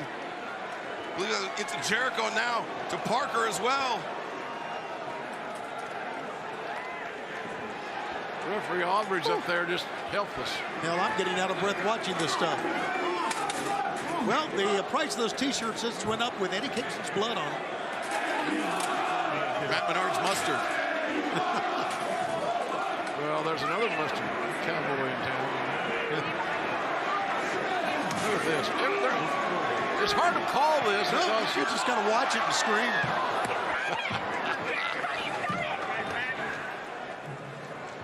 I'm digging it. This is double or nothing. This is what it started out as in 2019, and this is what it's become. Look, Moxley dragging a row of chairs.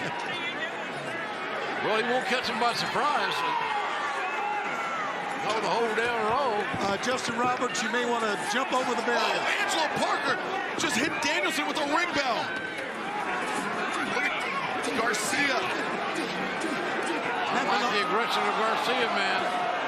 Now you're coming, kid. Look at this. Look at the bodies. Look at the freaking bodies. Daniel Garcia seems to be the only man in this match that has not sustained any significant damage. Here we go. Oh, good God. Take a seat.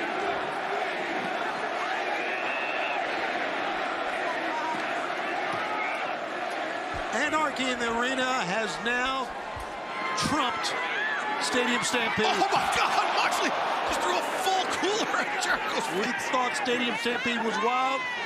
This is better. This is crazier. This is nuttier. This is unlike anything I've ever seen. Fans following him around with their phones. Garcia and Kingston. And they are teeing off on each other. Battling hammer and tongs out in that concourse. What's he got, the belt around his neck? Good God. Garcia trying to drag Kingston back to the ring so he could beat him and end this match.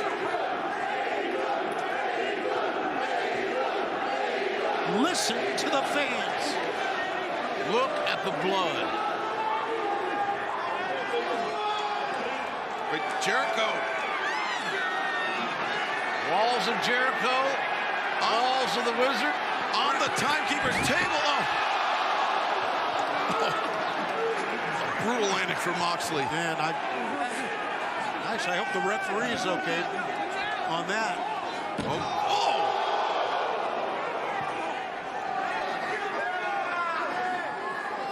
I'm right there. I'm right there. My God. Well, here they are, Jericho and Moxley. The very first one. Look at Magic Matt Menard. Oh! Elbow suicida! Tope suicida, Tony. Moxley getting out of his comfort zone. Tope suicida is not for any ham and egger. It's come full circle for Jon Moxley and Chris Jericho. 3 years ago, Jon Moxley coming out of the audience, attacking Chris Jericho. And now here they are again. Bryan Danielson, Jake Hager. And how long can a fight this intense be sustained? Man, I haven't seen many people taking to Jake Hager like this. Oh, look at Moxley. What the hell is he doing? He's unscrewing the turnbuckle. Moxley trying to... Oh, Hager very nearly got suplexed, but instead, it's Danielson suplexed on the ramp.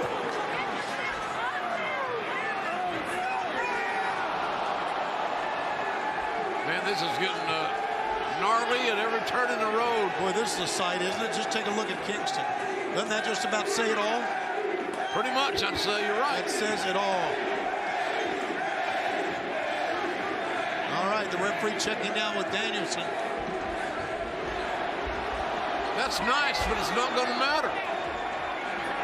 Look at this. Inside the ring, Jon Moxley is unhooked the top rope. Jon Moxley has gone absolutely berserk. And oh!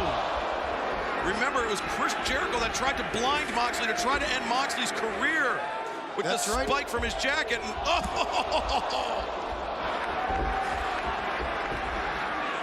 Boy, that'll get your attention. That will get one's attention. And the other thing to remember, they're back in the ring where the pinfalls and submissions won't count, and that's the only spot.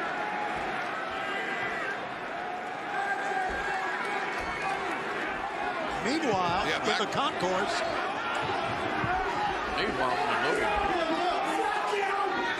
They're in a damn elevator. They're in a freight elevator. Oh, Moxley whipping Jericho with the turnbuckle. And now Danielson fish hooking Hager with the turnbuckle hook.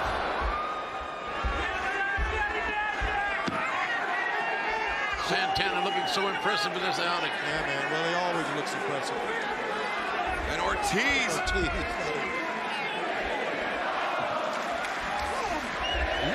This is awesome, and the fans are letting us know.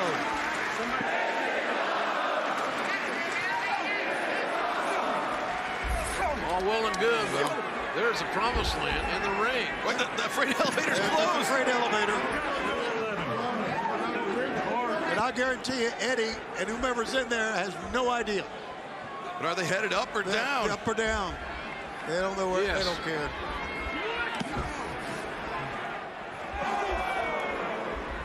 Cool hand, Ange. Nothing cool about him right now. No.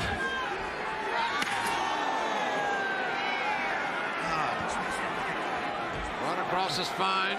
Looking for the headshot, but didn't get there. Remember, it was Jon Moxley that ended Chris Jericho's reign as AEW World Champion. Well, of course there would be a ladder.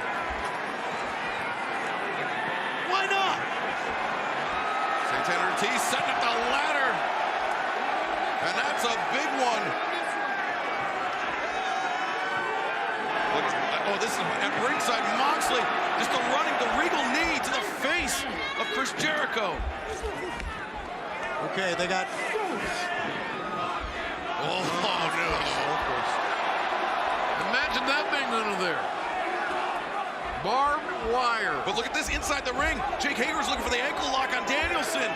Gets that submission in the ring, it's over. And Santana Ortiz completely unaware of what's happening inside the ring. Oh, man. Oh, yeah, baby. Big time crash coming up. Oh, big time crash, big time splash. Now that's some mighty impact. The fire extinguisher in the face of Moxley. I'm sorry, I shouldn't laugh because these guys are just throwing out all the stops, but Jericho coming up with something else, He's right? resourceful, man. He actually created this concept. Yeah. All right, Jon Moxley, I don't know, man. Paul Turner trying to wipe that out of the eyes of Moxley. Yeah, man. And inside the ring, Danielson and Hager crawling towards center. I'm not so sure. Moxley, I'm not so sure about his sight right now, if he can clearly see here. I mean, he's already blinded one eye once by Jericho. That's right, by the spike that you brought up earlier. All right, well. We sit and we wait till what's next. Somewhere in this building, in a freight elevator. Eddie Kingston, Matt Menard, and Daniel Garcia. Jericho on hands and knees, crawling towards Jake Hager. Trying to put up a united front against Moxley and Danielson of the Blackpool Combat Club. Man, lay it in, boys. Beautiful. The art form of pro wrestling. Jon Moxley likes to say beautiful pro wrestling violence. Crazy. Danielson, he's going to try to put Jericho to sleep. Or submit him. Hammer and anvil elbows by Moxley and Danielson. It's taking him out. The violence, the aggression. Danielson now looking for the label lock. He's trying to submit Jericho. And Hager's locked in the bulldog choke from Moxley. Where's Eddie? Whoa, Eddie. He's got a can of gasoline. What the hell is wrong with that man? Well, we assume it's a can of gasoline. It's a can that gasoline is oftentimes. It's got to be because Jericho burned Eddie Kingston with that fireball, and Kingston said he's going to put Jericho in the ground. Oh my God, he is out of his mind. He is up out of his mind, and he dumped it all over Danielson too. Don't go psychotic on everybody. Look at. Oh, Danielson and Kingston now breaking down between them. These two men loathe one another. And Danielson's. He saved the man's ass. What he did. He wanted to burn Jericho. He was looking for personal revenge. He wanted to burn him. And Moxley trying to pull him apart, but Moxley pays the price. The chair from Jericho. And the chair across the spine of Danielson. Hager. Hager! Oh, God! Into the barbed wire goes Moxley.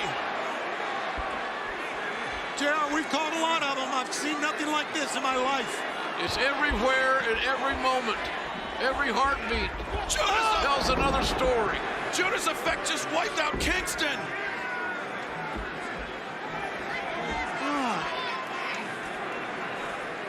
Jericho rubbing the. I don't blame him. Trying to wipe the gasoline off himself. Well, Jon Moxley's all tied up here. He is pinned in that barbed wire.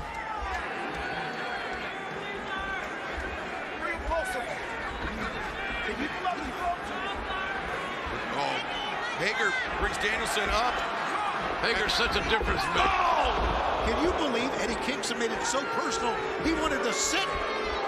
1, 2. Fire. No, Danielson kicks out. Yes, he stayed with it. Jericho looks befuzzled. He almost looks a little bit afraid. I know he's not, but he almost looks a little bit afraid. It was Jericho that made it personal. Throwing the fireball into the face of Kingston, trying to end Kingston's career, trying to take his sight away from him. And now Hager holding Danielson in the full Nelson while Jericho tees off on him, unabated. And look at him fight. Look at him fight. What a heart.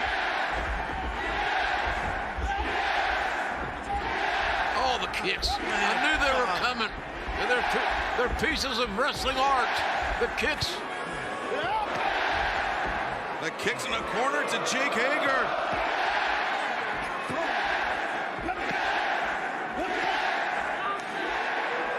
Almost kicked himself out that time. Oh, and you have to imagine blood loss may be an issue. Yeah. Fatigue an issue for Danielson. Hager, wild swinging him at Danielson. Psycho knee! Watch out! And the knee that time with the chair, the assist. Covering. 1, 2.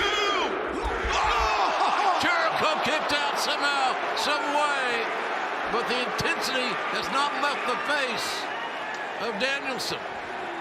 I have just been told by Tony Khan this is our largest audience ever to watch Double or Nothing in our 4th year.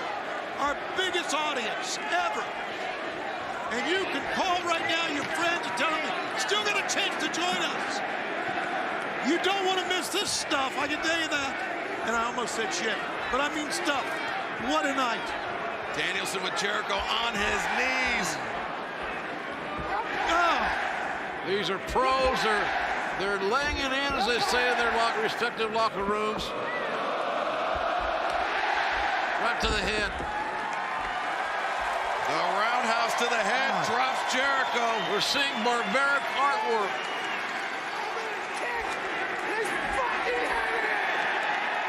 Well, couldn't have said it better myself. The wrists captured and what's it got? Hager the bat. Right to the knee. He's using Jericho's bat to hammer the knee of Danielson.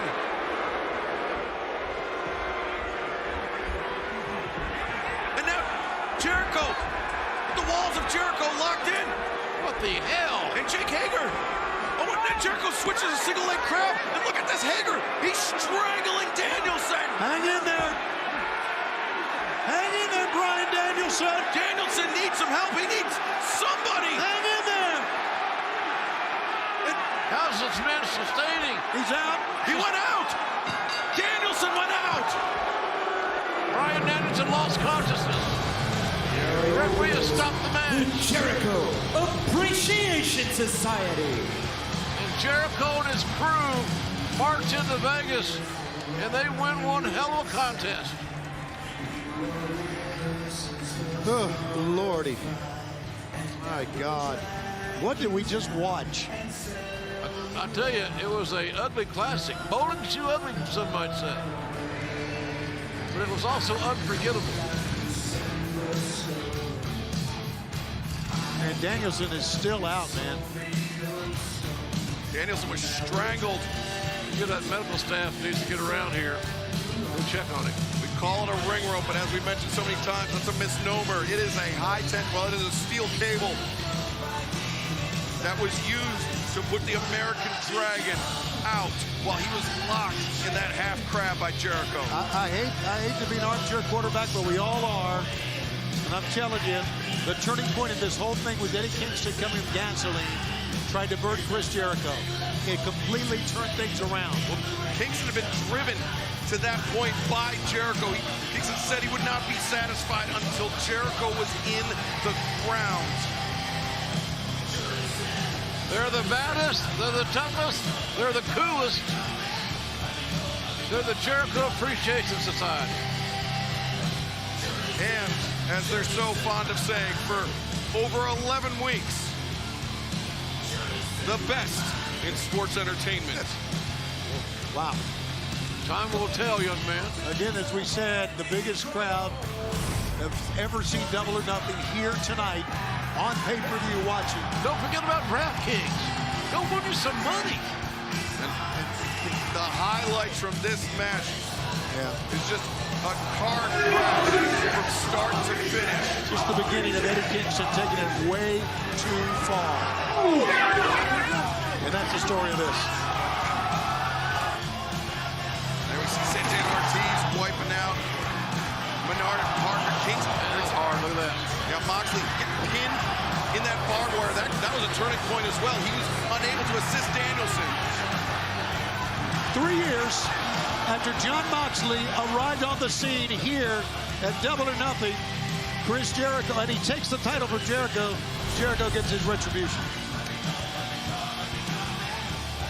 Well, right now, Tony and JR, I understand. Big news here. Big news here. Very big news from Andrade. Take a listen to this, folks. I am not here in AEW to lose. I hate the name AFO. Since day one, this group no war. This group is the losers. Do you have the contract? I got the new contract for your new business partner. My friend. You know him? He's the top wrestler in the world. One of the best. You know him? I know. Open the door.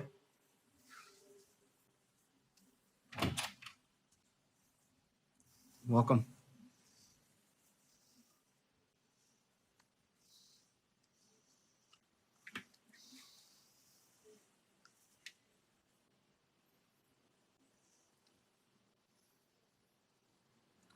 Welcome to AEW. Yet another interesting development here tonight. Rouge El Toro Blanco. Wow.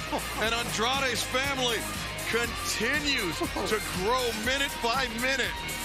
And so does AEW. Well, right now, our colleague Lexi Nair standing by with Scorpio Sky, Ethan Page, and Dan Lambert. Men of the Year, how does it feel to finally put your rivalry with Sammy Guevara to bed? How does it feel? Dan, how do you feel tonight? Pretty damn golden. Really? Scorpio, how are you feeling right now? Oh, so good. Me? For a dude that's been pretty pissed off every single week for the last couple months, I feel pretty great. You know what? It felt real good to get my hands on Sammy Guevara, finally, but if I'm being completely honest with you, it feels even better. Even better to be finished and done with those pieces of trash, and finally, moving on to bigger and better things. We've been battling up and down the road, and now the book is finally closed. Sammy Guevara and Frankie Kazarian will never challenge for my TNT championship again. And speaking of bigger and better things, I am wondering who is next? Who wants to step up to the plate? Who thinks they have what it takes to be the face of TNT? I am ready for any and every. Okay. You know, just because Sammy can't challenge you for that title doesn't mean that I can't. Dante, I give you your credit. I've been watching you on Rampage. You look great. You're a hell of a talent. You got a hell of a future. But in no way are you ready for this fire. But if you want it, I'll give it to you.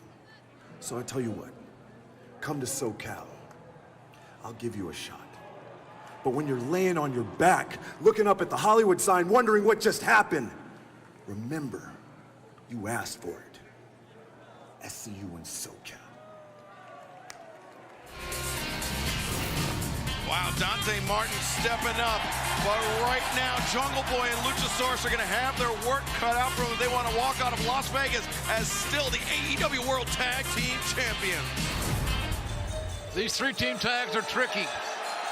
Very unpredictable.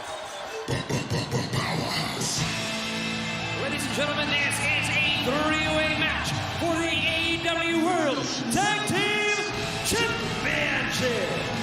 Introducing the challengers first, being accompanied by Taz at a combined weight of 480 pounds. The team of Powerhouse Hobbs and the FTW champion, Absolute Ricky Starks. Well, we're being joined by Taz by some expert commentary. How we looking, boys? We're looking great. All right, we're good. Man, hello, Jimbo. What an event so far, huh, big guy? Yes, sir, Stevani.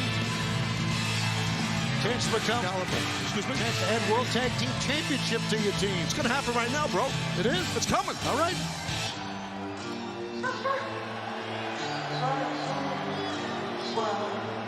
Been a wild night. Wow. Next, Yeah. from Tacoma, Washington, weighing 211 pounds, Swerve Strickland. By the way, your son looked good in this matchup early on the buy-in show. Oh, thank you, Jim. Yeah. Good victory for Hookhausen, as they call it. Hookhausen, baby.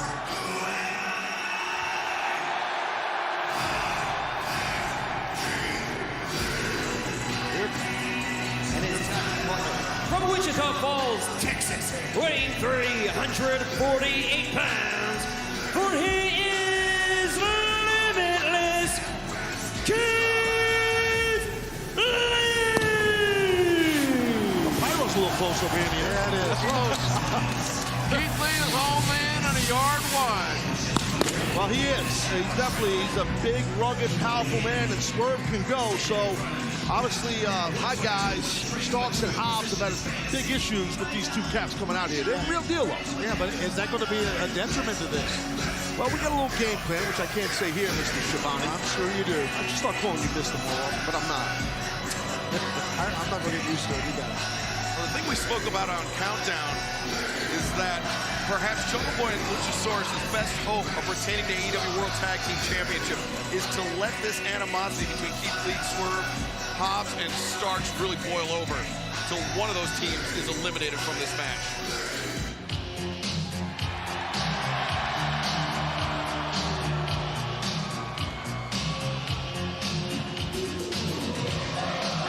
They are accompanied by Christian Cage at a combined weight of 465 pounds. They are the AEW World Tag Team Champions, Jungle Boy and Luchasaurus. Excalibur, I agree with what you just said, you know, but the thing is, he had his animosity with Swerve and and Keith and Hobbs and Starks, but these men here, the tag champs, that's a big target, those titles.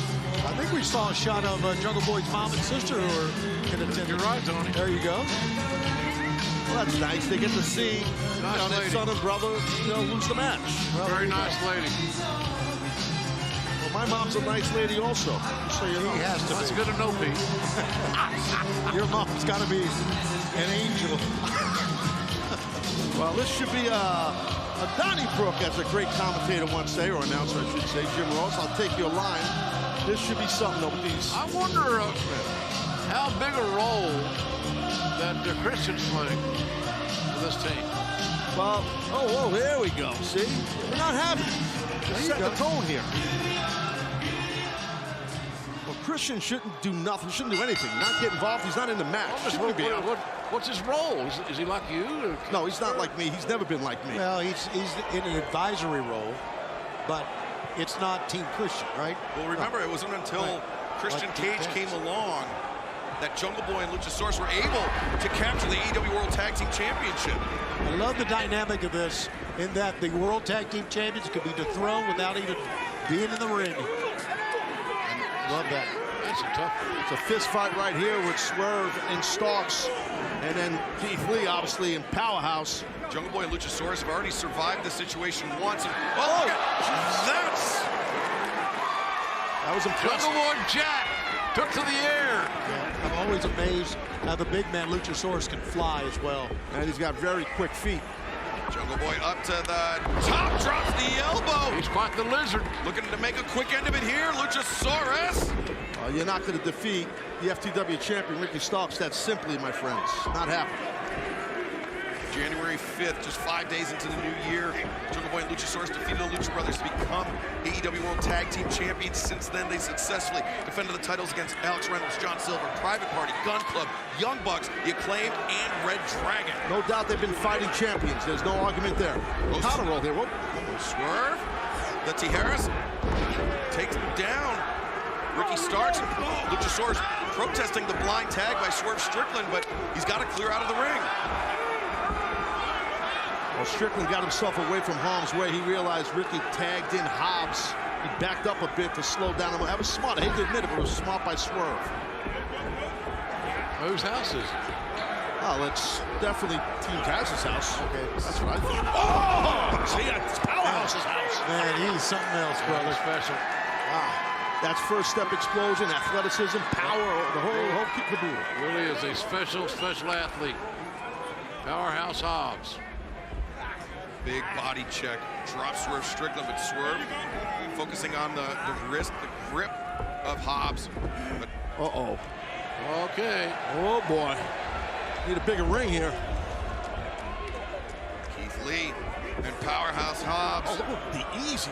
Hoisted up Hobbs. Oh, damn. Oh, rolling elbow. Enziguri combination. She only got him down to one knee, though. My God. Super tough. You can take a lot of pain, Hobbs. Now Swerve tagged in by Keith Lee. Starks knocked off the apron. And Swerve and our glory going to work on Powerhouse Hobbs in the corner. Here we go. World Tag Team title match. The champion standing on the outside, just watching on. Yeah, well, it's kind of to your point you made earlier, Excalibur. You know, and Jackknife cover here. Jackknife and Jungle Boy coming in to break up the pinning predicament. I mean, how heartbreaking would that be for Jungle Boy Luchasaurus to lose the titles without even being a factor in the finish of this match? Well, that can happen, as you guys know. That definitely can happen. You're in a tough spot as champions in this type of match. Yeah, no doubt. That's a big deal right there. Yep. That's the bottom line of these matches. Yes, sir. That's the only way it would happen. Jungle Boy tag himself in. What it is. Super athletic, right? Yeah. Swerve taken down. Jungle Boy. Hoping Suicida drives Swerve into the barricade. Jungle Boy. They'll get it again. Momentum once again. AEW so blessed to have so many amazing young athletes. Jungle Boy over the... Oh, no. Boy. He almost got to safety. Jungle Boy Jack. And the powerbomb partner's back. He still got it. Oh! Limitless Keith Lee. Straight up raw bone power. Two massive powerbombs on Jungle Boy. We forget that Keith Lee's about a 400-pounder. And super athletic as a 400-pounder, no doubt, man. Find guys like that everywhere. No doubt. Swerve returns to the ring with Jungle Boy, and Hobbs up on the apron, makes the tag. Rick Knox trying to direct the traffic of this match. Well, Hobbs was telling Strickland, get your ass out of the ring. I'm the legal man.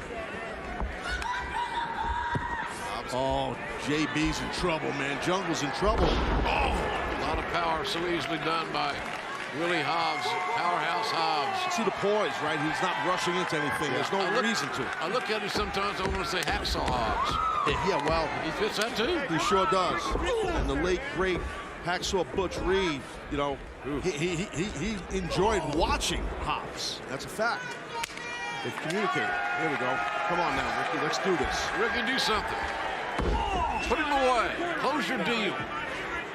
You might be right, JR. We kind of have that opportunity here. Yeah, I'm just saying. Get serious and put your opponent away. He loves a showboat, buddy. Tilt World backbreaker. Talk about showboating. That kind of motivates him. I understand you're in the middle of a fight, but that's kind of what Ricky Starks is. That's why he's absolute. Yep. He has that charisma. That's him. That's how he competes. The third team in this match on the apron. You're a hell of a coach, Taz. Thank you, sir. Appreciate it. I'd like to start an NFL team and put Keith Lee on my D-line, then Hobbs. That'd be pretty good. That's right, a little bit. Up in the face by Jungle Boy Starks. My boss might not like that. Overhand chop. Come on now, Starks. Look at this, athleticism. Okay, I got it. He's athletic. He's charismatic. He just got straddled on the top rope, which makes him look like an idiot. Oh, he landed hard there in the yam bag. But he was going for something. Powerhouse Hobbs makes the tag from Starks. Jungle Boy trying to make that crawl over to this corner, but Luchasaurus nowhere to be found. Okay, get him off his feet. Jungle Boy may have no choice but to tag out to Swerve or Keith Lee. Hobbs has not been off his feet in this match at all, has he? Maybe once. Strickland with the blind tag. Down to one knee. Swerve can go, brother. Yeah, he can. He definitely can. He's quick, too. Nice running forearm shiver. JR, that may be the first time Hobbs back and touch the canvas. Yeah, you're right. Bounce back up, though. He chopped him down the back of the knee. Yes, Swerve faked high, caught him in the back of the knee, and then the uppercut right across the shoulder blades. Those blindside shots hurt a lot. Swerve just swept out the legs of Luchasaurus. The pump kick to the face. Swerve just turns attention on the other guys. Oh, God. Yeah, wow, Ricky landed hard. Yeah. Stocks got his on his head. On his right knee, too, I think. Hope he's okay, because he definitely landed pretty hard there. He landed in an awkward angle. What are you going to say? What are they going to do? Swerve Strickland and Keith Lee. I don't like this. They got some kind of devious game plan. And Swerve off the chest of Keith Lee. He's jumping off the side of the building. A concrete building. Yeah, that was that. I reluctantly say that was extremely impressive by Lee and Strickland. Let's take another look here, guys. Man, we need to. Swerve. In a second. Hold on. Well, let's not take another look. Midsection. Swerve comes over. Keith Lee. Excuse me. Powerhouse Hobbs grabs Swerve, and Hobbs now with a hand on the neck brings Swerve up to his feet. Oh! Hurricane Rana takes down Powerhouse, and a very timely a very timely counter. Counter, yes. And there's a cover. Come on now, big man. Get out. That's it. Hobbs has changed his body. He's changed his attitude in the last several months. I give you much of that credit for motivating the young man. Yes, sir. He puts the work in, JR, as you know. But, yes, I appreciate that. But, oh, no. Look at the power of Limitless, man. He's unreal. But Powerhouse Hobbs is fighting two men, trying to get himself out of this situation. Look at the balance of footwork right there of a massive man in Powerhouse Hobbs. Oh, baby, here we go. Yeah. Long ride, bad landing. It's just like we talked about Excalibur. The issue between Team Taz, Starks, Strickland, and Keith Lee. Yeah, it is absolutely dominated this match. It has. We haven't seen much of the champions at all. No, but right now, one half of the champions inside the ring, teeing off on Powerhouse Hobbs. As soon as I say that, then watch out. Uh-oh. And Swerve sent for a ride. Luchasaurus drives him back to the corner. Forget how big and strong Luchasaurus is. I was just going to say that. Wow, he's got Ricky in a bad spot. Oh!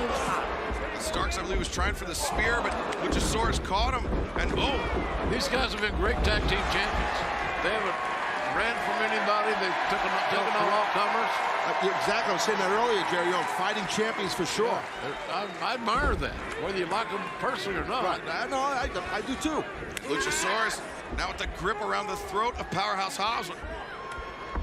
Hobbs with a tremendous hand strength, able to break the grip, and now Keith Lee tags himself in. Well, yeah, Hobbs is not too happy about it. I can tell. Read lips. Keith Lee looks mighty proud of his recent actions. Three big hosses right here, baby. Not kidding. Yeah. Three heavyweights. Luchasaurus chopped down the right hand by Hobbs. Luchasaurus, I admire him, but you don't want to fight both these guys. No, but I think he has the striking advantage, as we can see at this point, meaning Luchasaurus. Oh, God. Way. Uh-oh. Way. Dinosaur's going for a ride. Oh, man. How about Lee and Hobbs working together? Well, they had to, because they didn't want Luchasaurus to get that momentum. Tough landing for a 65-million-year-old dinosaur. Yeah, rough on the hips, yeah. You break a hip, you know, older people. But inside the center of the ring. Nice backhand. Here we go. Powerhouse Hobbs charging in. No. Keith Lee puts on the... Oh! Good Lord. The strength. The explosion. How did he do that?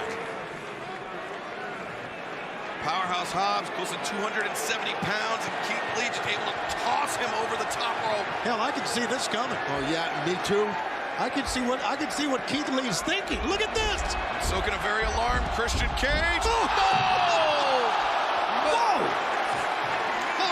If it was shining, the sun would have walked out. Oh, Lordy. That was phenomenal. Big athletic men draw money. Amazing, and I agree with our live audience here. Saying what we were all thinking. Holy shnikes. Keith Lee burning a little daylight here. Hey, Luchasaurus put the brakes on him, though. Goozle. That's usually the prelude. Whoa! Big time back elbow. Yeah, nice. Headbutt. Headbutt stopped Keith Lee in his track. Lord. Whoa! There it is. Whoa! Oh! Luchasaurus won? No! Luchasaurus couldn't hold him, man. Yeah, couldn't. 400 pounds, too much. Too much, yeah. It's in the middle of a match like this, and you're trying to squat 400 pounds. That's an ambitious task. Well, your key point there, Taz, and well done, is that at this stage of the match, correct, fatigue is setting in a little bit. It happens. Your cardio is, especially when you're as large as these three men, or these two in the ring right now. Keith Lee throwing a big right hand by Luchasaurus. Throwing one of his own. Two men exchanging. They're just eating each other's blows. That lariat. Oh, yeah, here we go. The other big man. Come on, Powerhouse. Powerhouse Hobbs.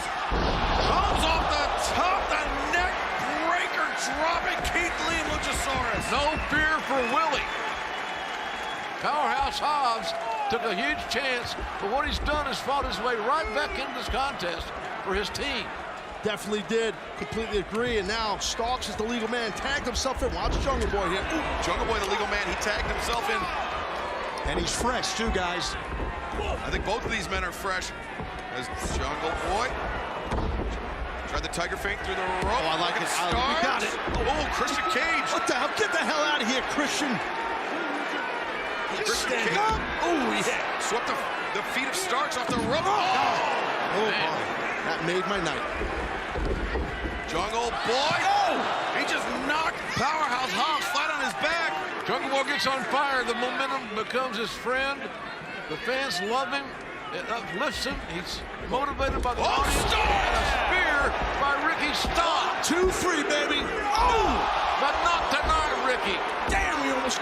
The title's right there. Jungle Boy took a moment to check on Christian Cage. Starks landed the spear, and we very nearly saw new World Tag Team Champions. Yeah, Ricky saw the opportunity. Even though he didn't get the win, it was impressive. Here comes Rochambeau. It's over, guys. Starks with the double underhook, the slingshot. That's Rochambeau. New champs, bring the titles home, boys. 1, 2, no. Damn. What a match. You damn right it's a match.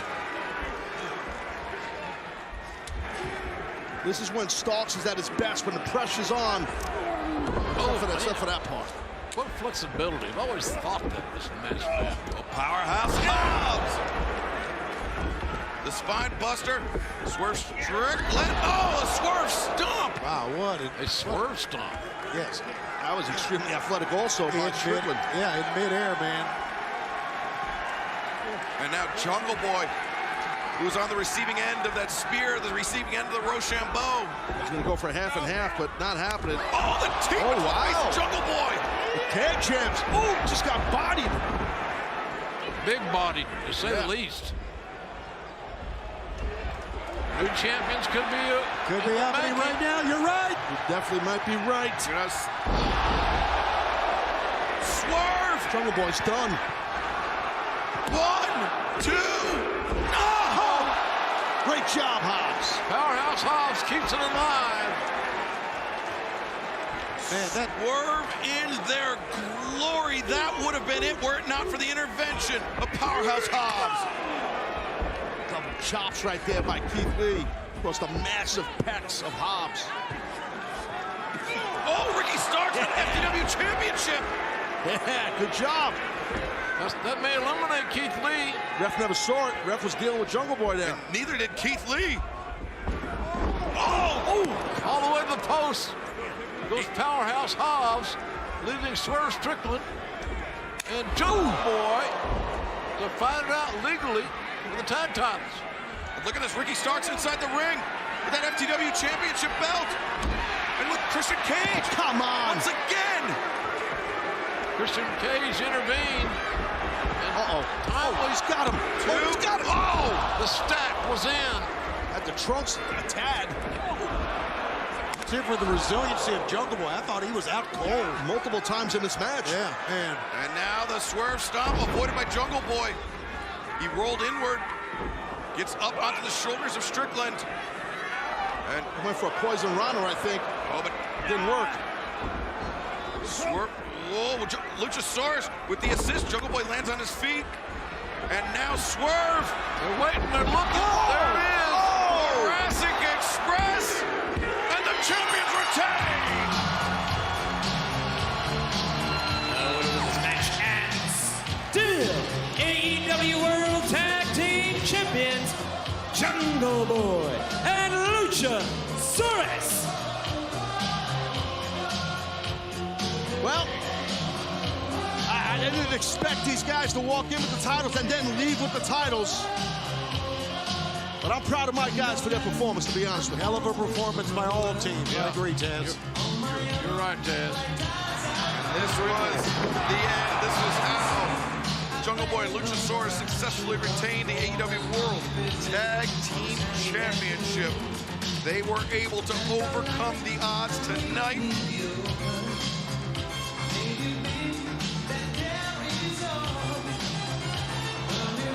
There you go. Hey, one more time, let's let our fans know this is the largest crowd that's ever seen a Double or Nothing. This being our 4th year. Call your friends, text them. They can still be a part of it. We still got our world title match to go.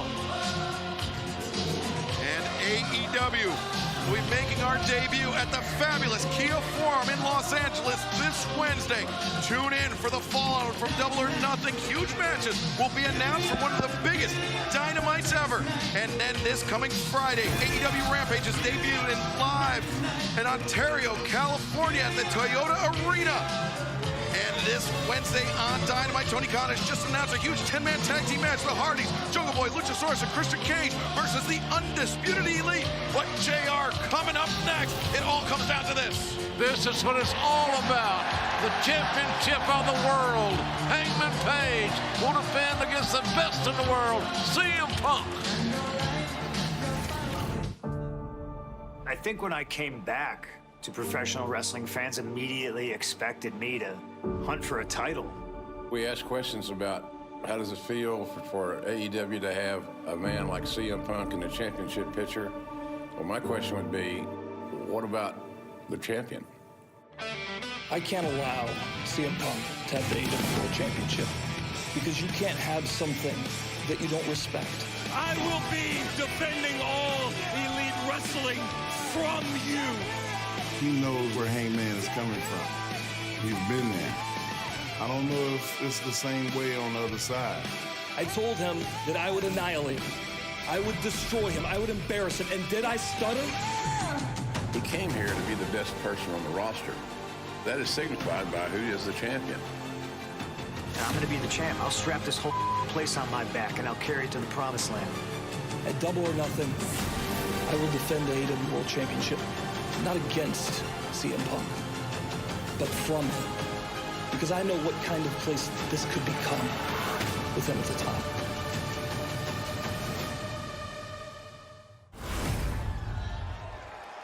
Las Vegas, Nevada! Your Double or Nothing main event set for one fall with a 60-minute time limit is for the All Elite Wrestling World Championship.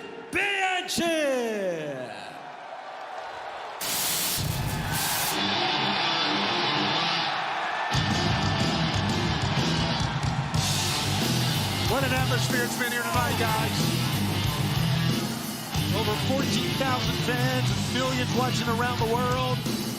You can still join us tonight and not miss this match on pay-per-view. So let your friends know we've enjoyed each and every moment of it, haven't we? Absolutely. And now the big one.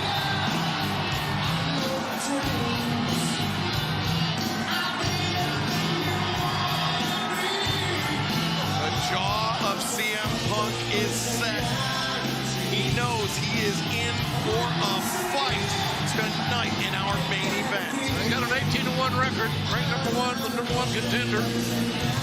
23-year veteran. It's at 7 years old, stepping away. Came back to AEW, came to AEW, I should say. Tell your friends you can still see this match live on pay-per-view. The BR Live on a Bleacher Report and Fight.tv, Tony. 35-footer, ladies and gentlemen. And running. Well, I've been to big events. I came to UFC 200 in this building. This is the atmosphere, this is the feeling, the big fight feel. Fans emotionally and creatively invested in supporting their brand. Well, CM Punk told us of all the matches he's walked to the ring for, this is his biggest one yet.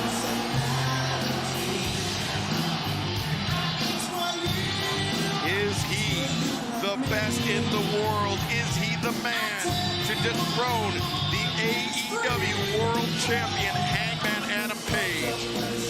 We are on the verge of finding out. I don't think Page gets enough credit. I really don't.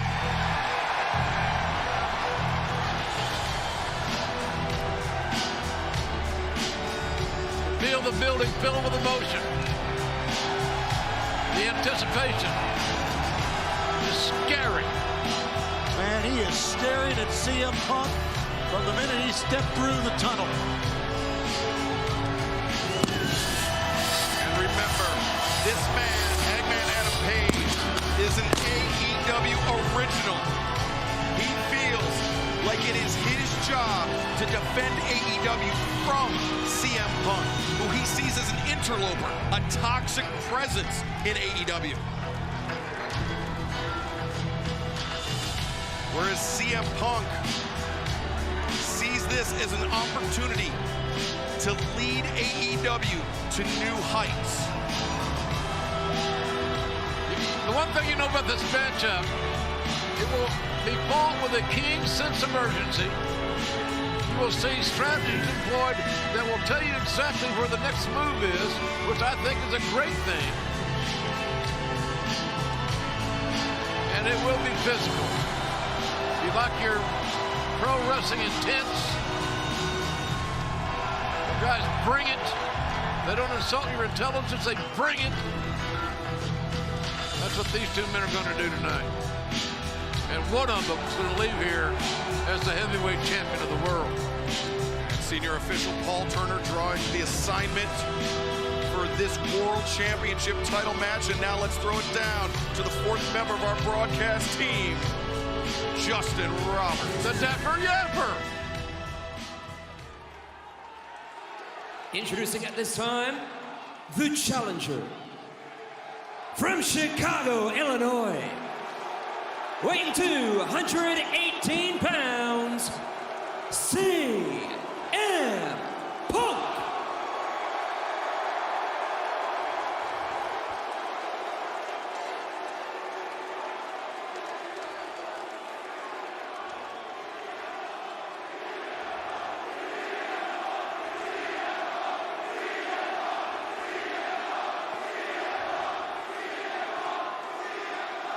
And his opponent, from Aaron's Creek, Virginia, weighing 229 pounds, he is the All Elite Wrestling World Champion, Hangman Adam Page.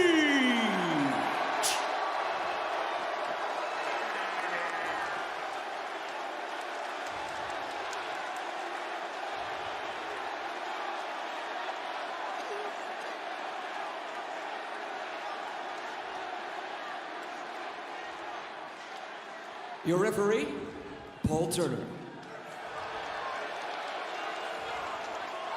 Now, gentlemen, I was in the ring on Wednesday when these two had their face-to-face, and that got out of control. And interesting that he said, he being Hangman Adam Page, said he is trying to save AEW from CM Punk. That was interesting. I was trying to wrap my head around that. I don't get it, but of course, I don't know what he's thinking. So let's see how this strategy unfolds. Who's going to take the lead in this match? Who's going to dictate the pace? Who's going to get the first significant amount of strikes in? And will somebody come up with something that takes them right to a pin? They called Hangman Adam Page an AEW original. Hangman Adam Page won the first match ever in AEW, the Casino Battle Royale at Double or Nothing 2019. And that earned him a chance to become the inaugural AEW World Champion. You know, CM Punk can be a dirty player. He can be as street and as nasty as anybody ever in pro wrestling. I don't know that Hangman Adam Page has all those attributes. We haven't seen enough of him in this environment to know. Collar and elbow tie. Hangman Adam Page driving forward, driving CM Punk into the corner. Listen to these 14,000 plus. 14,459 on hand here in the sold-out T-Mobile Arena. Now you can tell one thing about the aggression. Just watch how these guys lock up, or any other athletes lock up. How they lock up tells a big story if you're paying attention.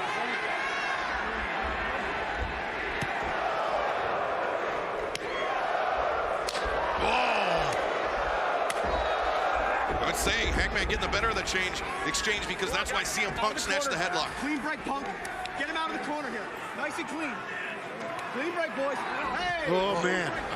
A little unfair advantage. Yeah, those taped forearms and wrists. Right across the nose, very, mouth. Very abrasive. Whatever's there. Like I said, Punk's got a mean streak. Yeah. He's had this massive chip on his shoulder for years. He's completely stepped away from pro wrestling, 7 years ago. And more now, obviously. I think for AEW and Tony Khan to secure CM Punk here was nothing short of genius. Whoa! Oh, what a shot there. We talked about Page's ability to strike accurately. Key term, accurately. Just saw an example of that. Punk fires in the elbow, the shot. Oh, Hangman. Hangman got him in the face, did Punk. Overhand. That backs off Hangman. There you go. Get him off his feet. Boy, those chops in the chest will break up some congestion.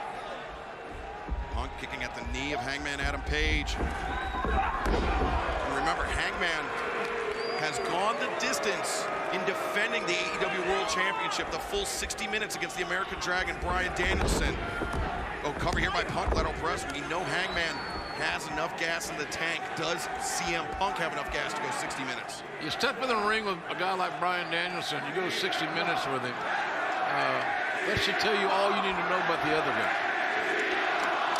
It certainly did me.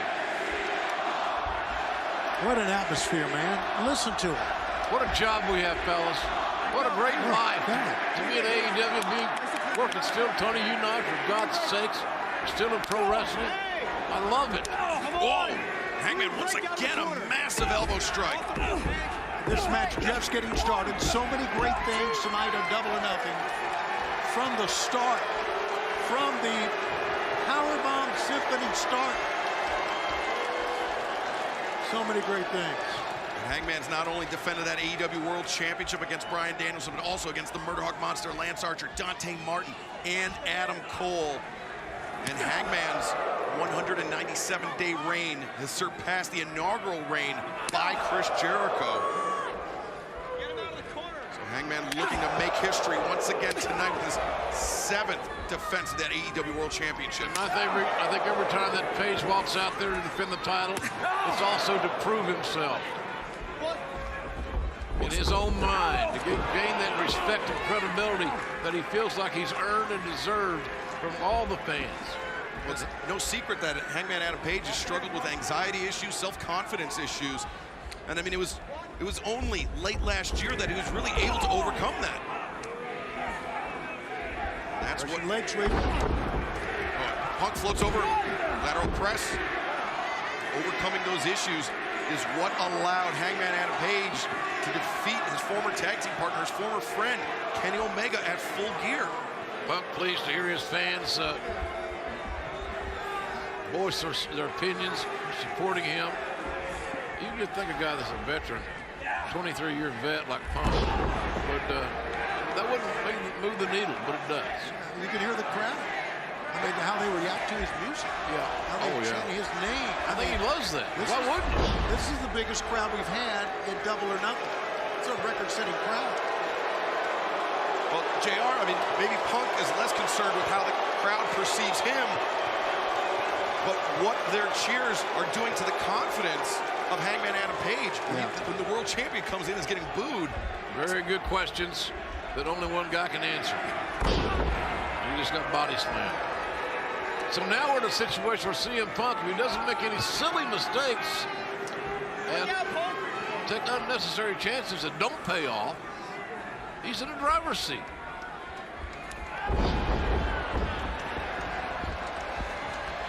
Oh, but Hangman. Strength. Oh, that was a gut check right there. And the fallaway slam. And Hangman springs up to his feet. A gut check at nut-cutting time.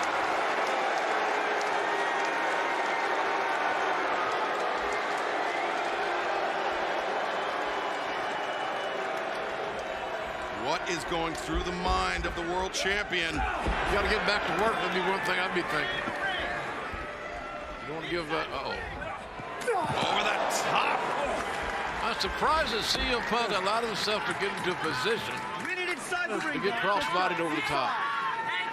I think that lariat springing off the middle rope may have rocked CM Punk a little bit. Yeah, you see Punk as he rose up. Pescado landed right on CM Punk, driving him down.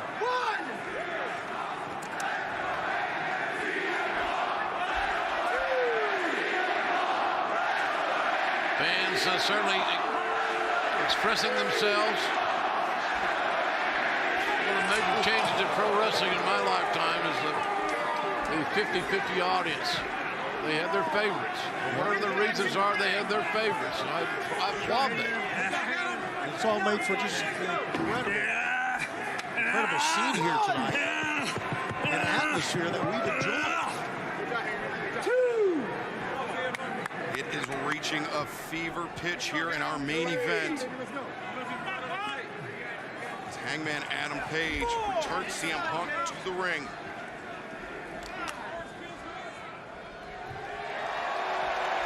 Punk just expressing some discomfort there around his mouth or nose, I'm not sure what. Hangman Adam Page right now is it only in my opinion, fellas, he's wasting some time. Yeah, I agree. Well, it seems like whether it's Punk or Hangman, whoever appeals to the crowd is on the receiving end of some boos. I think these fans want to see this fight. They want to see this settled inside the center of the ring. Hey, when you come to a AEW pay-per-view, you got a main event, it's for the world title. You're owed something. You're owed a great match, and what a shot. That rolling elbow may have put the lights out on CM Punk. I'm surprised he didn't just try to roll him over and cover him here. That says a lot to the mindset, Tony, to me, of Hangman Adam Page. Well, I don't know what that mindset exactly is, but he's wasting time intermittently here for no major reason that I can see, Excalibur. It's almost like he wants to show him up. Look at this rolling elbow strike from Hangman Adam Page. Reminiscent of an elbow delivered by the American Dragon, Bryan Danielson, in Danielson's match with Hangman. Sternum first. And Hangman sent Punk hard into that top turnbuckle. Hear that one all the way in Calgary.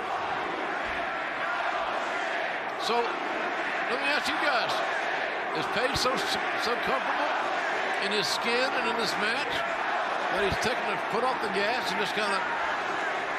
I think it's his disdain for CM Punk. Hey, I think that's a riding factor in why he's doing all this. Hangman Adam Page gets reversed in the corner by CM Punk. And now... Here we go!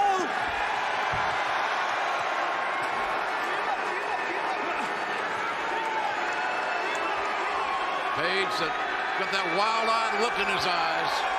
We've only seen that a few times. he's a man-eating beast, it looks like. Could come to a crashing end right now. Here we go. Oh boy. That's a veteran for you right there, man. That is a veteran. Punk lured him in. At this stage of the match, you have to have your offense ready. You got to have the plays to run in your head that are going to get you to the promised land. It's that simple. This is CM Punk's first main event on an AEW pay-per-view. Hangman Page has been in this position many times before, and he has thrived. But oh God, Jesus, man, that hurts just to see it. Lower back, ring apron, wood, little canvas, and then you get this. Good God. Steel ring frame colliding with the spine of CM Punk, and now Hangman. We've seen this many times before. He's looking for the Orihara moonsault, but Punk escapes in, and just a flying lariat by Hangman. Oh! Punk is being challenged, thrown into the deep water and forced to swim. Throws him on the outside again, man. Again, his disdain for CM Punk is just taking charge in this match. Well, I mean, it's disdain, but also it's pride in what we've built here in AEW. Hangman sees himself as one of the original building blocks. Yes, yeah, a lot of pride, Excalibur. You're exactly right, Excalibur. A lot of pride. That's the kind of guys you want to build your company around. They got pride. Punk. Hey, those are not just everyday shots. You can see the perspiration flying off the body of Hangman Adam Page, the world champion. CM Punk is looking for the superplex. Hangman near catastrophe right there. Just maybe dodge that bullet. Oh! And Punk was looking for that superplex with desperation. Hangman was trying to escape back down to the apron. Punk grabbed on. He grabbed a handful of the waistband of Page and brought him back down into the ring. And then extended the legs, pushing out on that superplex.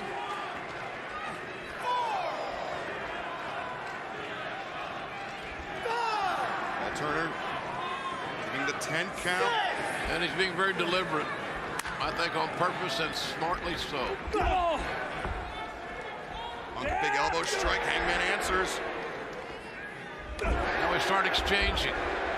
Who's going to bite their tongue first? Who's going to blink? Punk sends Hangman into the ropes. Leg lariat caught Hangman right underneath the chin.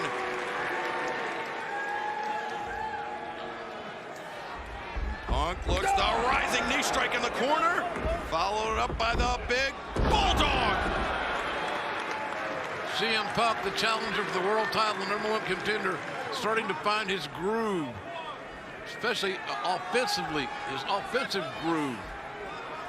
Punk really laid out with that bulldog. His momentum took him underneath the bottom rope, and Punk now maybe think it's springboard lariat. Punk, the springboard, right on the mark. All right, you can see it in his face, see it in the fans. They think now's the time. Punk looking to step through, maybe thinking sharpshooter. And the champion looking to counter. Cost him separation, got that done. You got 3 big right hands, will do that for you. Oh, Punk!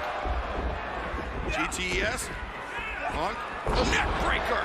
Oh, great counter move by Punk. Old school neck breaker might not get it done with this, and he got a near fall, did CM Punk, who's challenging the champion, Hangman Adam Page, for the AEW World title. And here's where the conditioning becomes a factor as we approach the deeper waters of this match. We know Hangman can go the distance. Can Punk?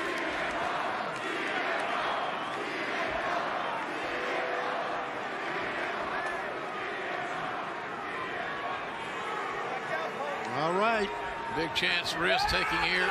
I never thought this was CM Punk style. And I think that the situation we just witnessed would evidence that. I think his tailbone hit the top of that ring post on the way down. Wouldn't surprise me. I just don't think that's just his promised land, shall you? Hangman Page, Orihara moonsault. Page may have hurt himself. Yeah, he damn sure hurt CM Punk. Hangman Page bounced very awkwardly when he came down from that moonsault.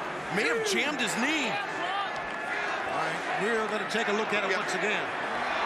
Watch how Hangman sprung back. Could be a knee, could even be a hip injury. And now here we go.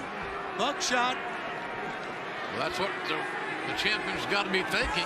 How many more chances do I have to execute it in this match? Hangman comes in. He crumpled it. The knee had him crumpled. And it allowed Punk to get the double leg, and now CM Punk steps over the sharpshooter. He's got the sharpshooter. We go. What a night for the Hearts. The sharpshooter appropriately being utilized in this title match. Hangman Page making the desperate crawl, the desperate reach.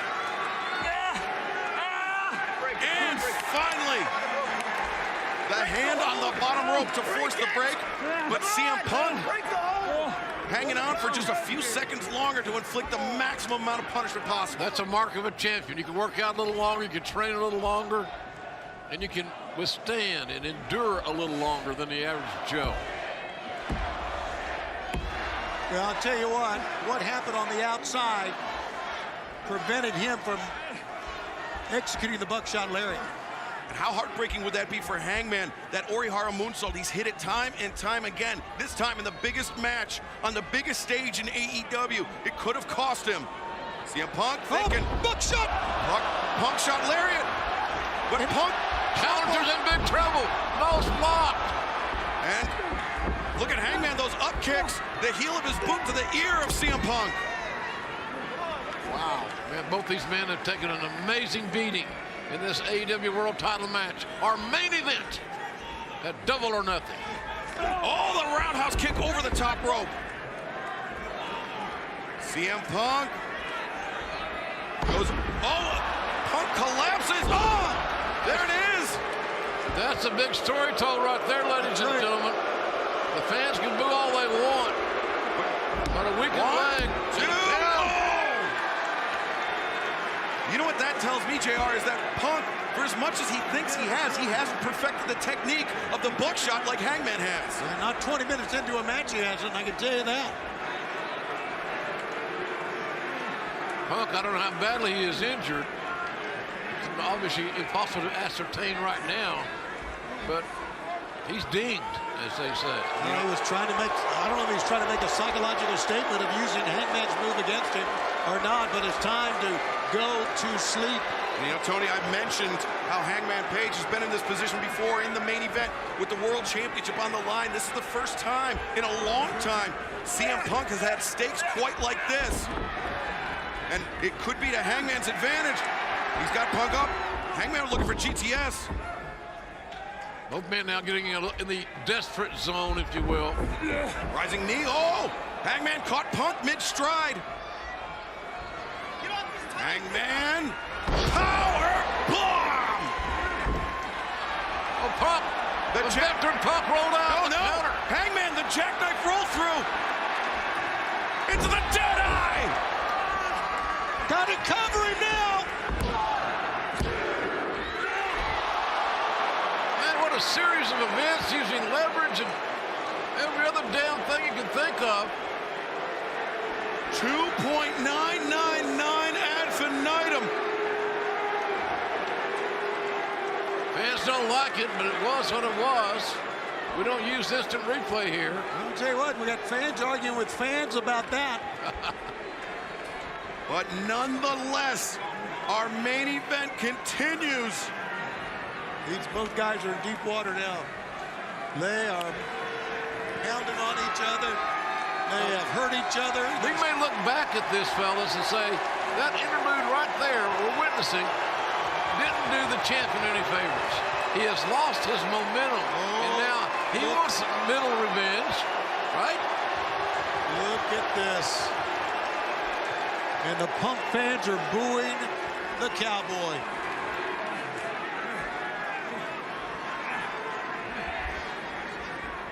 The champion walking gingerly.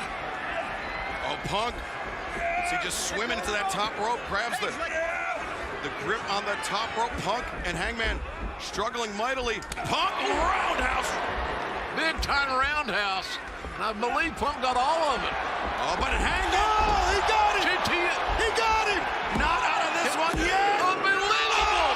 Unbelievable. What a near fall.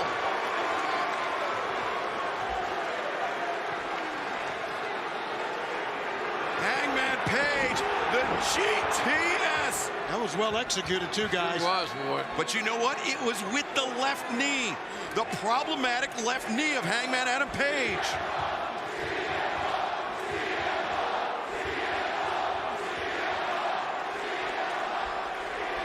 Fans chanting for CM Punk. Some are obviously chanting for the champion. It's been that way all night. In several matches, as a matter of fact. It's been a night we will never ever forget. See CM Punk clutching his jaw after that GTS.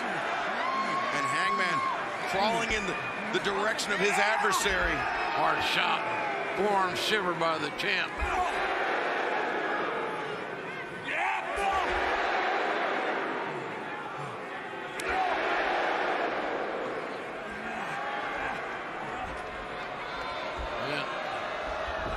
Champion able to tee off on Punk. You heard that kick right to the thigh. Water set from Morris getting dinged. That buckled the leg of the champion.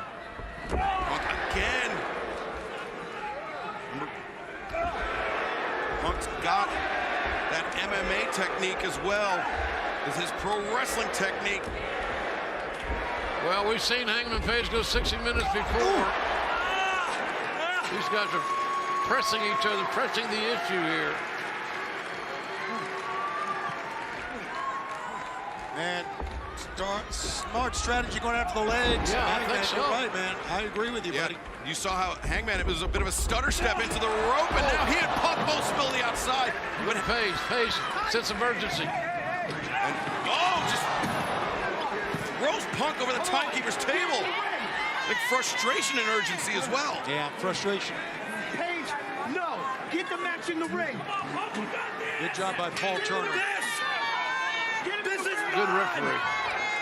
This is mine. You will never have it.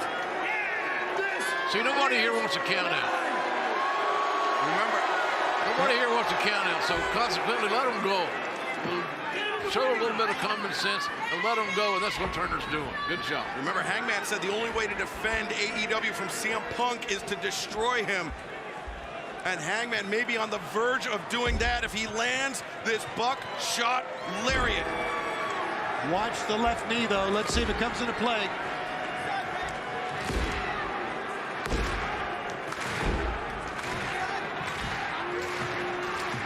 Right in the face of Punk's idol Bret Hart. Symbolic gesture right there. There goes the ref. Paul Turner just got clipped. Hangman lands the lariat. What a horrible break. The most inopportune time one can imagine. Referee goes down.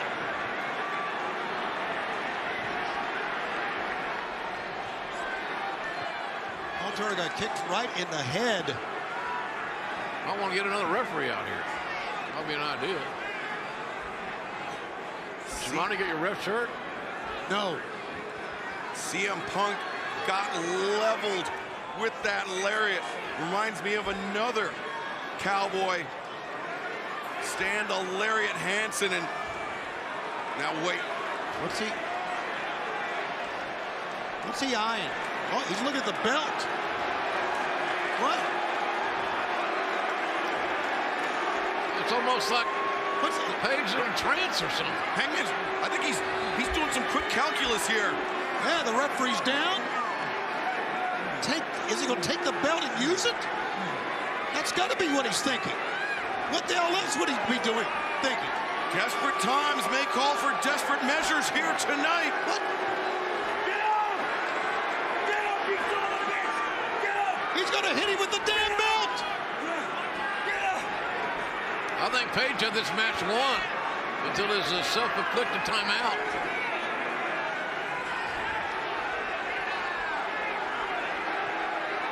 I think he's conflicted, don't you? Hangman, I think so, yeah.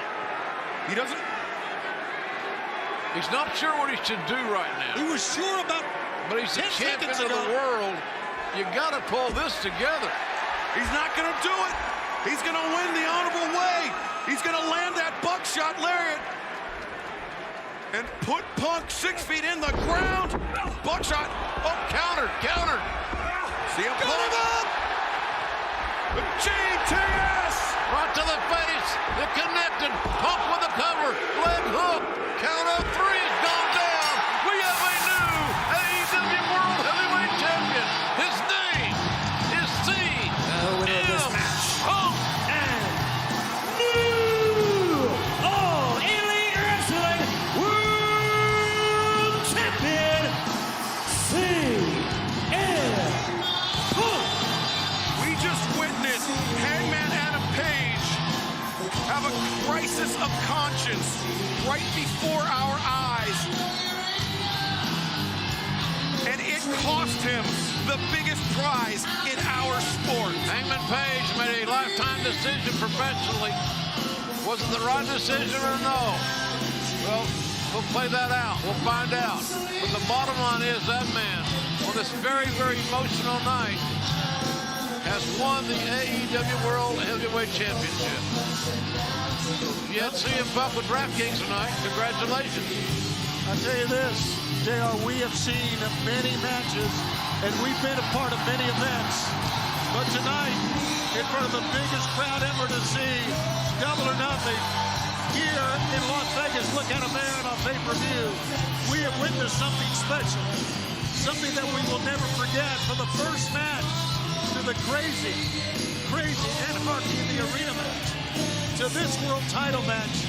JR, we're going to remember this for a long time. It's our 4th year Double or Nothing. We're back in Las Vegas. This will be the home of Double or Nothing each and every year. We're not going to forget this night.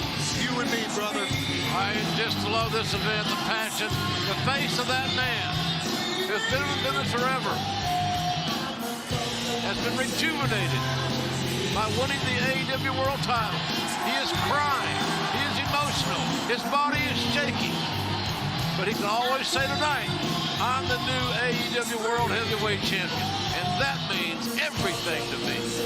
CM Punk proved unequivocally he is the best in the world here tonight. It's a wonderful night, just an absolutely wonderful night. Here's some of the things that went on. Took it outside a lot, didn't they? A lot of high-impact stuff that connected. That was amazing that Punk could endure that. These guys punished each other. Here was a big turning point in the match, really. Right there. Arihara moonsault. Hangman very nearly beating Punk with the GTS. Big decision here. But this is what it boils down to. Hangman. Well, he did the right thing. He did. But he spent too much time debating about it internally. He was a great champion, man. Hangman was. And then if you notice, actually, on that buckshot attempt, Hangman, his knee buckled for a second before it landed the lariat. Tricky game in that regard. Who's hurt, who's not. There's going to be a lot of medical treatment, I'm believing. Not sooner than later. Emotional night for CM Punk, for his fans. Many of them are crying here in the arena. This was top to bottom, guys. Little fist bump on that, man. And Tony, this means that CM Punk walks into Wednesday, walks into the fabulous Kia Forum in Los Angeles as the new AEW World Champion for one of the biggest Dynamites ever. Ever in history, ladies and gentlemen. Thanks so much for inviting us into your home once again. For Tony and Caliber, I'm JR saying thank you again and so long, everybody.